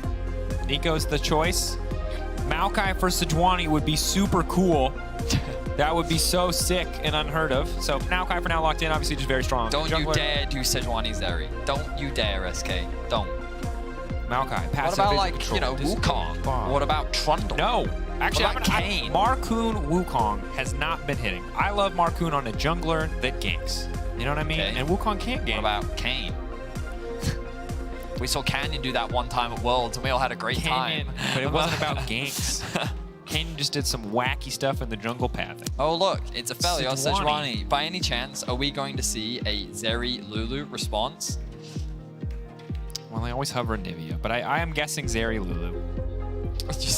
Because fans, this is exactly what you asked for. You better get hyped. Do you want to? I'm sorry. I don't know if they're convinced that you actually want to see the Draven, Berlin. You're very tame considering. Yeah, are you gonna? Oh, it's a Braum. They were expecting to. Oh, damn. Okay, I don't care about Draven anymore. That's old news. That's but old Kog'Maw, that's spicy. Time to Google. Forgot what all those ability names It's the spitting void monster. Nice. That's all I needed. Rageblade. That's what we expect, right? Yeah. I mean, unless there's some Kog'Maw tech user. that I haven't seen, like Well, Rageblade some you'd assume on Infinity Edge paper- Cogmore that I don't know about, or Gale Force Cogmore. I don't Highest know. DPS item for sure. The question is, do they have something special cooked up for it? But certainly Braum Kog'Maw, a lot of synergy, Damn, and it's Braum scaling Kog'Maw. 80 carries going toe-to-toe. So while we might see a game that's all about late game, at least the 80 carries are keeping it So interesting. what abilities do you remember? There's Bio Arcane Barrage, which I'm pretty sure is the Bio-Arcane Caustic Barrage? Spittle, Void Ooze, Living Artillery is the alt. Artillery, W yes. is the Bio Arcane Barrage. Oh. So I don't remember the passive. Acathian Surprise. Oh my, I'm not even looking at the Surprise. screen. Look at Just you, off you're the so top. good. That's right, years of conditioning. I'm like Spartans trained from birth to be soldiers. I have Me to, does trained this from birth to Q remember still ability names. remove armor, Yes, magic resistance, and or did gives they you flat change attack that? speed. Nope, still shreds armor and magic resistance. Yep.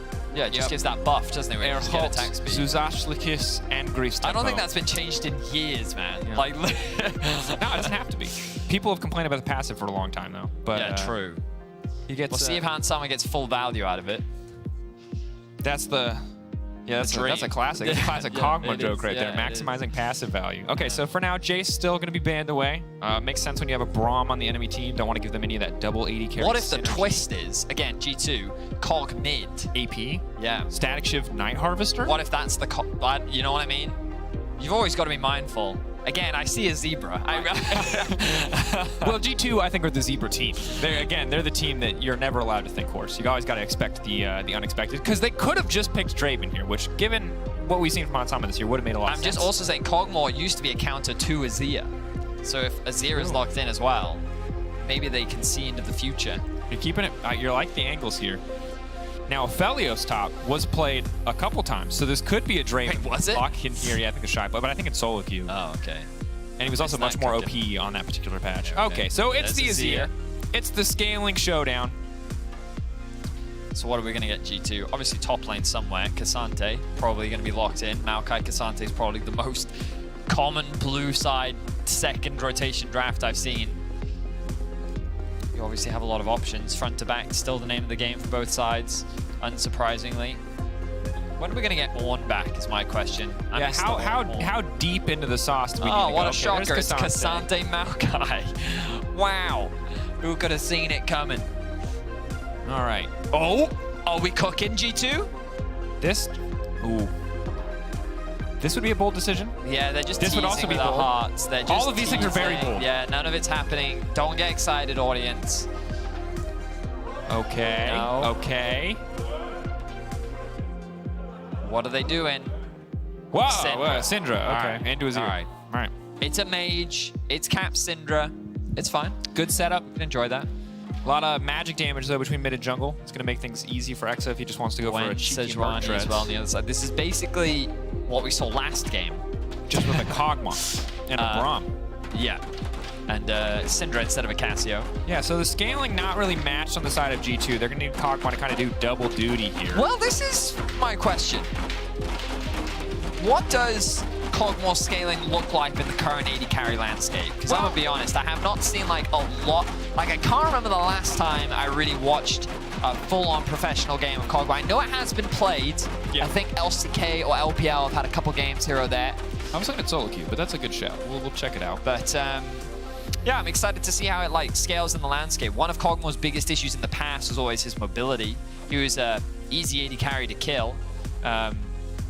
Well, a champion that can have, obviously, a massive amount of damage. Just can put out a ton of damage, can shred through entire tank lines, can do a ton of work here, even on 1 or 2 items. Historically, a champion that you've had like the tank Maw with the Lulu, where it's been able to, you build Randuins and you still do 1 million damage. You had the stand still. That happened for, I think, exactly like 4 or 5 patches where he was able to stand still and have 5.0 attack speed and just murder everyone. Nice. That was my favorite Kog'Maw. Yeah. They took that away from us, understandably. I remember the good old days of Lulu Kog'Maw, you know, the Juggermaw combo. Well, we're going to be talking a lot about Kog'Maw in this game, so brace yourself. It's time for G2 versus SK.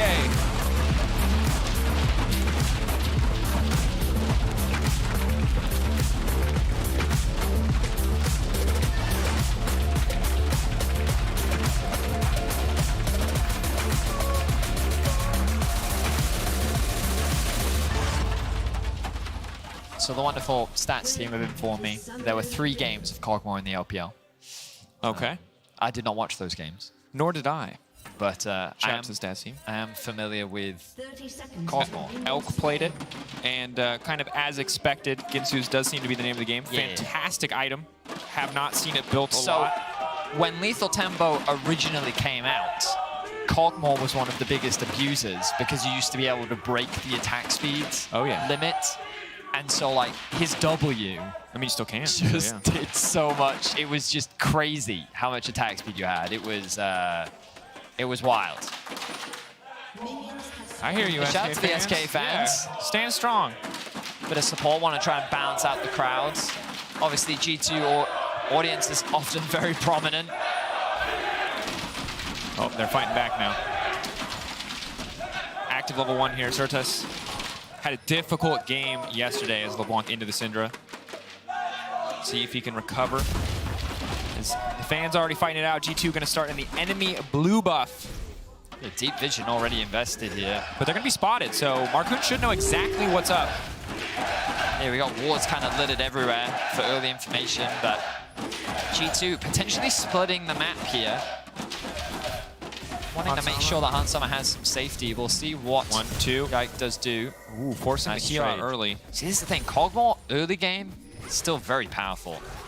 You do have a lot of damage just by taking the W, but obviously it's only within that W window where you are lethal, so it's kind of like small burst trades. So if Mickey can land the Q, follow that up with a W, you can do a lot of damage. Yeah. You have a lot of potential as well when you lay down the slow field with the Braum to find that immediate CCX kick, wisely packing cleanse in this lane. Dodging the wards here. Yike shouldn't have information. A question mark ping did come through. Yike is a little suspicious. We used the sapling to spot out if there is any potential threat. But it does doesn't have the smite. see him. Marcoon, does he want the objective? No, he wants the tree.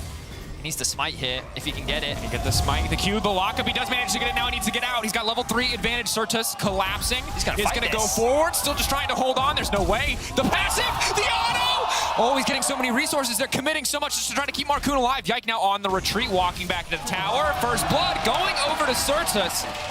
But Yike, not too bad, all things considered. Yeah, Yike realized that he just needed the Q off cooldown to secure that kill. He needed one more auto at the end of it, but it wasn't quite enough, which means that Marcoon walks away with his life, and the blue buff handed over to Certus, while Marcoon does lose some camps, and he's unlikely going to be able to get those back because Yike makes his way back out onto the map. At least Certus will be able to start off the laning phase with the blue buff and first blood. And he's going to need it. His caps has pressure. Hasn't had to burn too much mana, mostly focused on getting that push, as Certus did have to leave lane, but Yike was already 2 camps ahead. Because he's able to smite that away, sorry, that's what cemented the 2-camp lead. It could have been dead even. And he's got the XP advantage as well over Marcoon at this point. Is irrelevant. Bullying on the top side. This Gwen looking better and better against Cassante as we see it more and more here in the LEC. I mean, I'll also just say that I think Irrelevant's one of the best laning top laners that we have in the league. Yike making his way back towards bot, threatening the dive. They get the lock up here, Unbreakable down. They need to back away from this one, but the root is there! Mickey overstaying! Guardian will not be enough. Good patience from Exekick to wait on the root there to ensure that they get something back. The pull back from Broken Blade, not quite going to connect. Good use of the mist, Irrelevant. Stepping back. A very botched dive there from G2. Certus now in a bit of danger. Yike not done yet. The flash back, he can knock him back out of tower range. Do they have enough damage to finish Certus here? Yike now needs to back away, but Marcoon still only level 2. He has not gotten another camp. He's at 4 CS. Yeah, Yike stealing away the second spawn of the Raptors. Knowing that he doesn't have support from his mid lane, as you rightly said, he's so far behind right now. Yike, of course, losing that first blood wasn't ideal, but punishing Certus and getting his flash out. Certus did a smart thing of trying to flash underneath the tower to then lock up Yike with the assistance of Marcoon. Maybe they could have turned that into a kill. Nikki, though, in a threatening position here. Can they really do anything with the wave where it is? I think just trying to zone off so they can't poke Hans, it seems. Let's just go back to that dive earlier. So basically what happened was Mickey dived, ignited, and then was like, he has a purple gun. I'm now dead. Yike didn't follow up on the play. They weren't confident in committing to the dive, which means that Mickey just kind of gave away his life. And it's one of those things where I can't really blame Mickey for it, because like he's just following the call, right? He's taking that initial tower aggro. He goes in with the W, applies the Q, applies the ignite, and like he's done his job. Now it's the responsibility of Yike and Hansama to make the dive happen, but Marcoon covering. So that was the main reason why they didn't execute on the dive. They see the enemy jungler and they realize, oh, actually, we can't commit to this dive anymore. Yeah, and I think it's important to note that there were no camps on the bottom side for Marcoon, so they did not anticipate him being you're there. right. So it seems like the second they saw Marcoon, they're like, plays off, and Mickey's like, oh, okay, guys, Okay, yeah, that's fine. Exactly, yeah. That's no problem at all. So again, not really Mickey's fault. He's just kind of following the call there. Yeah, still overall for G2, not a great play, even if it's not individually Mickey's fault. It is going to cost them a little bit, but still Hansama holding on to a 200 gold lead, opting for the early boots too. And also, like, here's what the good news is for Mickey. There's a whole level jungle gap between. Yes. Like, it's massive because 42 to 16, the CS score. Yes, it's Yike has been on a clinic in terms of camps being cleared, and that is a huge XP advantage. You can see Marcoon has less XP than DOS does, so that's going to be big when it comes to contesting some of these early dragons. Which, with the prio that they do have in bot lane right now, maybe they can look to convert this. Marcoon makes his way into the bot river. Cap's deciding to hold the lane. If he chooses to push this out, he can look to collapse. But right now, that's not the priority. Instead, he's going to let this slow push towards him. Yep. If you're an LPL fan, you've heard of Feed the Puppy. That's the Uzi strat. SK need to feed the That pig. is old school. They need to feed Marcoon. Marcoon needs to farm. He needs to eat. Pigs will eat anything, please. Just feed him. He's so far behind an XP. See if it costs him, though. Top side. Potential all-ins at every single trade, but as long as either side burns their ult, it's just going to be a battle of pressure. Again, Berlin hungers for blood. They want more. But a quiet game. I mean, SK 2 kills. Gold, though, dead even. The only person who has a gold lead on the side of G2 right now is Yike, which, again, not super impactful. When you're a first-strike jungler rushing Demonic, it will be definitely more impactful than full tank Maokai. But would love to have that gold on to Cog. First item, second item for Cog, very big. For those interested, it's not a surprise, but Hansama is maxing his W. As you always do.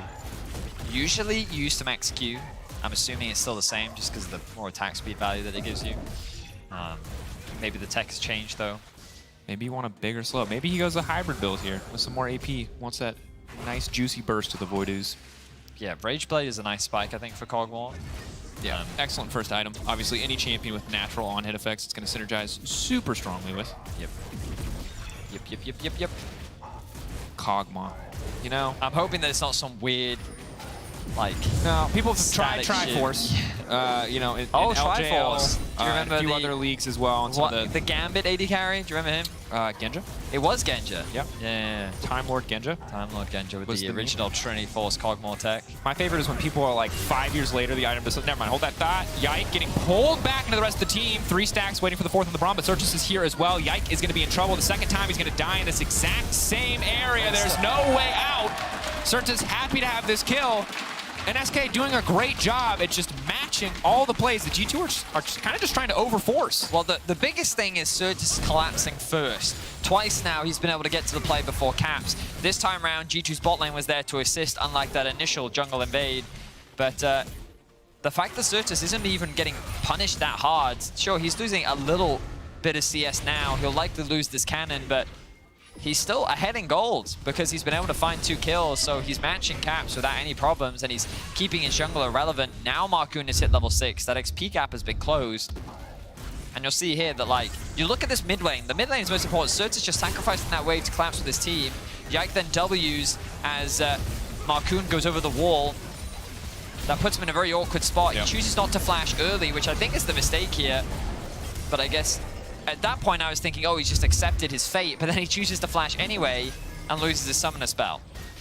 And really, Markoon, good Q over the wall, separates the team. Obviously, when the Braum is there to body block a lot of that damage, it's hard to follow up onto Yike. But SK doing a very good job of just punishing G2 here. Gold, slightly in favor of G2 still.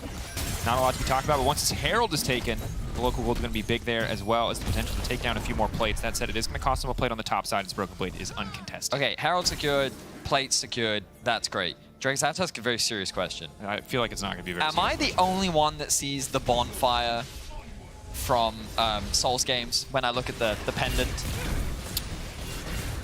No, that's like the okay. Yeah, See what I mean? It's like the bonfire. That's what I see. That's all I see. Rest, weary traveler. You know? But that's a line of dialogue. I mean, I never actually played Dark Souls 1 through 3. I know. It makes me sad every day. I've tried to convince you so many times. No, man, you don't have a jump. I can never play a game without a jump. But you know what you have done? That's I've learned recently, apparently very difficult. You have killed the monkey in Sekiro. Yeah, I have difficult. done that. Yeah, a lot of people are struggling with it. Right now. Yeah, one person more than anyone else I've ever seen. So, wait until he sees the other ones. Oh, don't spoil it. Great game. Would recommend. Yeah. For now, Dragon. G2 using the division control to try to contest this one. Objective going to be taken away, but that's TP right behind them. Mickey's already burned the Unbreakable. Now Relevant to the backside, just going to try to tear through Hansama. Cap's going to look for the disengage. Relevant not quite quick enough. He can't see the Cinder, so he can't stop it, but the mist coming out. Irrelevant not done. Coasting, just trying to zoom in. Doss now ready to back him up. Big damage coming in for the Cinder. Can they finish off this Gwen? Oh my, follow-up Surta sleeping in, cleaning up kills. Cap's now under the tower. Markoon going to drop the Herald. In the second the Herald aggros from the tower. Now SK can collapse on the Cinder. There is no way out. Clean fight, clean play. Yes, G2 get the dragon, but that is not a good trade. This is SK just punishing G2's execution. Every single time they're getting the better of their opposition. They now have a 1.5k gold leads. 6 kills to 0. They did lose the Drake, but they're in such a commanding position right now. Surtus is just picking up kill after kill after kill. He's at 4 now. Leandri's is completed. SK, they need wins right now. They find themselves at the bottom of the standings. The Dragon started here for Yike. He secures it. The TP collapse comes in from Irrelevant from behind. It can't be matched by Broken Blade. Cats is in such an awkward position, completely isolating the fight in 3 fronts. As you have the Aphelios throwing the ultimate from over the wall, rooting up Yike. Mickey being isolated from the rest of his team, and then Hansama being chased down by Irrelevant. And then when Caps does arrive, Irrelevant doesn't care. With the assistance of Doss, he's able to force them both back. Surtus then has to flash in to secure the kill. And with nowhere to go, Caps has to lose his life too. But what a great fight from SK and a great collapse from Irrelevant. We talked about how I think he's one of the strongest laners in the league right now. But his Gwen performance is already looking very strong. Massive impact in the team fight. Yeah, and staying close to Broken Blade and overall gold from the kills, from the assists, from the presence in those fights, despite Broken Blade getting so many plates in the individual 1v1. Gwen, now with a bit more sustain, maybe can start to take over the lane. Overall, coordination has just really been there from the side of SK, and for G2, Like, you can see how important Mickey is to keeping Han safe. When he steps forward, when he uses that Unbreakable, if they can't immediately win the fight in the duration of that cooldown, it's so hard for them to play out the rest. And Marcoon as well, opting for, you know, more damage amplification here if he can find the CC. Not a lot of other sources of hard CC, but still like the purchase. And Rageblade. Yeah, Rageblade has been finished. Cap still working towards his first item. Tell you right now, as a mid laner, it's super annoying when you've just been laning, think you're laning pretty well because you press tab and you see you have a CS advantage. He's like, why does he have 4 kills, guys? That's 1,000 gold ahead. And to be honest, Surtus struggled yesterday, had a rough day. So this is a pretty nice day. He's kind of been roaming first, showing up to finish off these kills. I don't think he's made any like crazy plays on his own quite yet. He's mostly just kind of been the benefactor of so many of these other... Beneficiary, that's right. Said that yesterday and I noticed it, and then I was like, that's the trap I always fall into too. Thing is, I used to have it right in my head, but then... then I ruined it? Yes. What's the wrong one that Vedius always says? What's that? That's the one I remember more now. Yeah. Bad news. Syndra behind in items. And worst champ as we get later in the game, short of a perfect 4-man. Ooh, winner. We're going to give him sidestep credit there on the side of Caps. Hell yeah. It's a good one from Caps. Well, hang on. All in, top Going all lane. in. Broken Blade doesn't win that one. Needles coming out. Snip, snip, baby.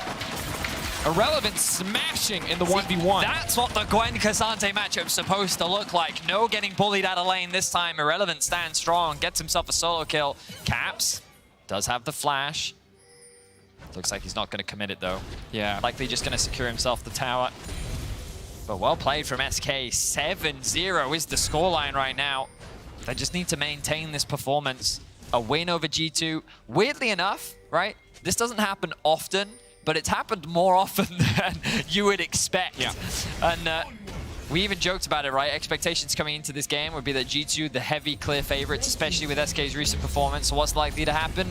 G2's probably going to lose. And we find ourselves 15 minutes into the game. 7-0 is the scoreline. A 1.5k goal deficit isn't the biggest.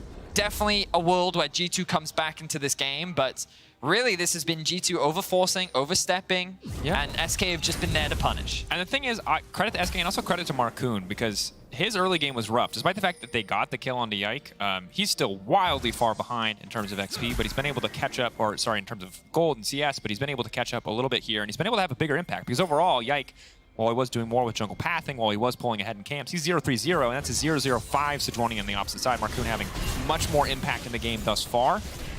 See if you can keep that going as you get later and later in the game. It looks like they're looking to dive onto Broken Blade. For now, they're relevant. Happy to just deny as much CS as possible. What's the option here? Is he trying to kill it? Is he trying to deny CS? It looks like denying CS is the choice. Yep. Very common pro player move. The cannon has been lost. -1s in chat. Obviously not Broken Blade's fault, but it doesn't matter. It's still going to lose that gold. And it's an easy setup for the Dragon. The Herald to be exchanged on the other side of the map, as they continue to try and funnel gold into Han Summer. And when we look at the scoreboard, he is kind of right now the saving grace for G2. Yep. He has a 100 gold lead over his 80 carry counterpart, level 10, late game Cogmore. Something that in Europe we don't get to see very often, but we've seen it enough to know the damage that it can do.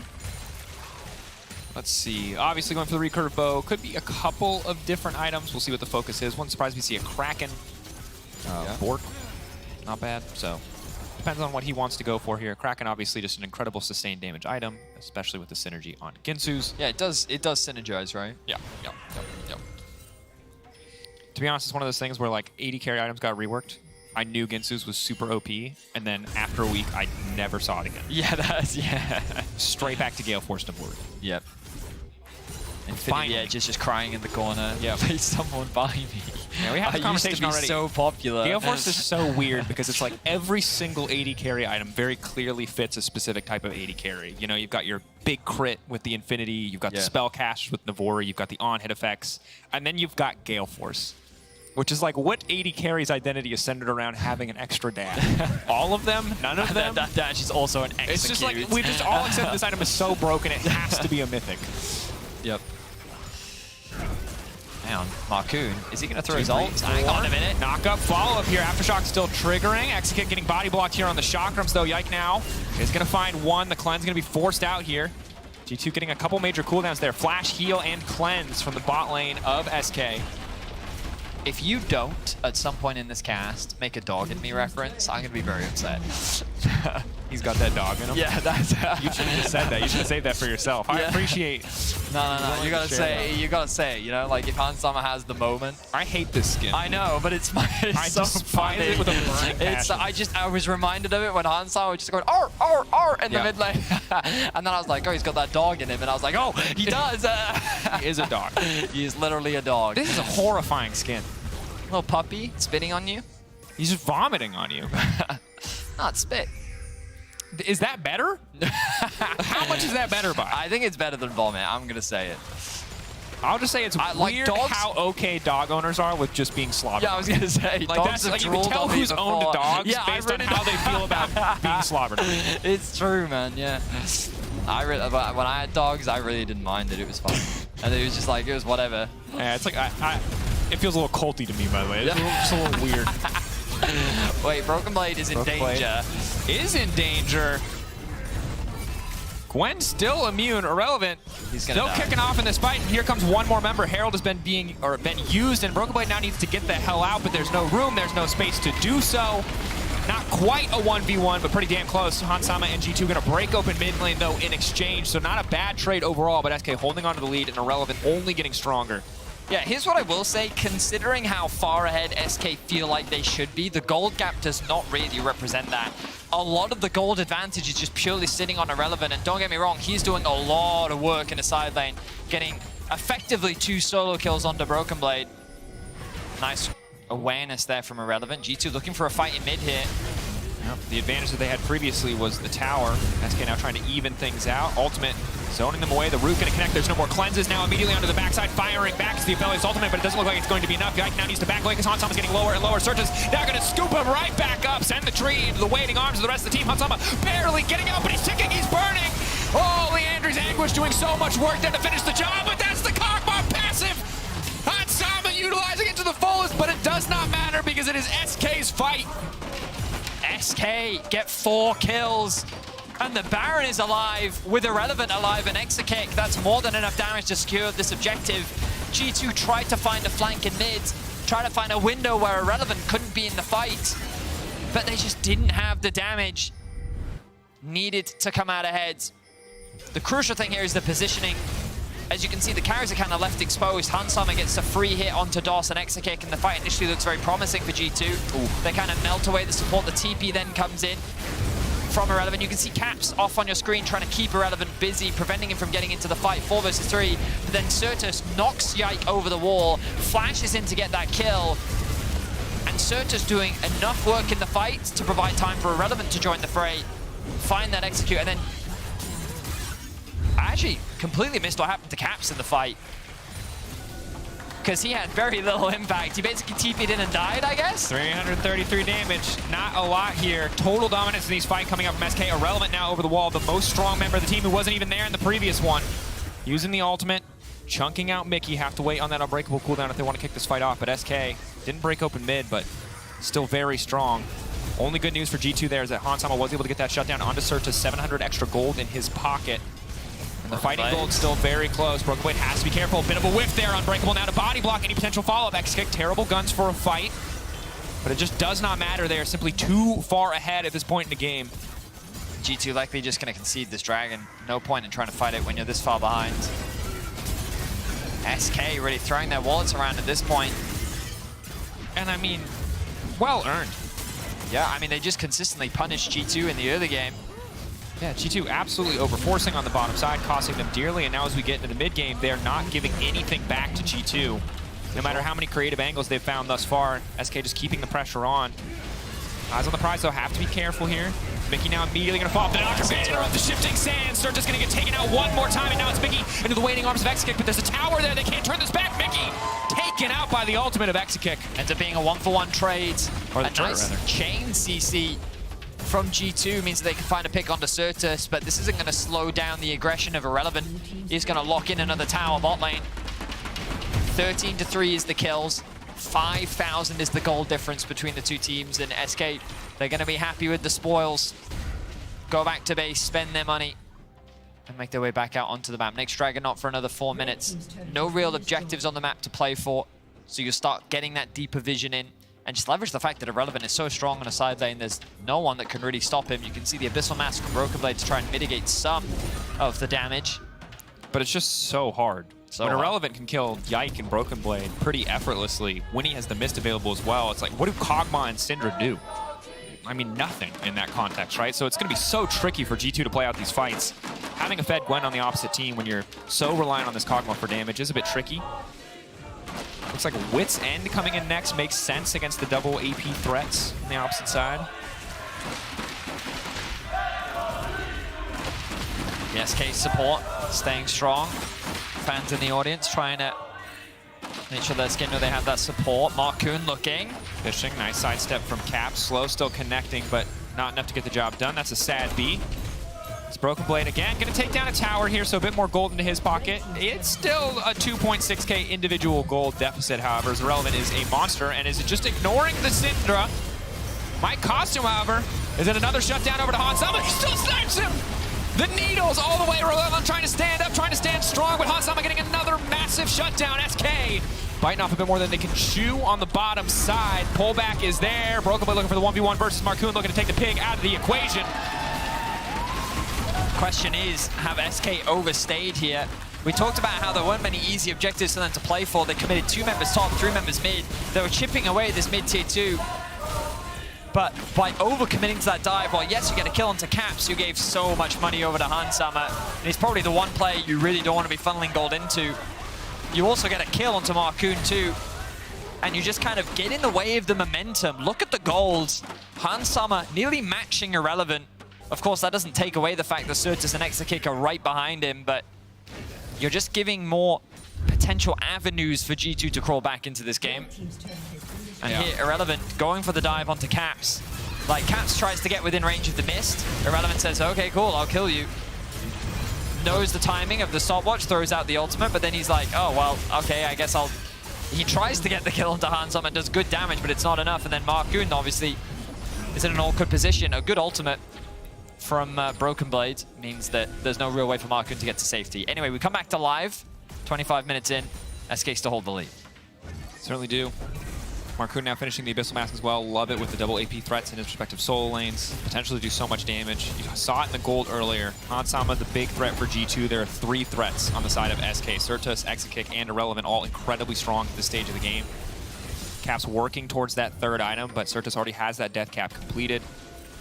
Broken Blade, if he can find and isolate Exakick, he can do a lot of work, but any other target is going to be a bit trickier. Irrelevant level 16. Oof. That is very strong. Level 3 ulti. You always have to be suspicious when the observers lower the HUD. Yep. Is a fight breaking out? How much damage does Kog'Maw do? Have to find out here shortly. Trying to break down that tower before they step forward. A lot of champions laying down turrets here. SK building their own fake Heimerdinger. They've got their own, like, armada here. They're slowly building a castle. If you have Talia's wall, look, maybe it balloons. They're just lining them up. True. Certus. I mean, they're just poking. I kind of respect it. You got 4 members here. You've got a Gwen that really can't be answered on the top side of the map. Just take your time. Just don't get engaged on the pullback. Certus is big, immediately making out fishing for the ball, but it's not going to connect. TP now coming in. G2 just need to disengage. They get it from Irrelevant, though. He overcommits. The Gwen disappears just like that. And this is a fight that could go in the favor of G2, but Exakick now looking to fire back. Just a bit of damage onto Yike. G2 coming out on top for now. SK overconfident on that mid lane TP. This does unlock the Dragon as an option for G2, but the Baron is alive as well with Irrelevant. As you said, no TP means that he can't really rejoin the fight even if he does respawn, and G2 are going to commit to the objective. SK are going to concede it. They're going to say, you know what? The soul point is more important. G2, I guess it makes sense. They're saying that all this Baron does is stabilize G2. They're saying we still have good scaling, we can still win out on the team fights. They don't suddenly have an answer to Irrelevant's threat in a side lane. Yeah. They've been able to find a kill. Sure, that's all well and good. But when we fight for the next Dragon, we're going to be in a better position. So we'll wait for another 5 minutes. We'll concede that Baron for now, and we'll continue to play the waiting game. The problem is Hans Sama getting closer to level 15. Let's see what he purchases here. A BF sword. It looks like he's going for the GA next. Makes sense.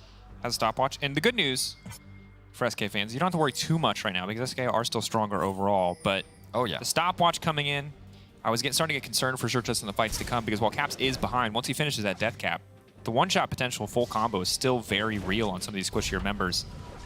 DOS has to have enough cooldowns up to make sure he can mitigate that. But you can see overall, SK leading in damage pretty much across the board outside of the jungle position where a little cheeky AP Maokai is matching things up. G2, what can they get done? 2 minutes where they're in control of the game. Need to even up the gold, need to get as much done as humanly possible here before this buff expires. Well, again, it's largely just a stabilizing Baron buff, right? And even then, Irrelevant's just like, hello, remember me, Broken Blade? And he's like, unfortunately, yes, I do. He has a few more defensive resources now, making it a little bit harder, but Irrelevant working on shredding through that as he gets closer to his Void Staff. G2 actually pushing in the tier 2 in the bot lane. Irrelevant TPing. Irrelevant back. Nice block from Mickey. Mickey, quick reaction speed to make sure the carries aren't vulnerable here. Just trying to shred through this tier 2. Will take a bit more time. Can Mickey keep going? Caps, nice flash to the side to keep them alive.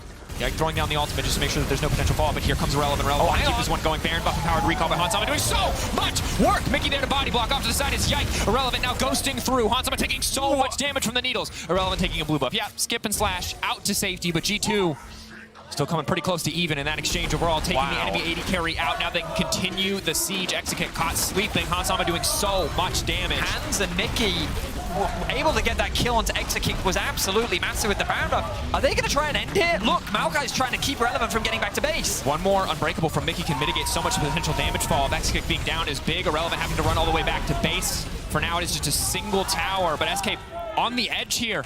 They were so far ahead for so much of this game, but G2 keeping them on the ropes. Exekick spawning back in 5 seconds. They decided that overstaying wasn't worth it. When we get a replay, just watch Mickey and Hans. Huge props to Mickey. He's had a difficult game. He's been really shut down as one of the core frontline members. But in that final exchange, it was just really strong execution between him and Hans. And again, just keep track of this bot lane duo so that it starts off with the blocks that came out onto the Sejuani ult. So Caps gets forced away. Good poke comes out from SK. But then Mickey here lands the ultimate onto Exekick. The passive gets propped, but the cleanse can't clear the knockup. And then Hansama just lands auto. Yeah. And he's able to get that kill. You actually have to bark like a dog when you want to... Woof, woof, woof, woof, woof, woof. There you go. Just clean execution from Hansama. You know, I made that sound way more complicated than it was, but Hansama literally just stood behind the shield and then just right-clicked furiously. And that's the thing is, when you think about Braum, you have to understand that he's one of the best scaling supports in the game just because of his E. Because no matter how absolutely useless he can look in terms of gold overall, that ability to just block auto attacks against Nephelios is 3,000 damage in that fight. Yeah, that's total damage this game. Oh right, he did not do 3,000 damage. I was gonna say, that's a lot of damage in a fight. I don't know what Earth AP Braum you're looking at right now. That's the entire game. I was like, wow, that's crazy. I'm more impressed that you didn't bat an eye at like the 28,000 damage. It's because, so what happened was, I swear they showed a graphic just a second ago that said damage that, because the Kog'Maw was at 4,000. So I looked at that graphic, and then when I looked again, I saw the Braum at 3,000, and I was like, huh. Graphs. Yeah, my bad. Right, that's it. I'll take the L on that one. Look, it's all right. The most important thing is who's going to take the L on the Ocean Drake here. Because SK, again, very good if they can get it. Now, they can afford to give it up if they don't feel like they have vision control here. They don't have to die on this hill, or on this Drake, so to speak. But now, both sides grouping, ready. Irrelevant still fishing for that flank angle. Irrelevant just lost 10% of his HP. No, 15% of his HP to the sand lane. Of the Maokai. Still frustrating despite all the nerfs. And obviously it's a lot of AP and not a lot of defensive stats for the build here for Irrelevant. Marcoon fishing. Shirellia's used. Yeah. Okay, G2 staying strong here. Fighting into a Braum. Very bad idea. I mean, the luxury that G2 have is their bot wave is slowly pushing in their favor because of the super minions, so they really don't have to worry about that. All that matters is the mid contest. Broken Blade continuing to poke here. Wolf go immune. Now has control over the mid wave. Now, this is a dangerous game for G2 to play because SK can afford to abandon this and just choose to push down mids, but instead they're going to contest. Broken Blade backing off, trying to create space. 6K getting lower and lower. Marcoon is going to be able to get to the pit. It looks like they're not going to take the opportunity to force a fight, but now the Maokai ult has come out and maybe they can look to turn. Execute trying to turn back in response. Broken Blade getting the Gwen away from the rest of his team. Oh, and Hansama! Here he comes, baby! He might not have that dog in him, but right now Certus sure does. Shut down, baby. Over to the Kog'Maw. Shut down to Caps as well. Dominant fight for the side of G2. An extended exchange, the Kog'Maw Syndra coming out on top. And you have to think back to that single overstep in top lane. SK, this game was in their control and they overstayed their welcome. G2 punish it. And now with a one team fight, they're looking to end right here, right now. Doing decent damage here, but a single mark is going to be big. The knockback, oh, the immediate stun, follow up, and Hansama once more. He's not happy with just an AD carry. He wants to support too. G2 out of nowhere. It was SK in the early game. It was SK in the mid game. But here at the end of the road is G2 standing tall and taking the win. SK did such a great job at punishing the mistakes of G2. They were winning so many fights. They made Caps a non-factor. Irrelevant was completely dominating in the side lane. And then it all comes back to that top lane dive. The fact that they then had to concede that Baron, it just allowed G2 to reset the game and gave them that neutral footing to fight on. All the while, Hansama was getting stronger and stronger. And in the end, it was him that came out massive alongside Mickey to really swing the game in their favor and secure that victory for G2. And Hansama doing what Elk couldn't, winning that game on the Kog'Maw. Just a Hans greater than Elk. That's what we saw. At the end of the day, though, heartbreaking for SK, because that one, it felt like it was their game. It felt like they were... But also, like, it's just kind of a summary of SK's split as well, where it feels like that it feels like that they're not always thinking everything through, you know? Like, whatever advantages they do get, sometimes that they're overcomplicating it, they're too quick to rush. The advantage that they had was like a 5k gold lead, and we literally said that there's no Dragon, no Baron, you just need to take your time, right? You don't need to overforce, you don't need to overstep, you can play that 4-1 setup, keep the 4 members mid, let Irrelevant push in top, or when Irrelevant inevitably draws pressure, just take another tower mid. It's just simple stuff, you know, keep the vision up, keep control, take your time. But they had to overforce, they had to over-aggress, and then G2, they see that window, and a team like this, you can't give them that inch, because they're immediately going to punish you for it. Certainly are. While SK might have needed to take their time, you need to rush over to Twitter. You need to rush. We should head on over to Twitter at LEC. You saw it on your screen. Yike Hans, Mickey X, your options. But what I will say about this game and how G2 have looked in general, Man and Fnatic stocks right now on the rise. On the rise. You know, both these teams are looking clean in a lot of their wins, and I'm excited to see what they can do, especially on our next game. I am too, but I'm also excited to hear from the victorious support as Trouble's standing by with Mickey. Thank you very much, Dracos. Congratulations, Mickey, on this win. You were a nominee for Player of the Game. Do you think you deserve it? Probably not. I don't think so. I don't think I did anything spectacular or anything. I was just kind of there. I think Kog'Maw was kind of spitting. He was doing pretty well. But if you were not there, well, he couldn't spit. Yeah, I guess, yeah. Now, Vicky, of course, that's great that you got the W. What happened in this early game, though? I think we were a little bit overconfident with our invades and our Drake starts. We were a bit ambitious. Some dives? Yeah, some dives as well. That was quite something. But it never felt like we were really far behind because, well, the bounties didn't pop, the objective bounties. And looking across CS and plates, we were ahead in all of those. So it didn't feel doomed at any point, even though they had 6-0 or something, or 9-0 at some point. Still felt like we outscaled them, and worked out in the end. Okay, what do you mean by super far ahead? Because SK was 5,000 gold up on you guys. Is that something that you feel like in the current meta doesn't really bother you when you have a scale in AD carry? I mean, 5k is actually quite big. I didn't think it was going to be 5k.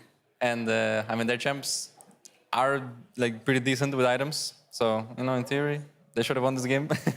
But in-game, it didn't feel like that. In-game, it was maybe 1-2k difference. But we played, pretty well from behind, I felt like. And as long as we just peel for the Kog'Maw, the only danger is if he gets Azir ulted.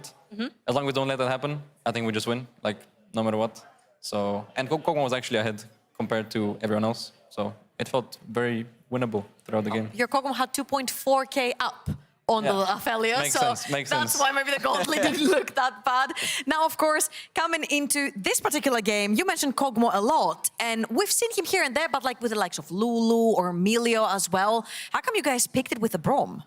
I feel like Kog'Maw Braum is actually pretty strong. I think I could consider it stronger than Lulu, I would say. I think Emilio Kog'Maw, pretty good as well.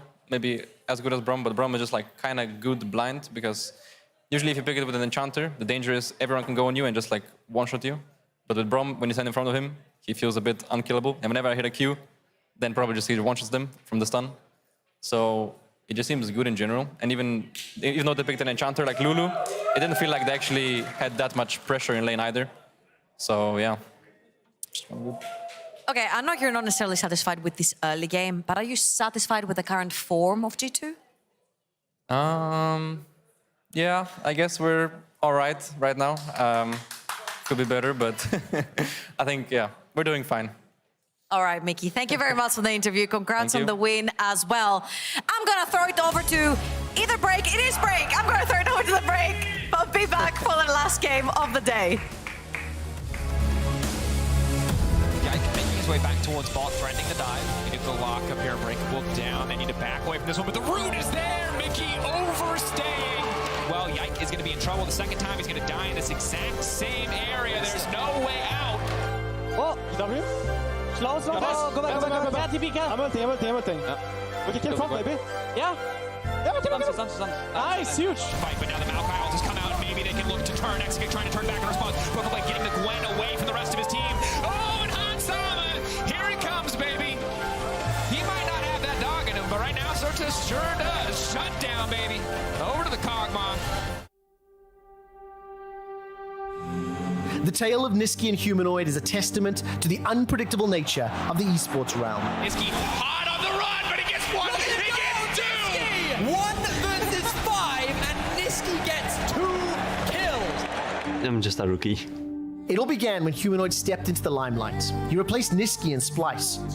He's a very talented, aggressive mid laner, and it's exactly who we were looking to get. And then Destiny once again brought these two players together. But usually Nisqy went to the team that I left, and I went to the teams that he left. I was in Fnatic, then he joined Fnatic, then I was on the bench, then I joined his team, and now we're like on the opposite team, right? Even though Nisqy tirelessly proved himself as one of the best, he always seems to come up second fiddle to Humanoid. People probably think he's better or like more flashy just because I think he plays very much for himself. For me, give up wave or something, I would do it. He likes a lot of Gragas, but I don't think Gragas is that strong, so I don't think his main champions are meta, and I don't think my champions are meta, so I think it's kind of even. This meta suits me more than it does for him. Humanoid, on the other side, with his impressive debut, made it to Worlds in his first year and ended up going 3 more times. He also secured 2 LEC titles with the Mad Lions, contributing to the best year Mad has ever had. While Nisqy has faced his fair share of challenges, he has never experienced a fall quite as deep as Humanoid in the winter split, marking Fnatic's worst result in history. Fnatic on their way to their worst ever performance! Mad Lions is for me always a really fun matchup because it was my old team. Nisqy the next target! That's another! That's 4! Humanoid, you absolute monster! They have players that step up towards the games where it matters. That is one of the reasons why they always perform. Humanoid's gonna land the chains onto Nisqy. Does pop the damage reduction, but just can't get away. The Nisqy's down. Humanoid onto the back line, no one else is down. Humanoid is absolutely on fire. There were lots of stuff that the Mad Lions people would like teach me of like how Humanoid would do it or like how they taught Humanoid how to do this and that. That's why at the end I think he's still a great player, yeah. Nisqy trying to get away, but Humanoid will not let him. Humanoid trying to survive. We almost beat them in a best of 5 last time, and I think right now we are better than last time, so I think we should win. Oh yeah, we'll see. Mad Lions! Can Nisqy silence the doubts and reaffirm his status as a better mid laner? Or can Humanoid make a statement that he doesn't need Mad Lions anymore and he's prepared to lead a new era with Fnatic?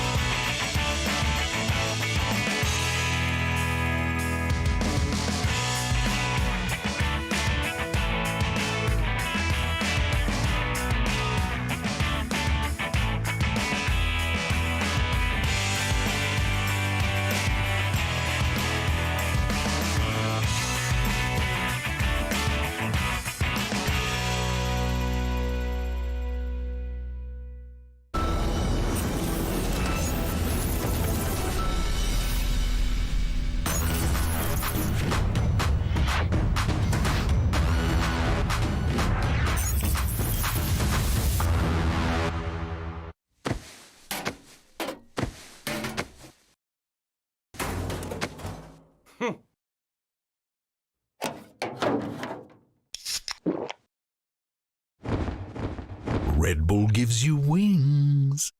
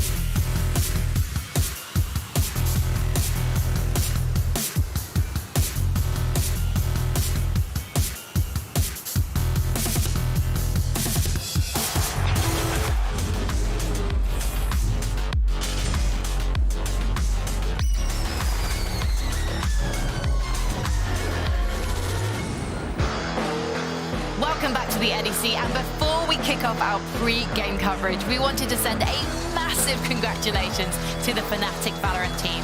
They became the first ever two-time international Valorant champions this morning by beating Evil Geniuses from the Americas League in a clean 3-0 sweep. It's a long way for their league team to replicate that success, but it starts today by taking down the undefeated Mad Lions. I particularly enjoyed watching the ceremony at the end over my scrambled eggs at my hotel. Yeah, Boaster twerking next to the trophy. Well, but also Boaster could speak Japanese. Oh, really? Yeah. I didn't watch it. We were speaking Japanese, working that crowd like an absolute maverick. But that's Boaster, right? He's one of the leading personalities, I feel like, in esports in general. He just knows how to work the crowd. And he used to be on XL. Anyways. I know. I remember when he was XL's blogger. He'd be filming everyone, and then he was like, I'm the sub, but also I film things. And now he's one of the biggest players in the world. Fair play to him. God, we're biased, aren't we? Well, we're allowed to be biased towards Boaster because it's Valorant. It's a different game. You're not a Valorant analyst. True. If you were Ender, then there will be an issue, but there isn't. And there aren't issues right now for Fnatic, it seems like, because they are showing up in their team fights. But first of all, let's talk about Mad Lions, because Mad Lions, they are the team fight kings of the league right now. And I think it's especially something they used to be known as, but they're getting challenged as well right now by Fnatic too. I think recently Fnatic, not just in terms of playing the game and setting up themselves for the team fights, but also how they're coordinating themselves in these team fights too. I think they have a bot lane they can reliably carry through, but I also think Razork has stepped up immensely to be that initiator for his team. And some of these team fights have just been, I mean, outright beautiful from Fnatic. Yeah, I think overall Fnatic have stepped up massively, but this is going to be the real test for them as well, because sure, they have a good bot lane, but they are going up against Kazi, Huli, Elyoya is in the jungle, and some of the roles that have stepped up massively from the last split coming into this one, you know, they will be put to the test for real this time, and it's not, you know, gonna be enough to have a good early game, because like we said, the team fighting is where Mad Lions really shine. They can play from behind, they can catch up, and they can take over in the mid and late game, and that's where Fnatic struggled in the past. Well, they've had to play from behind every victory we've seen from them so far. Mad Lions might be 4-0, but they've always had to come back from behind. And it's interesting seeing Mad Lions have this new identity of actually playing to scale and to have that late game guarantee. Yeah, I mean, if you're looking at their goal graphs, you would see them absolutely just plummel down, and then when you reach that 20-minute mark, they gradually start getting up again. But yeah, I mean, we've been talking to the players as well, and they've been saying that they're not fully that team fight team that they used to be. Obviously, they're not even the same players on the roster either. But I think what's really interesting is the fact that they're saying that having to become these team fight gods because their macro is not as good enough as it should be in the early game specifically. So they're kind of relying on the mechanics, on their instinct to come back in these games. And obviously that's a very nice trait to have as a team, but you also need to get the first things right, because you can't keep getting away with being like 2k, 5k back and having to team fight your way back. So I think for sure they've got a gift in their team fighting, but they need to do more as well if they want to remain consistent. We're going to have a gift in the bot lane matchup today, though, because it's Kazi versus Noah. Kazi's been having a really good summer so far. I feel like there's a quiet confidence from him. Meanwhile, all eyes have been on Noah. Who are your eyes on, though, Broxer? Honestly, I think both of these two AD carries have been absolutely amazing so far, and I'm really curious to see how the junglers and the supports are able to set them up for success, because there's no doubt in my mind that these two guys are going to perform, but it's not all about them. And Razork, as we see on the stats here, huge impact in the early game, which is partly because he's been so good at playing around bot. Like, his synergy with Trimby and Noah has been really amazing, and I think this could easily be an advantage coming into today, because sure, sometimes we see Mad Lions making early plays, but like we just mentioned, it's rarely really their strength. Yeah, those 14 minutes of the game, the first at least in the early game, they're going to have to shut down Razork, because he's been on an absolute tear. And I think that's not something I would usually catch myself saying, but he's been so good so far this split in summer. So I think for sure, Mad Lions, they need to find that good old mid-jungle synergy, get Hilly on board as well, which is something they have struggled with, to get Hilly and Elyoya on the same page. But if they can do that as well and actually out-roam, show that synergy that may not be fully pre-built with Trimby and Razork just yet, that's an edge you might look to kind of take advantage of. But so far, Fnatic has been the one really getting ahead of it. It's also worth noting that Razork has been part of 100% of Fnatic's kills Absolutely before minute 14. So here in the early game, like, he's the main one we need to keep our eyes on. And I wonder what's going to happen if Razork has a bad day. Like, if Fnatic just going to fall apart, who knows? Because there's so much pressure on this guy at the moment. He's not going to have a bad day. Look at that face. I feel like meowing. We're going to head over, though, instead to Dracos and Vedius for Mad versus Fnatic, because we know this one is going to be a barn burner. Meow. Thank you very much, Frankie. Can I get the dramatic head whip? That was nice. I was tense. Welcome. This is, I think, my favorite game of the day on paper. I cannot wait to see how these two teams stack up. Fnatic obviously on a tear this season. Mad Lions have been looking pretty damn good as well. And we'll see if they can remain undefeated. Very excited to see what they can do. The pre-game banter is as beautiful as always. Both teams throwing shade at one another. They're both ready. They're excited. So are we. So without further ado, let's get into our draft for our final game of the day.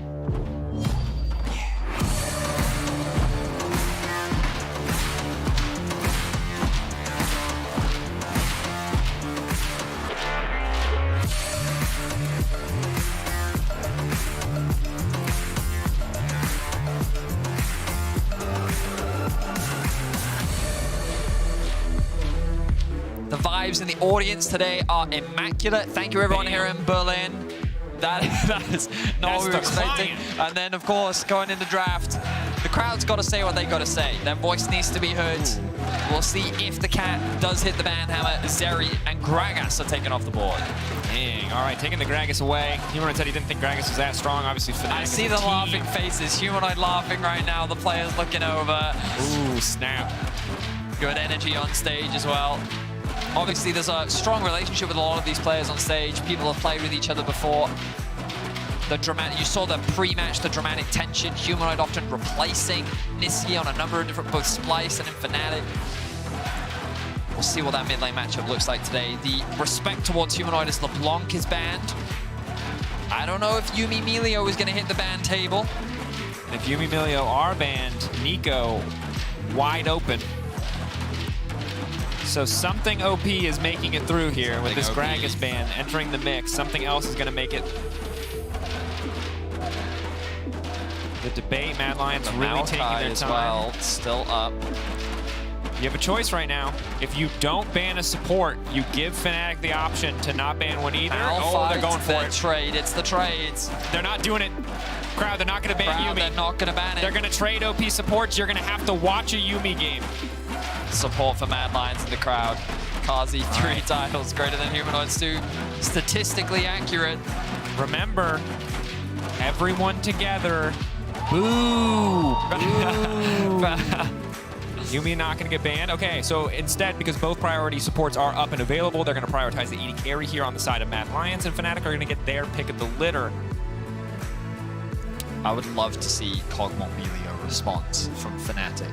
I feel like the Braum was a big part of what made Cogmore have you stay seen alive. Cogmore Melio? It's really gross. Because Cogmore's range is already pretty long, and then you took a Melio on there, and he's like hitting you from the other side of the rift. That's an unlikely friendship duo. Yeah. They can't have anything in common. Melio is he's so wholesome. Flamigo. Flamigo is a little fire friends. He's friends with everyone, bro. There you go. There's the first friend. Okay. Cogmore, come on, give it to us. Melio. Locked in. I mean, they might not lock in AD carry. They might just get Maokai here.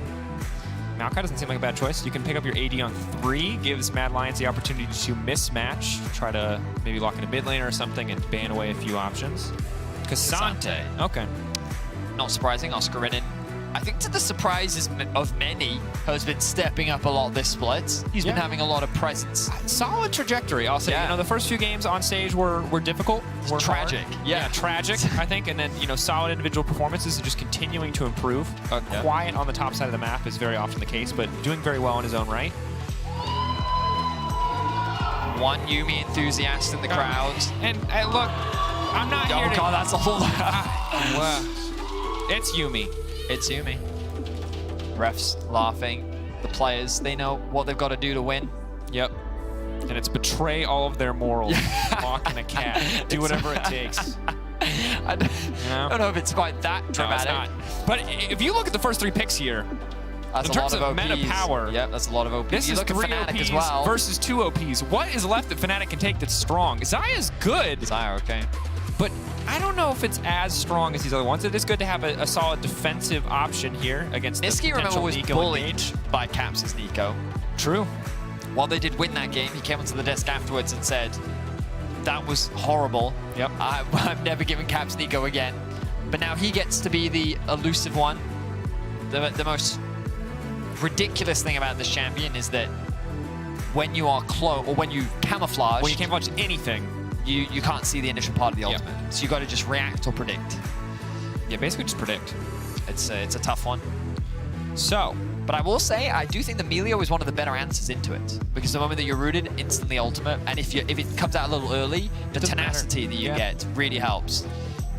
So Xayah and Melio, I think, in terms of matchups into Nico, I think are pretty good. Yeah, a lot of potential to control space as well. Ironically, it's what Mad used into G2 when Mad won that series, that game. Yeah, they also used the power of Caps' hubris when he turned into a pick ward and watched his top laner That's down. true, yes. So we'll see if Oscar or Humanoid or anyone else has a little bit of hubris on the side of Fnatic.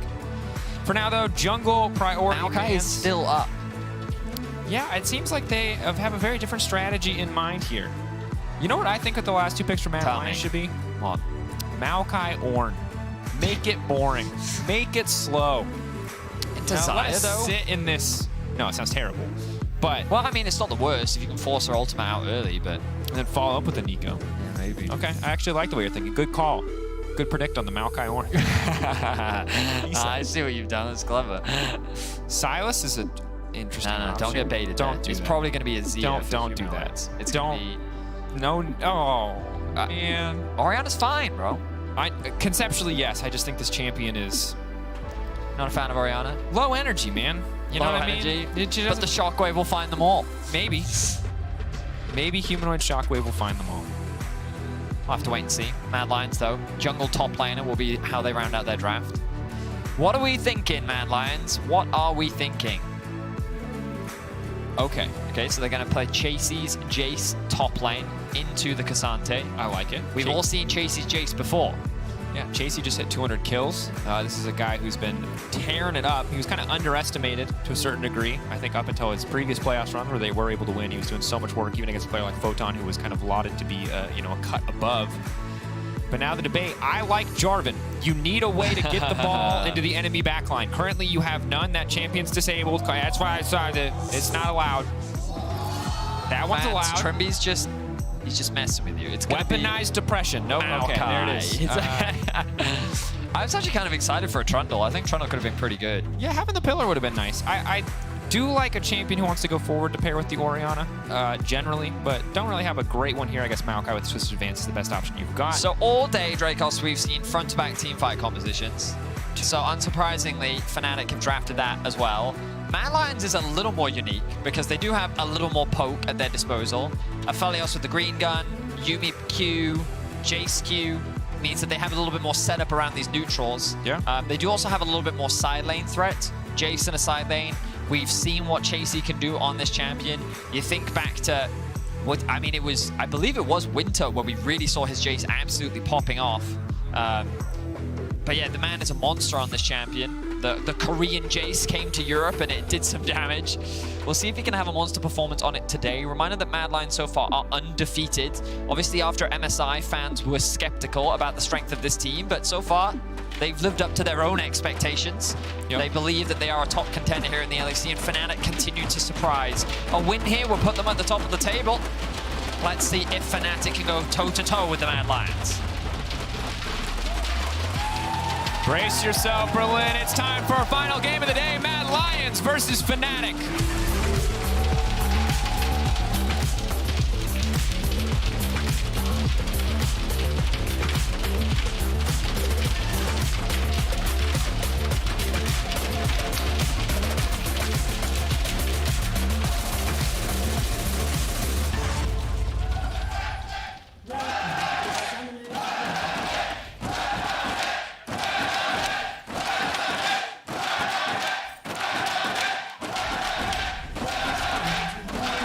Hylissang finds Razork. Razork finds Hylissang. Oh, the Mad Lions and the Fnatic chants are strong. At first, I thought it was just Fnatic chants, but I saw and heard the Mad Lions. Blows. Yeah, going back and forth. The energy is strong. Okay, Vetty, look. There are a lot of narratives here in the LEC, and there's a lot of gameplay stuff, too, that we can talk about. True. But we have to start with an important historical piece of information. That I'll wait. Yeah, audience, you're going to want to know this. Audience, this is juicy. Audience, this is really important. So, Hylissang is an incredibly historic player. Hylissang has played for many years. And he is a fan favorite. Incredibly close to a career milestone. Currently, in his LEC career, Hylissang has 1,995 deaths. He is 5 deaths away from 2,000 deaths. This is one of the most historic, one of the most successful, and one of the most wildly aggressive supports in our league. He probably won't die 5 times on Yuumi, but the potential, but if anyone can do it, it's Hilly. And he will have a nigh unmatched milestone. And regardless of whether or not you are a Hilly fan, a Mad Lions fan, a Fnatic fan, I think this audience wants to see Yuumi die 5 times. Yes. That's double value. That's double value. That's Hylissang hitting a milestone. Yuumi dying 5 times. So we'll see. We'll keep track of that. But let's look at the junglers right now, because Elyoya started on his red buff, sneakily went over the wall, and is going to steal away this blue. Should also take away the Grom, as Razork is doing a full clear on the top side. Elyoya, is the pace fast enough for him to secure that? I think it will be. The pace is good. Single target clear for Sejuani early on is just so strong. And then what will we expect? Bot lane gank. Yep. Right now, though, early trades very much going in favor of Fnatic. Carzzy with Severum, the red gun can heal up a lot of that damage, but Noah and Trimby, as expected, as two complete champions in the early game, should have a bit more prio. Oh no, I'm casting a Nico game. Even before the Nico changes, I kept getting baited by Nico, and now it's just doubled even worse.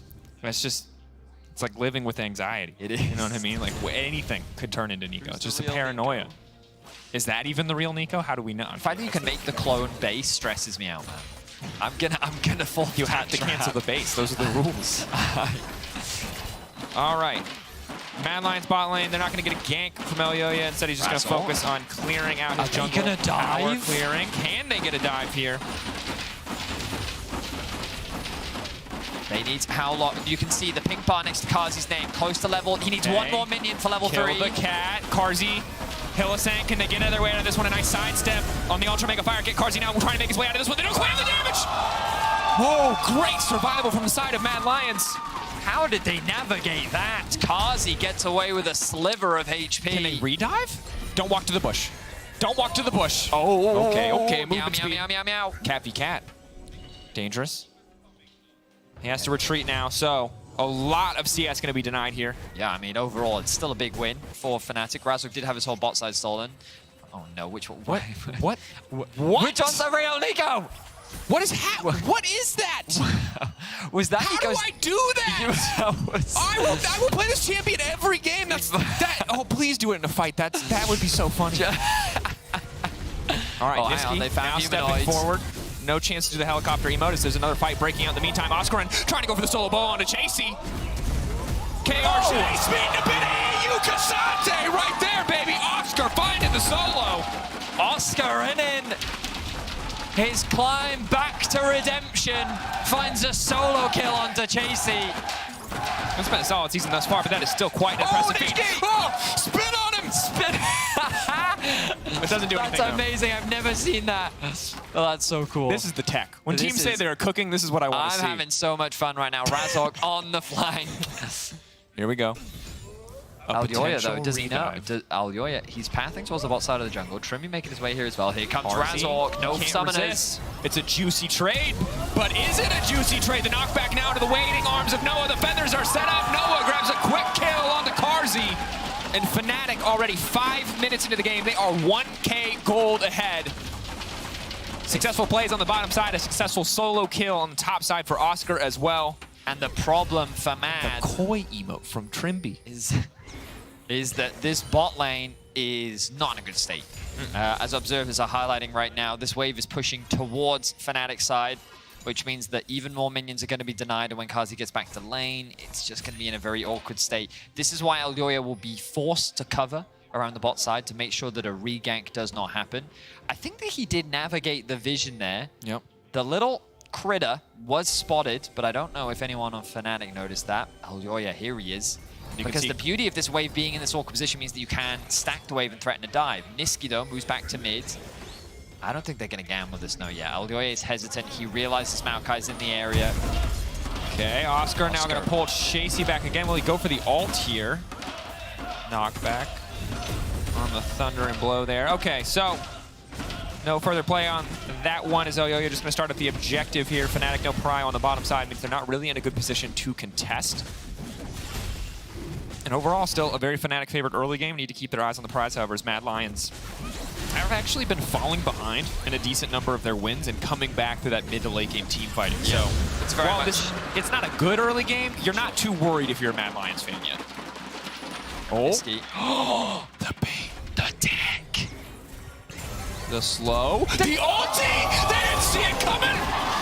Heist Master Niski. I am impressed. That was cool. You put a Hylissang on them, they're baited. There's a cat there. Yeah, man. They don't see it coming. They didn't see that coming. That was great use of the camouflage. And they were kind of suspicious when, quote unquote, Carzzy was just walking up. They were like, what's going on? Lo and behold, it was Niski all along. And it's still Niski. Niski's sending the dancing Sejuani onto Humanoid. Which is respectable BM tech.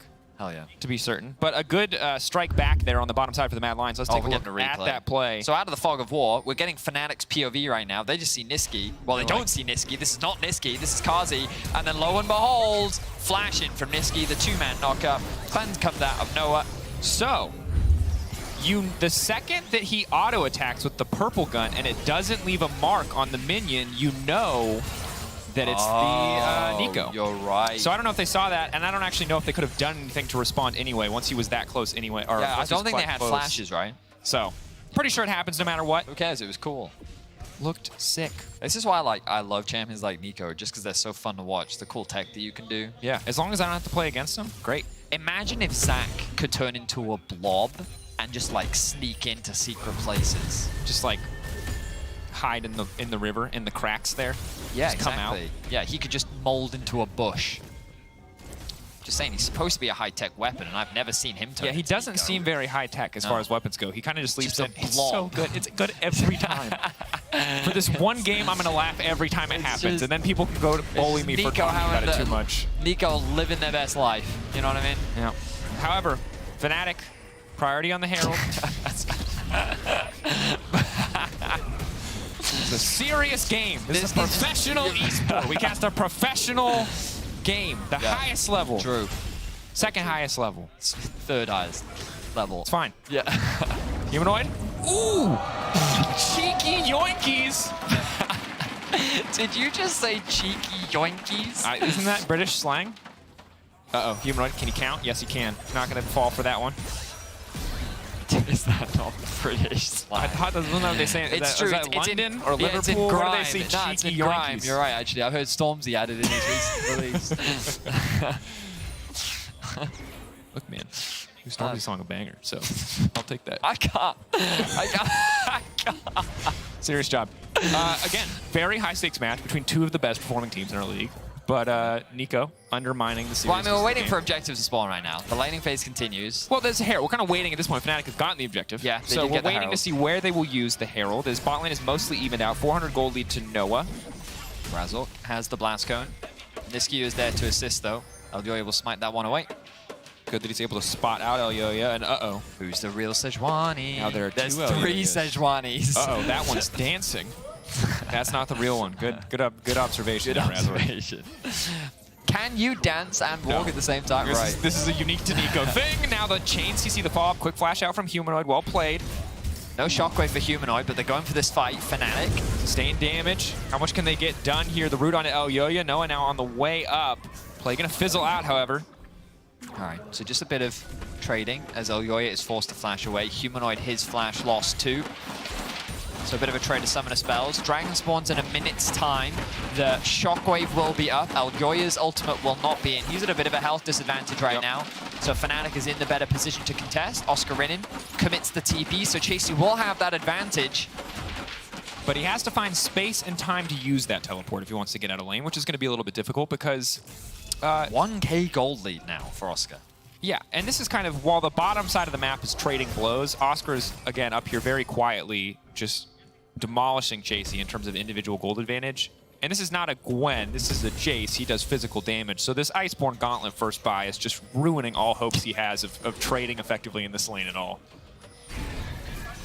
You're just laughing at the Nico again, aren't you? I was laughing at the Nico again. Her tail is a helicopter, Daniel. How can I not laugh? It's so good. Wish I had a tail that could be used as a helicopter. It'd be so convenient. All right, calm down, Mr. Furry. There you are. Karzi stepping in. Good trade. Wait, Noah. Nico ultimate. Or not Nico do ultimate, any excuse me, damage. Yumi. Does not do damage. It's true, it's the Yumi, yeah. Getting my animal champions mixed up. I mean, it's fine, dude. Nico tricks all of us. Yeah. Dragon is now up, though. And of course, with the bot lane of Fnatic being forced back, could have been a window for Mad to start that one off, but Oh, knockback. Pull back. Nice interaction, though. Knocks him into the tower, but Oscar still might try to get the solo. It's 1-for-1. Good play from Chasey. Does, of course, have the TP, so he can just go back to top, catch that wave. But being able to get a 1-for-1, considering he was a whole level down. I feel like getting the kill first is more valuable. I think you get more XP when you get that initial kill. Yep. I'm trying to see who ends up actually getting that kill first. Find out as Fnatic for now uncontested on the objective. They will take their first Drake of the game, trading 1-for-1, and it's going to be an Ocean Rift, crucial for both sides. I do hope we get a replay of that 1v1, because the timing on Chasey's knockback was great to force Oscar in underneath the tower. Wasn't going to fall for the same trick twice. Oh, we are going to get that replay. Nice. So let's have a look at this. Both full HP. Chasey last hits the minion. Okay. The Unstoppable stuns up. And then look, the hammer form comes in just the right time to knock him all the way back. So and it then, knocks you back relative to the starting position at the cast time of the ability seems to be the interaction there. That's why he gets knocked back so far. Yeah. All right, Herald going to charge a little bit more money in the back pocket of Noah. Noah already full item completed here as Karzi's doing his best to catch up. Our service are just showing us every time. I respect Nisqy for doing it consistently. You know, like if he did it once or twice, but he's like deliberately doing it. Do you think now. he changed his keybinds? Of course he changes keybinds. That's the only way. It's probably on his mouse.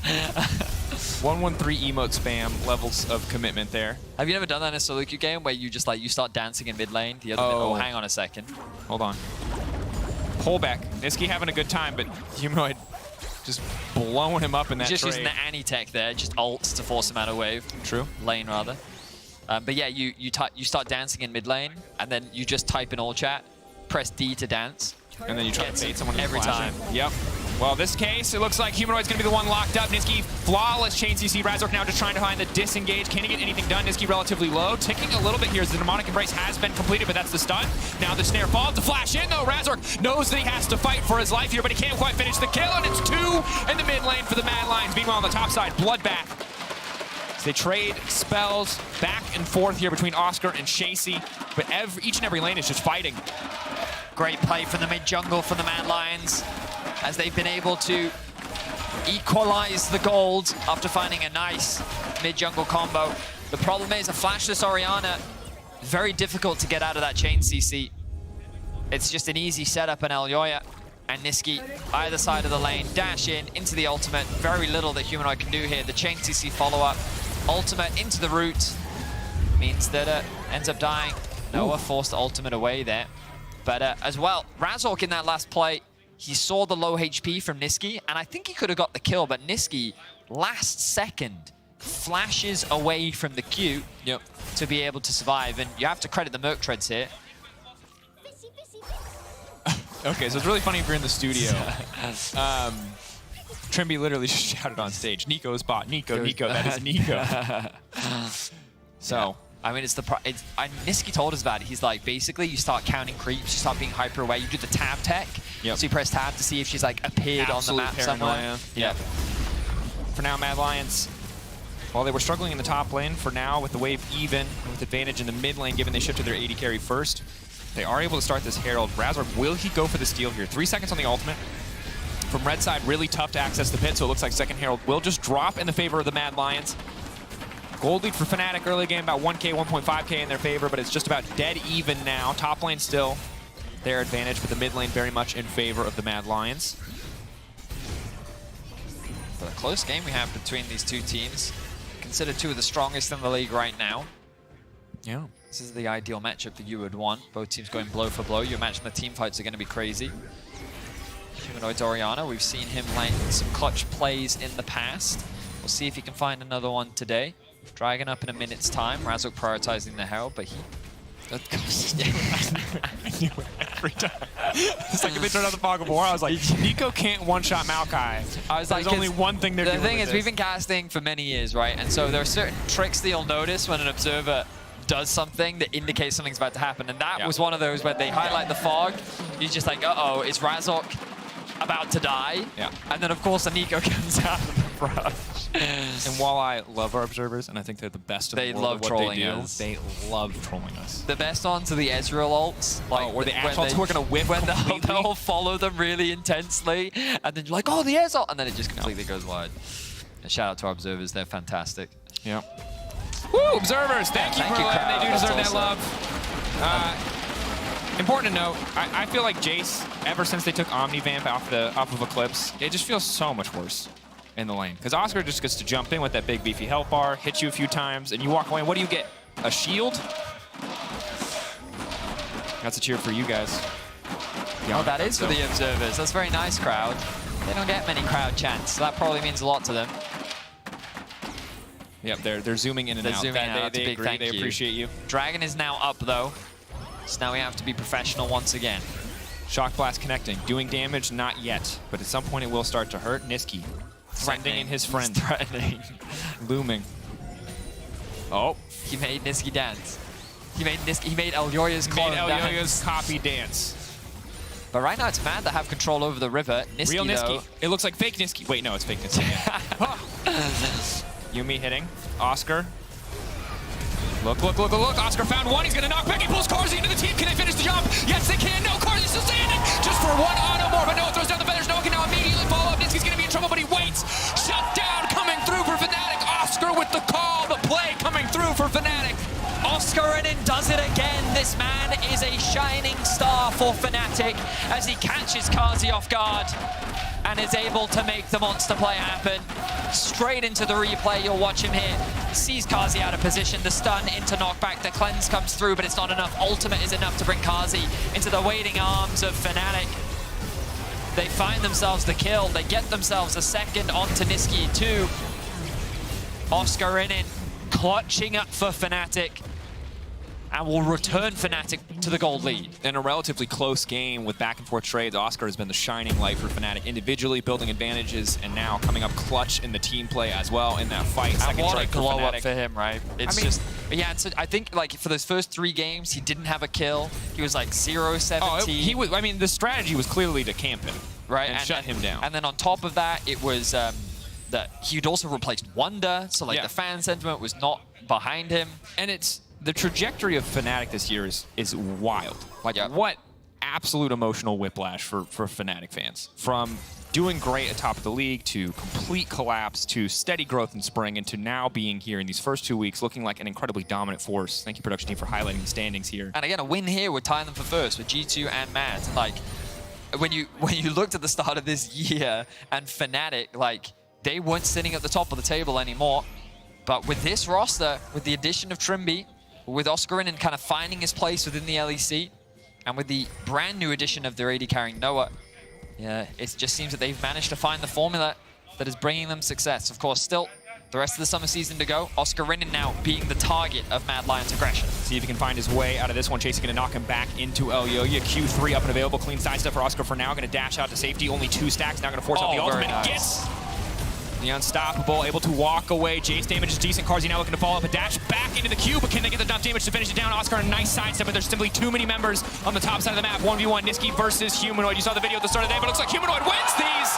The creeps will not be enough. Orianna taking advantage in the 1v1. Now Noah and Trimby make their way towards top. They are, of course, isolating the duo, but Carzzy could be in trouble.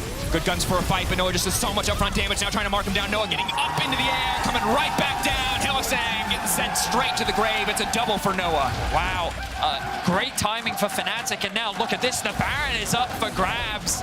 With 3 members dead on Mad, what was a promising pick onto Oscarinen has quickly turned in Fnatic's favor. They spent so many resources to get that done. The fact that Humanoid is able to win the 1v1 as well, big for Fnatic. 20 minutes into the game, Baron, right as it respawns, greets 4 members standing strong from Fnatic, grabbing the buff, building a huge lead for themselves in the back of these plays. We're going to get a look back at the 1v1. Humanoid was not expecting the route to come through. 3 procs of the Q as well into the ultimate. Max damage coming out from Niski. Humanoid able to just trade it back though. Niski flashes over the wall, the auto attack. The clockwork wind up, I believe it's called. Yep. Doing some serious damage there. And then the timing here is great. Just as the recalls come through from the rest of Mad, Carzzy and Hylissang are left isolated, and that's an easy 2v2 kill for Noah and Trimby. And the damage output coming in from that passive on the Milio massive as well as Noah, obviously very strong at this stage of the game. That's the thing about Zaya, if she pulls ahead, man, go up in the air, you gotta mitigate all that potential auto attack damage, follow up with all those feathers. It's so tricky to do anything in those 1v1s. It's great. Normally it's only ever in Valorant that you talk about timing, but it happens in League as well. Humanoid though could be in some danger here. Oh, he spots out Elyoya. Just gonna continue to harass here. Elyoya getting pulled back by the shockwave. What is the play here? Niski on the top side of the map, but it's a fake Niski. So there's not a lot here. There's not a play to be had. Happy to pick up the kill on Elyoya. Ziski just throws out a snare and tries to get away. But look at the aggression here from Fnatic. They're not slowing down Oscar at all. finds the cat. Oscar looking to take Hylissang out of the equation, but he takes so much damage. Gargoyle Stone Plate. Oh, he was so far ahead, but he might just give his life away. Carzzy faster because of the Severum. Now getting slowed down. Oscar wants to dash over the wall. Oscar still standing, but they'll finally find the kill. But meanwhile, on the bottom disaster for Mad Lions. They committed so much to take Oscar down. They're going to lose a tier 2 in exchange. So Oscar feeling himself a little too much, over-aggressive in the mid lane, and Kazi's able to punish him. But Fnatic don't use that to slow down. They immediately attack the top side. They know they have the Baron buff. Razork sees Niski, and he just oversteps. Wasn't expecting the Maokai ultimate to come through. Oh, wow, okay. Oops. Bit of an oopsie there from Razork. But still, the play ends up working out. And Fnatic get themselves the top tower. 3.2k is the Baron power play for Fnatic. Trimby has a 1.1k gold lead over Hylissang. That he does. That's crazy. Hilly is also 4 deaths away from his 2000 record. Yes, 1996, where he's at currently, traveling through time. Mad Lions. When will we get to the year 2000? You know what song I just I know what song I didn't, but someone showed it to me recently. I love it, yeah. Isn't it the year 3000? It's actually anyway, the year 3000. Yeah. Oh, yeah. Stepping up, Niski off to the side. Tango Bar has been out caught in the midst of the team, trying to back off, baiting with the fake clone, but Razor just body blocking, not giving an avenue of attack, and a moment of hesitation there, it feels like, for Fnatic. It looked like a pretty good opportunity for them to commit, but I guess without Kazi, they realized that they didn't have the damage to win the fight. Fnatic just get themselves a free pick. Continuing to pressure here. Kazi backing off, Elyoya going to shadow him. Noah on the bottom side clearing out a bit of vision. Is he going to push the wave? It looks like the setup is going to be under the third Drake for Fnatic. They are in total control of the game at this stage. Wow, what a glow up for Fnatic. Bear in mind, their only loss this split has been to G2. And if they win this game, they will tie G2 and Mad at the top of the standings, and they will be the one to stop Mad's undefeated run. The ultimate from Razork. Razork isolating, now trying to get him burned down, but he's so squishy, it's easy to find those kills. TP coming in from the Nico. Niski throwing down a bit of damage, getting a flash out for now. Karzy trying to fire back a little bit. Noah gonna get the kill onto Niski with ease. Now gonna grab a tier 2 turret to boot. Noah is godlike, 7-0-3. Quietly been picking up kills as Fnatic have just been tearing Mad apart after securing that Baron. Only 4 minutes ago, they've just been taking over the map. An inhibitor will spawn, the dragon is up for taking. Fnatic are making a statement with this game. Certainly are. It's not going to get any easier for Mad Lions. Karzy forced to building armor penetration just to get through this Cassante health bar. Lifesteal on the opposite side for Noah, giving even more advantage. And Razork just fishes for it, finds an easy pick onto Chasey, who is so squishy, who is so far behind, and the rest of the play still going in favor of Fnatic as well. Yeah, the wombo combo's clean from Fnatic. Humanoid forced to flash out away from the E, and then Noah, he's just doing damage. Easy, clean pickup. As we mentioned earlier, 7 kills to his name. Hasn't really been the star of this game, but don't let that take away from the fact that he has been absolutely on point, yet to die. Red team's turret has been And he and the rest of Fnatic have just been dominating. There are a couple moments where it was looking a little scary for Fnatic. Mad, after being in a bit of an early game goal deficit, were able to claw back. They were getting a couple neutrals in the early game, but that single fight from Oscar in and around the dragon, the third dragon, was really what cemented Fnatic's gold lead. I mean, the early to mid game was defined by Oscar. Now at this stage, he's probably not going to be able to have that same level of impact. It's going to be much more about But he's done his job, right? But yeah, he did his job, finding that solo kill on the top side, TPing down for that hugely favored fight. He's been absorbing so much pressure, so don't let a 2-3-2 scoreline fool you if you're just tuning in. So much of this game has been about Oscar on the top side of the map. Now, next Baron, 33 seconds away. Fnatic taking away the blue buff. Going to continue to keep pressure up in the mid lane, you'd expect, as well as clear out some of this vision just to make sure that they have an easy start as soon as it spawns. You know, the funny thing that I've been reading recently is that a lot of Fnatic fans are kind of treating Fnatic like KT, where they're kind of hesitant to say good things because they're expecting it all to just crash and burn anytime soon. Yes. So will they be someone excited says boo. yet? Someone believes through and through. None of that paranoia stuff. All right. Let's see. Do the fans believe yet? Fnatic are in a fantastic position. 9k is the gold lead. I won't cast the curse still them. Dancing. Mad Lions, though, are the team fight team. Let's see if they can find a team fight to claw their way back into this. 5v5 in mid. Niski baiting. Poking. Which Sejuani is the real Sejuani? They know now. They know now. Passive makes it a little bit easier. Fnatic fans believe the Baron has been started. Mad Lions, it feels like you have to do something here. You can't just give this one away. Oscar stepping up to zone anybody away. He only needs to worry about that is Baron to the side of Fnatic. Mad Lions cannot even respond. They have a massive wave on the bottom side of the map. If Fnatic just keep the pressure up, they should be able to grab mid lane inhibitor at least or top lane for free. Fnatic with a very clean Baron take. They don't need to wait for the dragon. They can play around these waves. They have pushing mid, pushing top.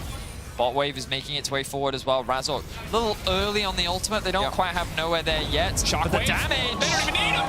Humanoid just one-shots the top laner. It zones the rest of the team away from clearing the wave, and Carzzy now doing what he can to clear out these minions, to keep them in the game as long as possible, because keep your eyes on Oscar in the mid lane. He's already breaking down another tower. He can start to roam over. He can fish for the angle, and he can knock Carzzy right back into the waiting arms of the rest of the team. Elyoyo still standing. Niski desperate to turn this one back, but he doesn't have the damage, he doesn't have the time, he doesn't have the life, he doesn't have anything left. Just Fnatic tear through the base of the Mad Lions.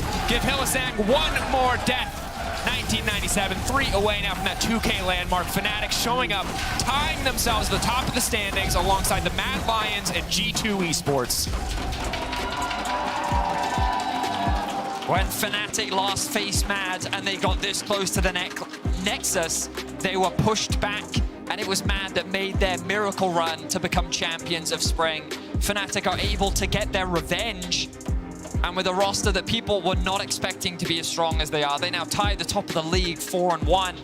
And as we mentioned before, 4 wins was often enough to get top 8. Obviously, Fnatic still have games to be played. They still have 4 games left.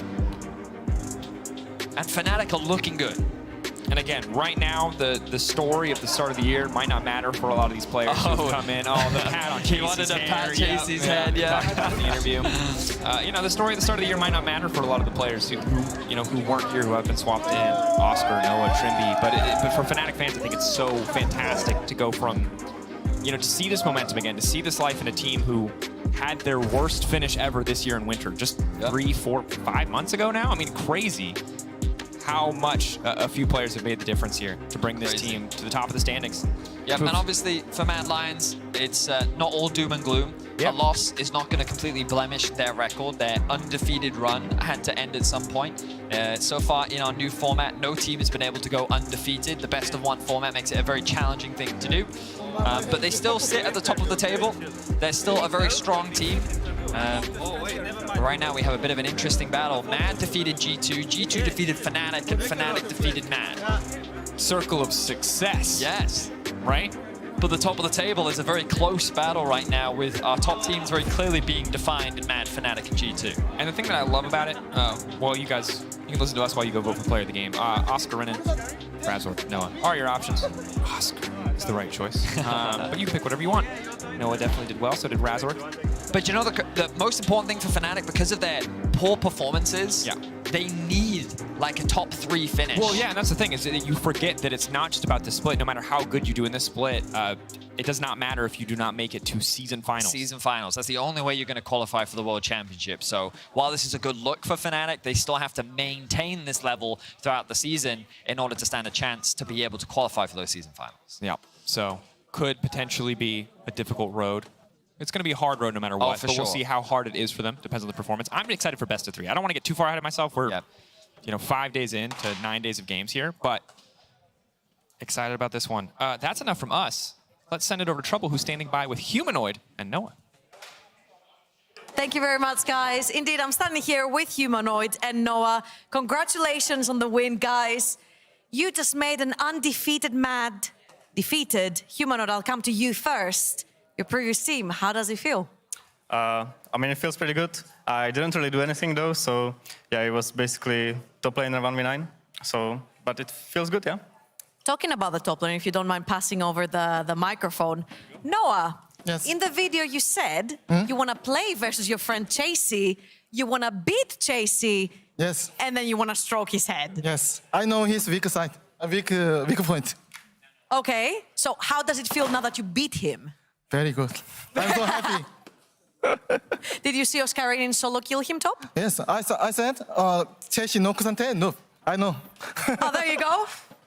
Yeah. Now, okay, perfect. You hold your promises. Now, I just want to ask, how has it been playing in the LEC? Yeah. And who do you think is the best AD carry you have played against? Not me. Not you, someone else. Can me? Yes, it can be you as well. Now me. Okay. All right. Humanoid, how did you see this game? Because today we had very slow games, and a lot of the team said, you know what, just to make it into the best of series, we just play slow, steady scale. You guys did not do that. Yeah, I mean, I'm not sure what happened actually. I think we were outscaling them still, but we managed to win at some point in mid-game too, so it was pretty good. I think they played a lot around mid, so I was kind of just chilling, nothing happening. But yeah, we managed to play better in teamfights. A little bit more of a personal question, Humanoid. There was at some point where you said, you know what, I don't enjoy playing League too much anymore, it's just a job for me. And now you seem like in much higher spirits, that the team is winning, the bot lane swapping. How are you feeling now? I mean, I think I didn't enjoy it because I was just losing all the time. We were losing every scrim, so that was kind of annoying. But now that we are winning, it's fun, yeah. So I like it. Absolutely. Noah, tomorrow you're playing versus Vitality, and Upset is one of the best AD carries that we have in Europe. What do you think about him? This is best, no? Sorry? This is not now. No, it's tomorrow. Tomorrow, yes. Obviously, it's now not one of. Oh, ADC. now he's not. Yes, just rest year, no? So are you gonna stomp Upset tomorrow? I will try. Okay, perfect. Well, any final thoughts on your game versus Vitality tomorrow, Humanoid? It's gonna be a free win. I'm gonna. Perks, you know, Perks has no idea what's coming for him. So. Do you have any hidden tech? I do, but I'm not gonna share it here. Okay, of course. Now, I just want a final thought on having Noah play for Fnatic. Of course, you got a new whole bot lane, but how does it feel playing with such a great caliber of an AD carry? I think it's honestly great. I think he's doing really well so far, and he's really aggressive, which I like. And yeah, honestly, no issues. Does it make your job easier? For sure. Yeah, I don't have to do damage if he's doing all the damage. All right, awesome, guys. Thank you very much, Noah, for the interview. Thank you, Humanoid. Congrats on the win again.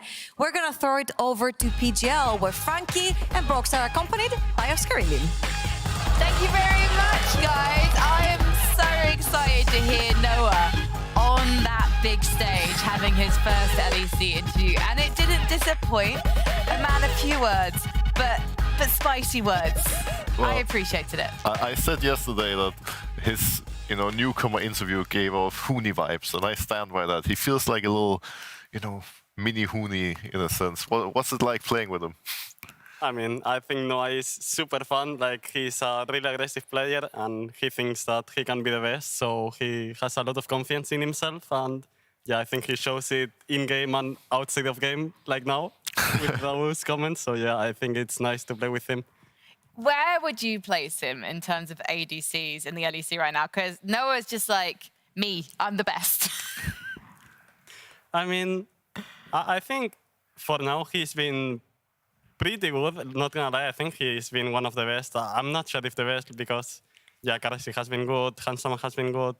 But I think, for me, he's been the best. But yeah, I think there is some debate for sure because some ADCs are playing very well too.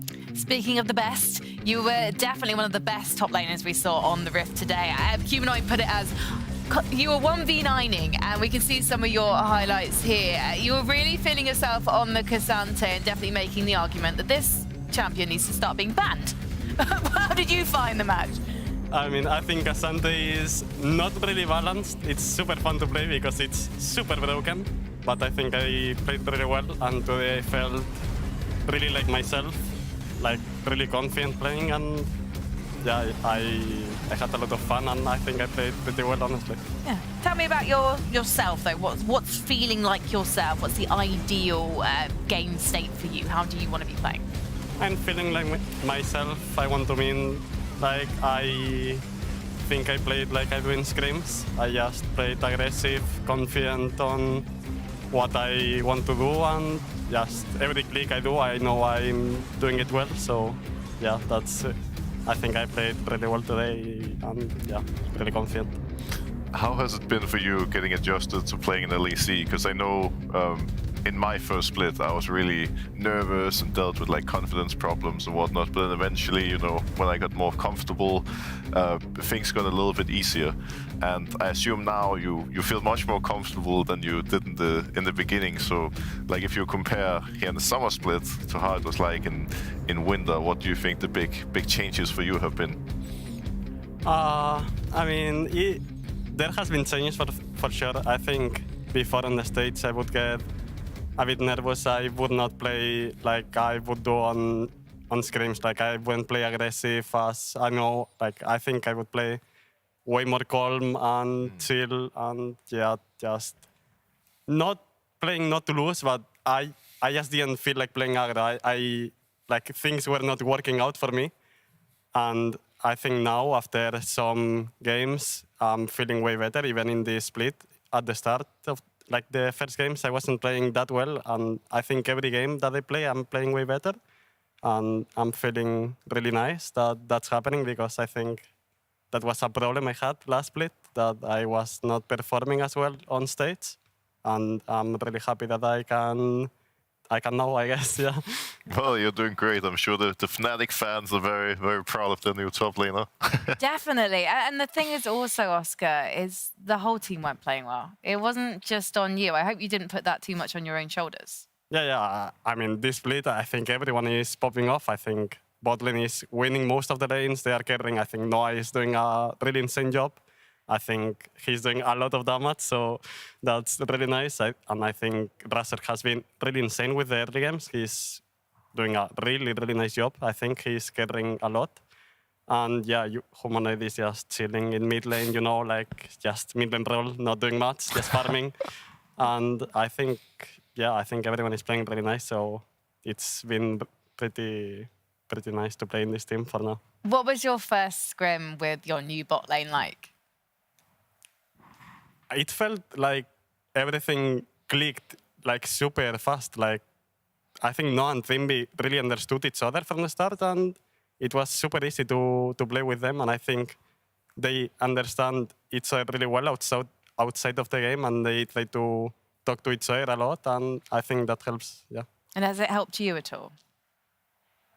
I mean, yeah, it helps to me a lot because yeah, my bot lane is really carrying every game, so yeah, it's nice to play weak side on top lane if my bot lane is gonna carry. Like I feel really confident that my bot lane is gonna just win the game if I don't tint, I guess.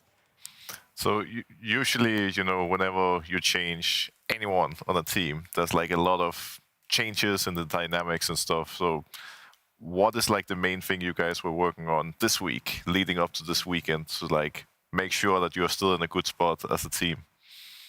I think we talked a lot about drafts in general and to play as a team, just playing as five, like everyone not doing individual things, because I think individually everyone in the team is really good and yeah, we can play as individuals, but if we play as a team, I don't think we can lose if we are playing well. Yeah.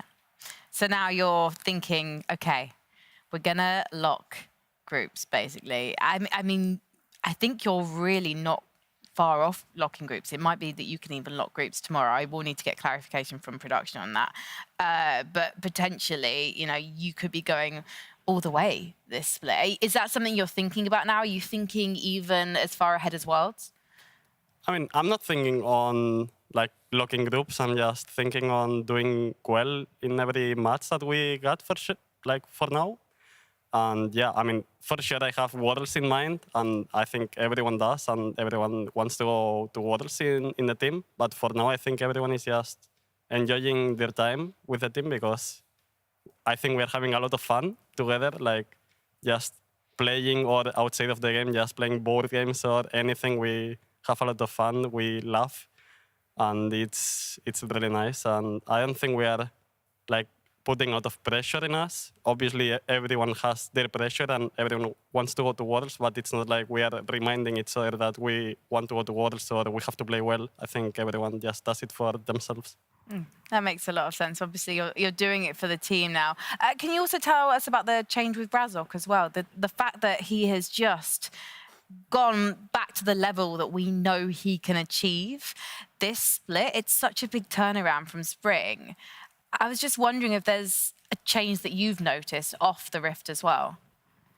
I mean, I think like last year it happened the same in Summer. Like Razor was mega smurfing in Summer, and before that he was just playing normal, not really insane, not like really bad. But on Summer, like I don't know what happens to him, but he's just a mega monster. So that's nice. It's the heat.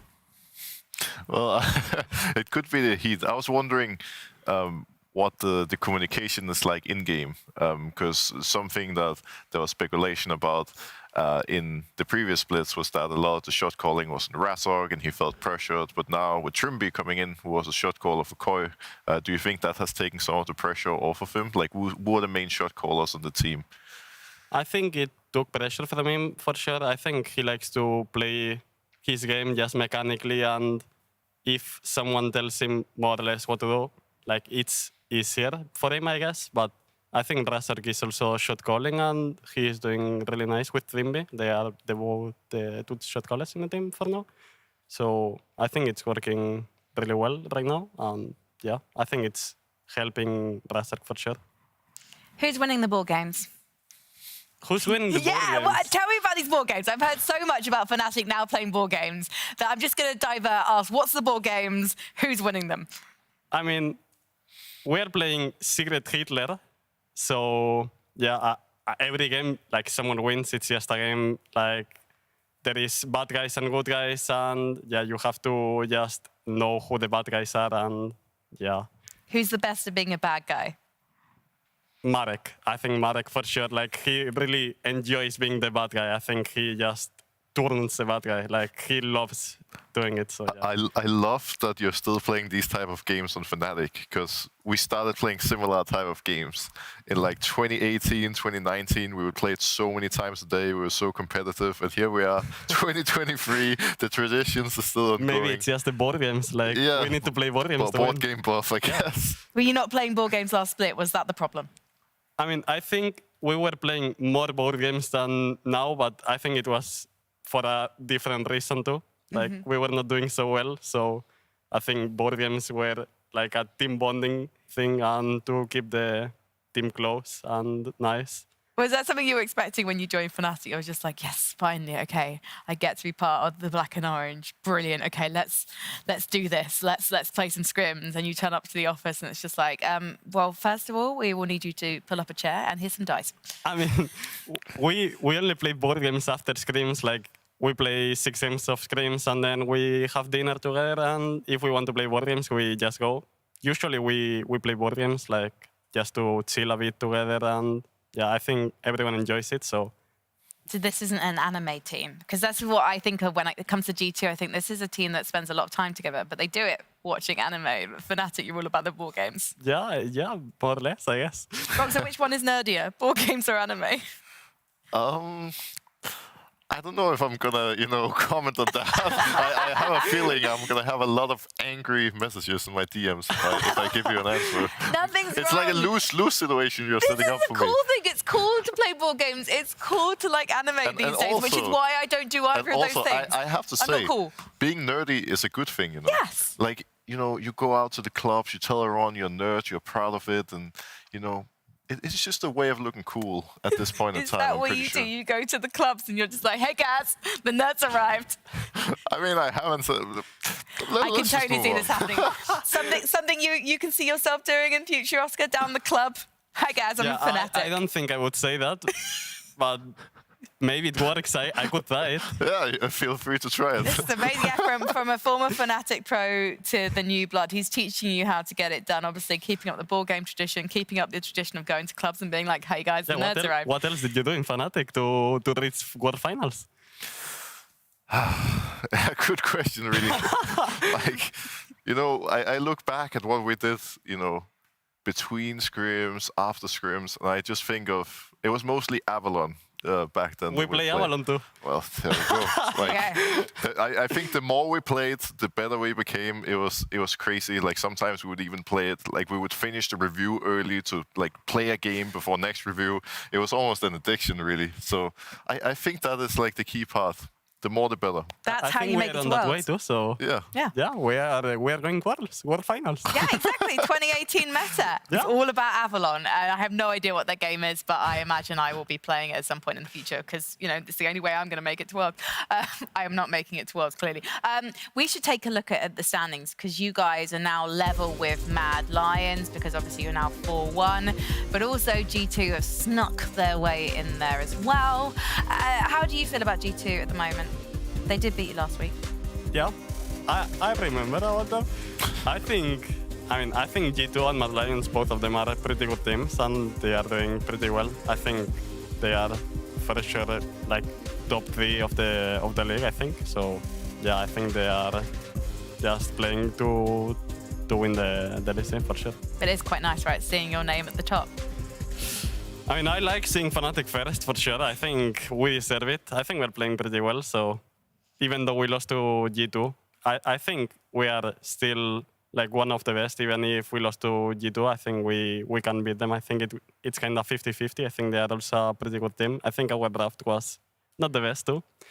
And if we had a better draft, it would help. But yeah, I think we are probably the top 3, like the top 3 that is right now. Yeah, and also, when you think about it, you just changed your bot lane, and that was week 1. So I don't think it was bad at all. I mean, I have to say, usually when a team makes roster changes, I'm a little bit skeptical about the first 1-2 weeks because, like we mentioned earlier, like everything in the team changes. But in this case, it just seems like, you know, the honeymoon phase is going strong, and hopefully it's going to continue because when you plug in a player, and like you said, from the first scrim it just worked out, that's a really rare thing to happen, and that's super impressive. Yeah, on the other side of things, right at the bottom of the standings is Team Vitality, your opponents tomorrow. Are you shocked to see them there? Yeah, I didn't expect Vitality to do this bad, honestly, for now. They are 1-4, and yeah, I expected them to be like a top team, top 4 minimum, but yeah, they are not doing really well for now, and that's kind of weird for me, but yeah, let's see. That's better for us, I guess, so let's see tomorrow. Does that make you feel weird about facing them tomorrow, that this is a very different looking Vitality than the one you perhaps expected at the start of summer? I mean, it's not gonna change how I think about them, like they are 1-4. I still think that they can be a pretty good team, and yeah, something in there is not really clicking. They are not working well together for now, but I still believe that they can be a good team, and we shouldn't like say, oh, we're better, and yeah, just ego in the game. That's a very mature way to look at it. So let's see when you're going to be playing Vitality tomorrow. Here is the schedule for tomorrow. So it's going to be the final game of the day. You never know, you might be returning to PGL, Oscar. It's been a pleasure having you. I'd love to have you back again. Brox, though, which matchup are you most looking forward to? Well, I definitely think Fnatic versus Vitality is going to be a very, very exciting one. I think that's a really good game. Yeah, and I'm also looking forward. I'm also looking forward to G2 versus Astralis actually, because I think Astralis have shown some, you know, good signs recently, and this could be a cool match for them if they actually have what it takes to beat G2 as well. Yeah, it's giving me flashbacks to when I worked in a different game back in 2019. That would have been a really good matchup there as well. But this bot lane is going to be really interesting. Noah versus Upset. These are regarded as 2 of the strongest ADs in the league. And yeah, you know what? I think Noah has done what he needs to do to prove that he's definitely up there. While Upset has got a reputation to uphold, there's so much on the line, I feel like, for him individually as well as for a team, because he does have such strong expectations for himself. And so do we. Yeah, for sure. Like, obviously, this is an important matchup for Upset, not only because he wants to win and he's made it clear that, you know, he has big aspirations in this league, but also going up against Fnatic, an AD carry who didn't, you know, exactly replace him, but was still coming in a new iteration of the team. So I can imagine Upset is going to be very, very prepared and ready to do what it takes to win tomorrow. Yeah, it's going to be a really interesting one. I suppose for your teammates as well, Oscar, given that Upset has, you know, it's not really that long ago that he was on Fnatic. Have they mentioned about this matchup at all to you? I mean, not really. They didn't talk about Vitality. I think we are talking about the games like just on the day. Like we talked about Mad Lions, we talked about Koi when we were playing against them. Tomorrow we will talk about Vitality, I guess. But for now, we didn't really mention them. Yeah, I think that's the thing with LEC players. It's interesting having Reckless on the show last week, and the way that he talks about Fnatic is it's never personal.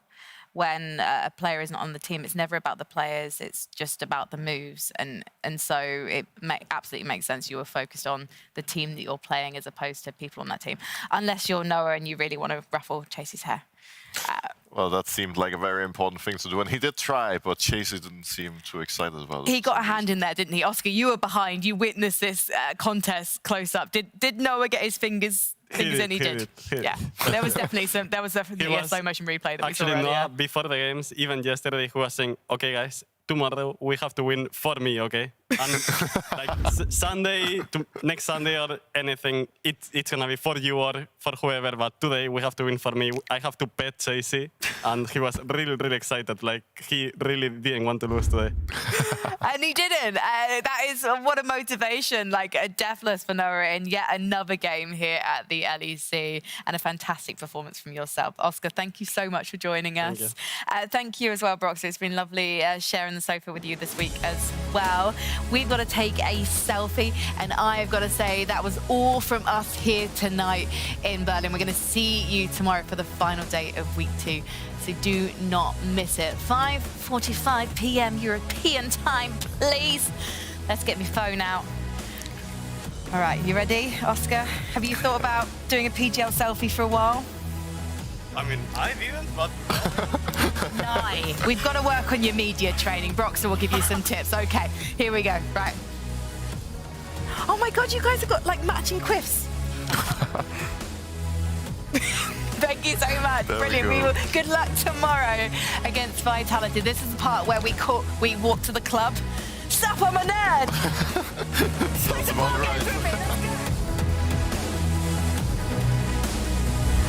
Excel still very healthy as Adam flashes forward and pulls back Desire.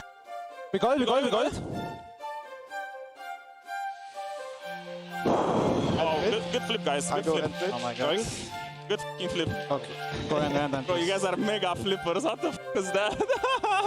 We go. Yeah? Not slow. There is rooted. Okay, look at the Nocturne. Nocturne. Yeah. Forward, Bo pops the spell shield, but then finds the backline, and the last breath comes in as well. Bo's going to pop the Pop Blossom. Leader trying to get onto Ward's Upset, who will fall as well, and it's a shutdown for Astralis. The top can TP. Has flash soon. He's TP. Try and get out. They're tipping behind. Scared. Okay, nice. 3K, it's getting lower. Malrang, is it the longest con we've ever seen? Comp now going to get knocked up on the backside. There's not a ton of follow-up damage for the back. Oh, still going to hit. Immediately going to get kicked off. Oh, W. Slow. Oh, go back. TP, I'm ulting. Yeah. We can kill top, maybe. Yeah. Nice, huge. To his team. Oh, and Hansama. Here he comes, baby.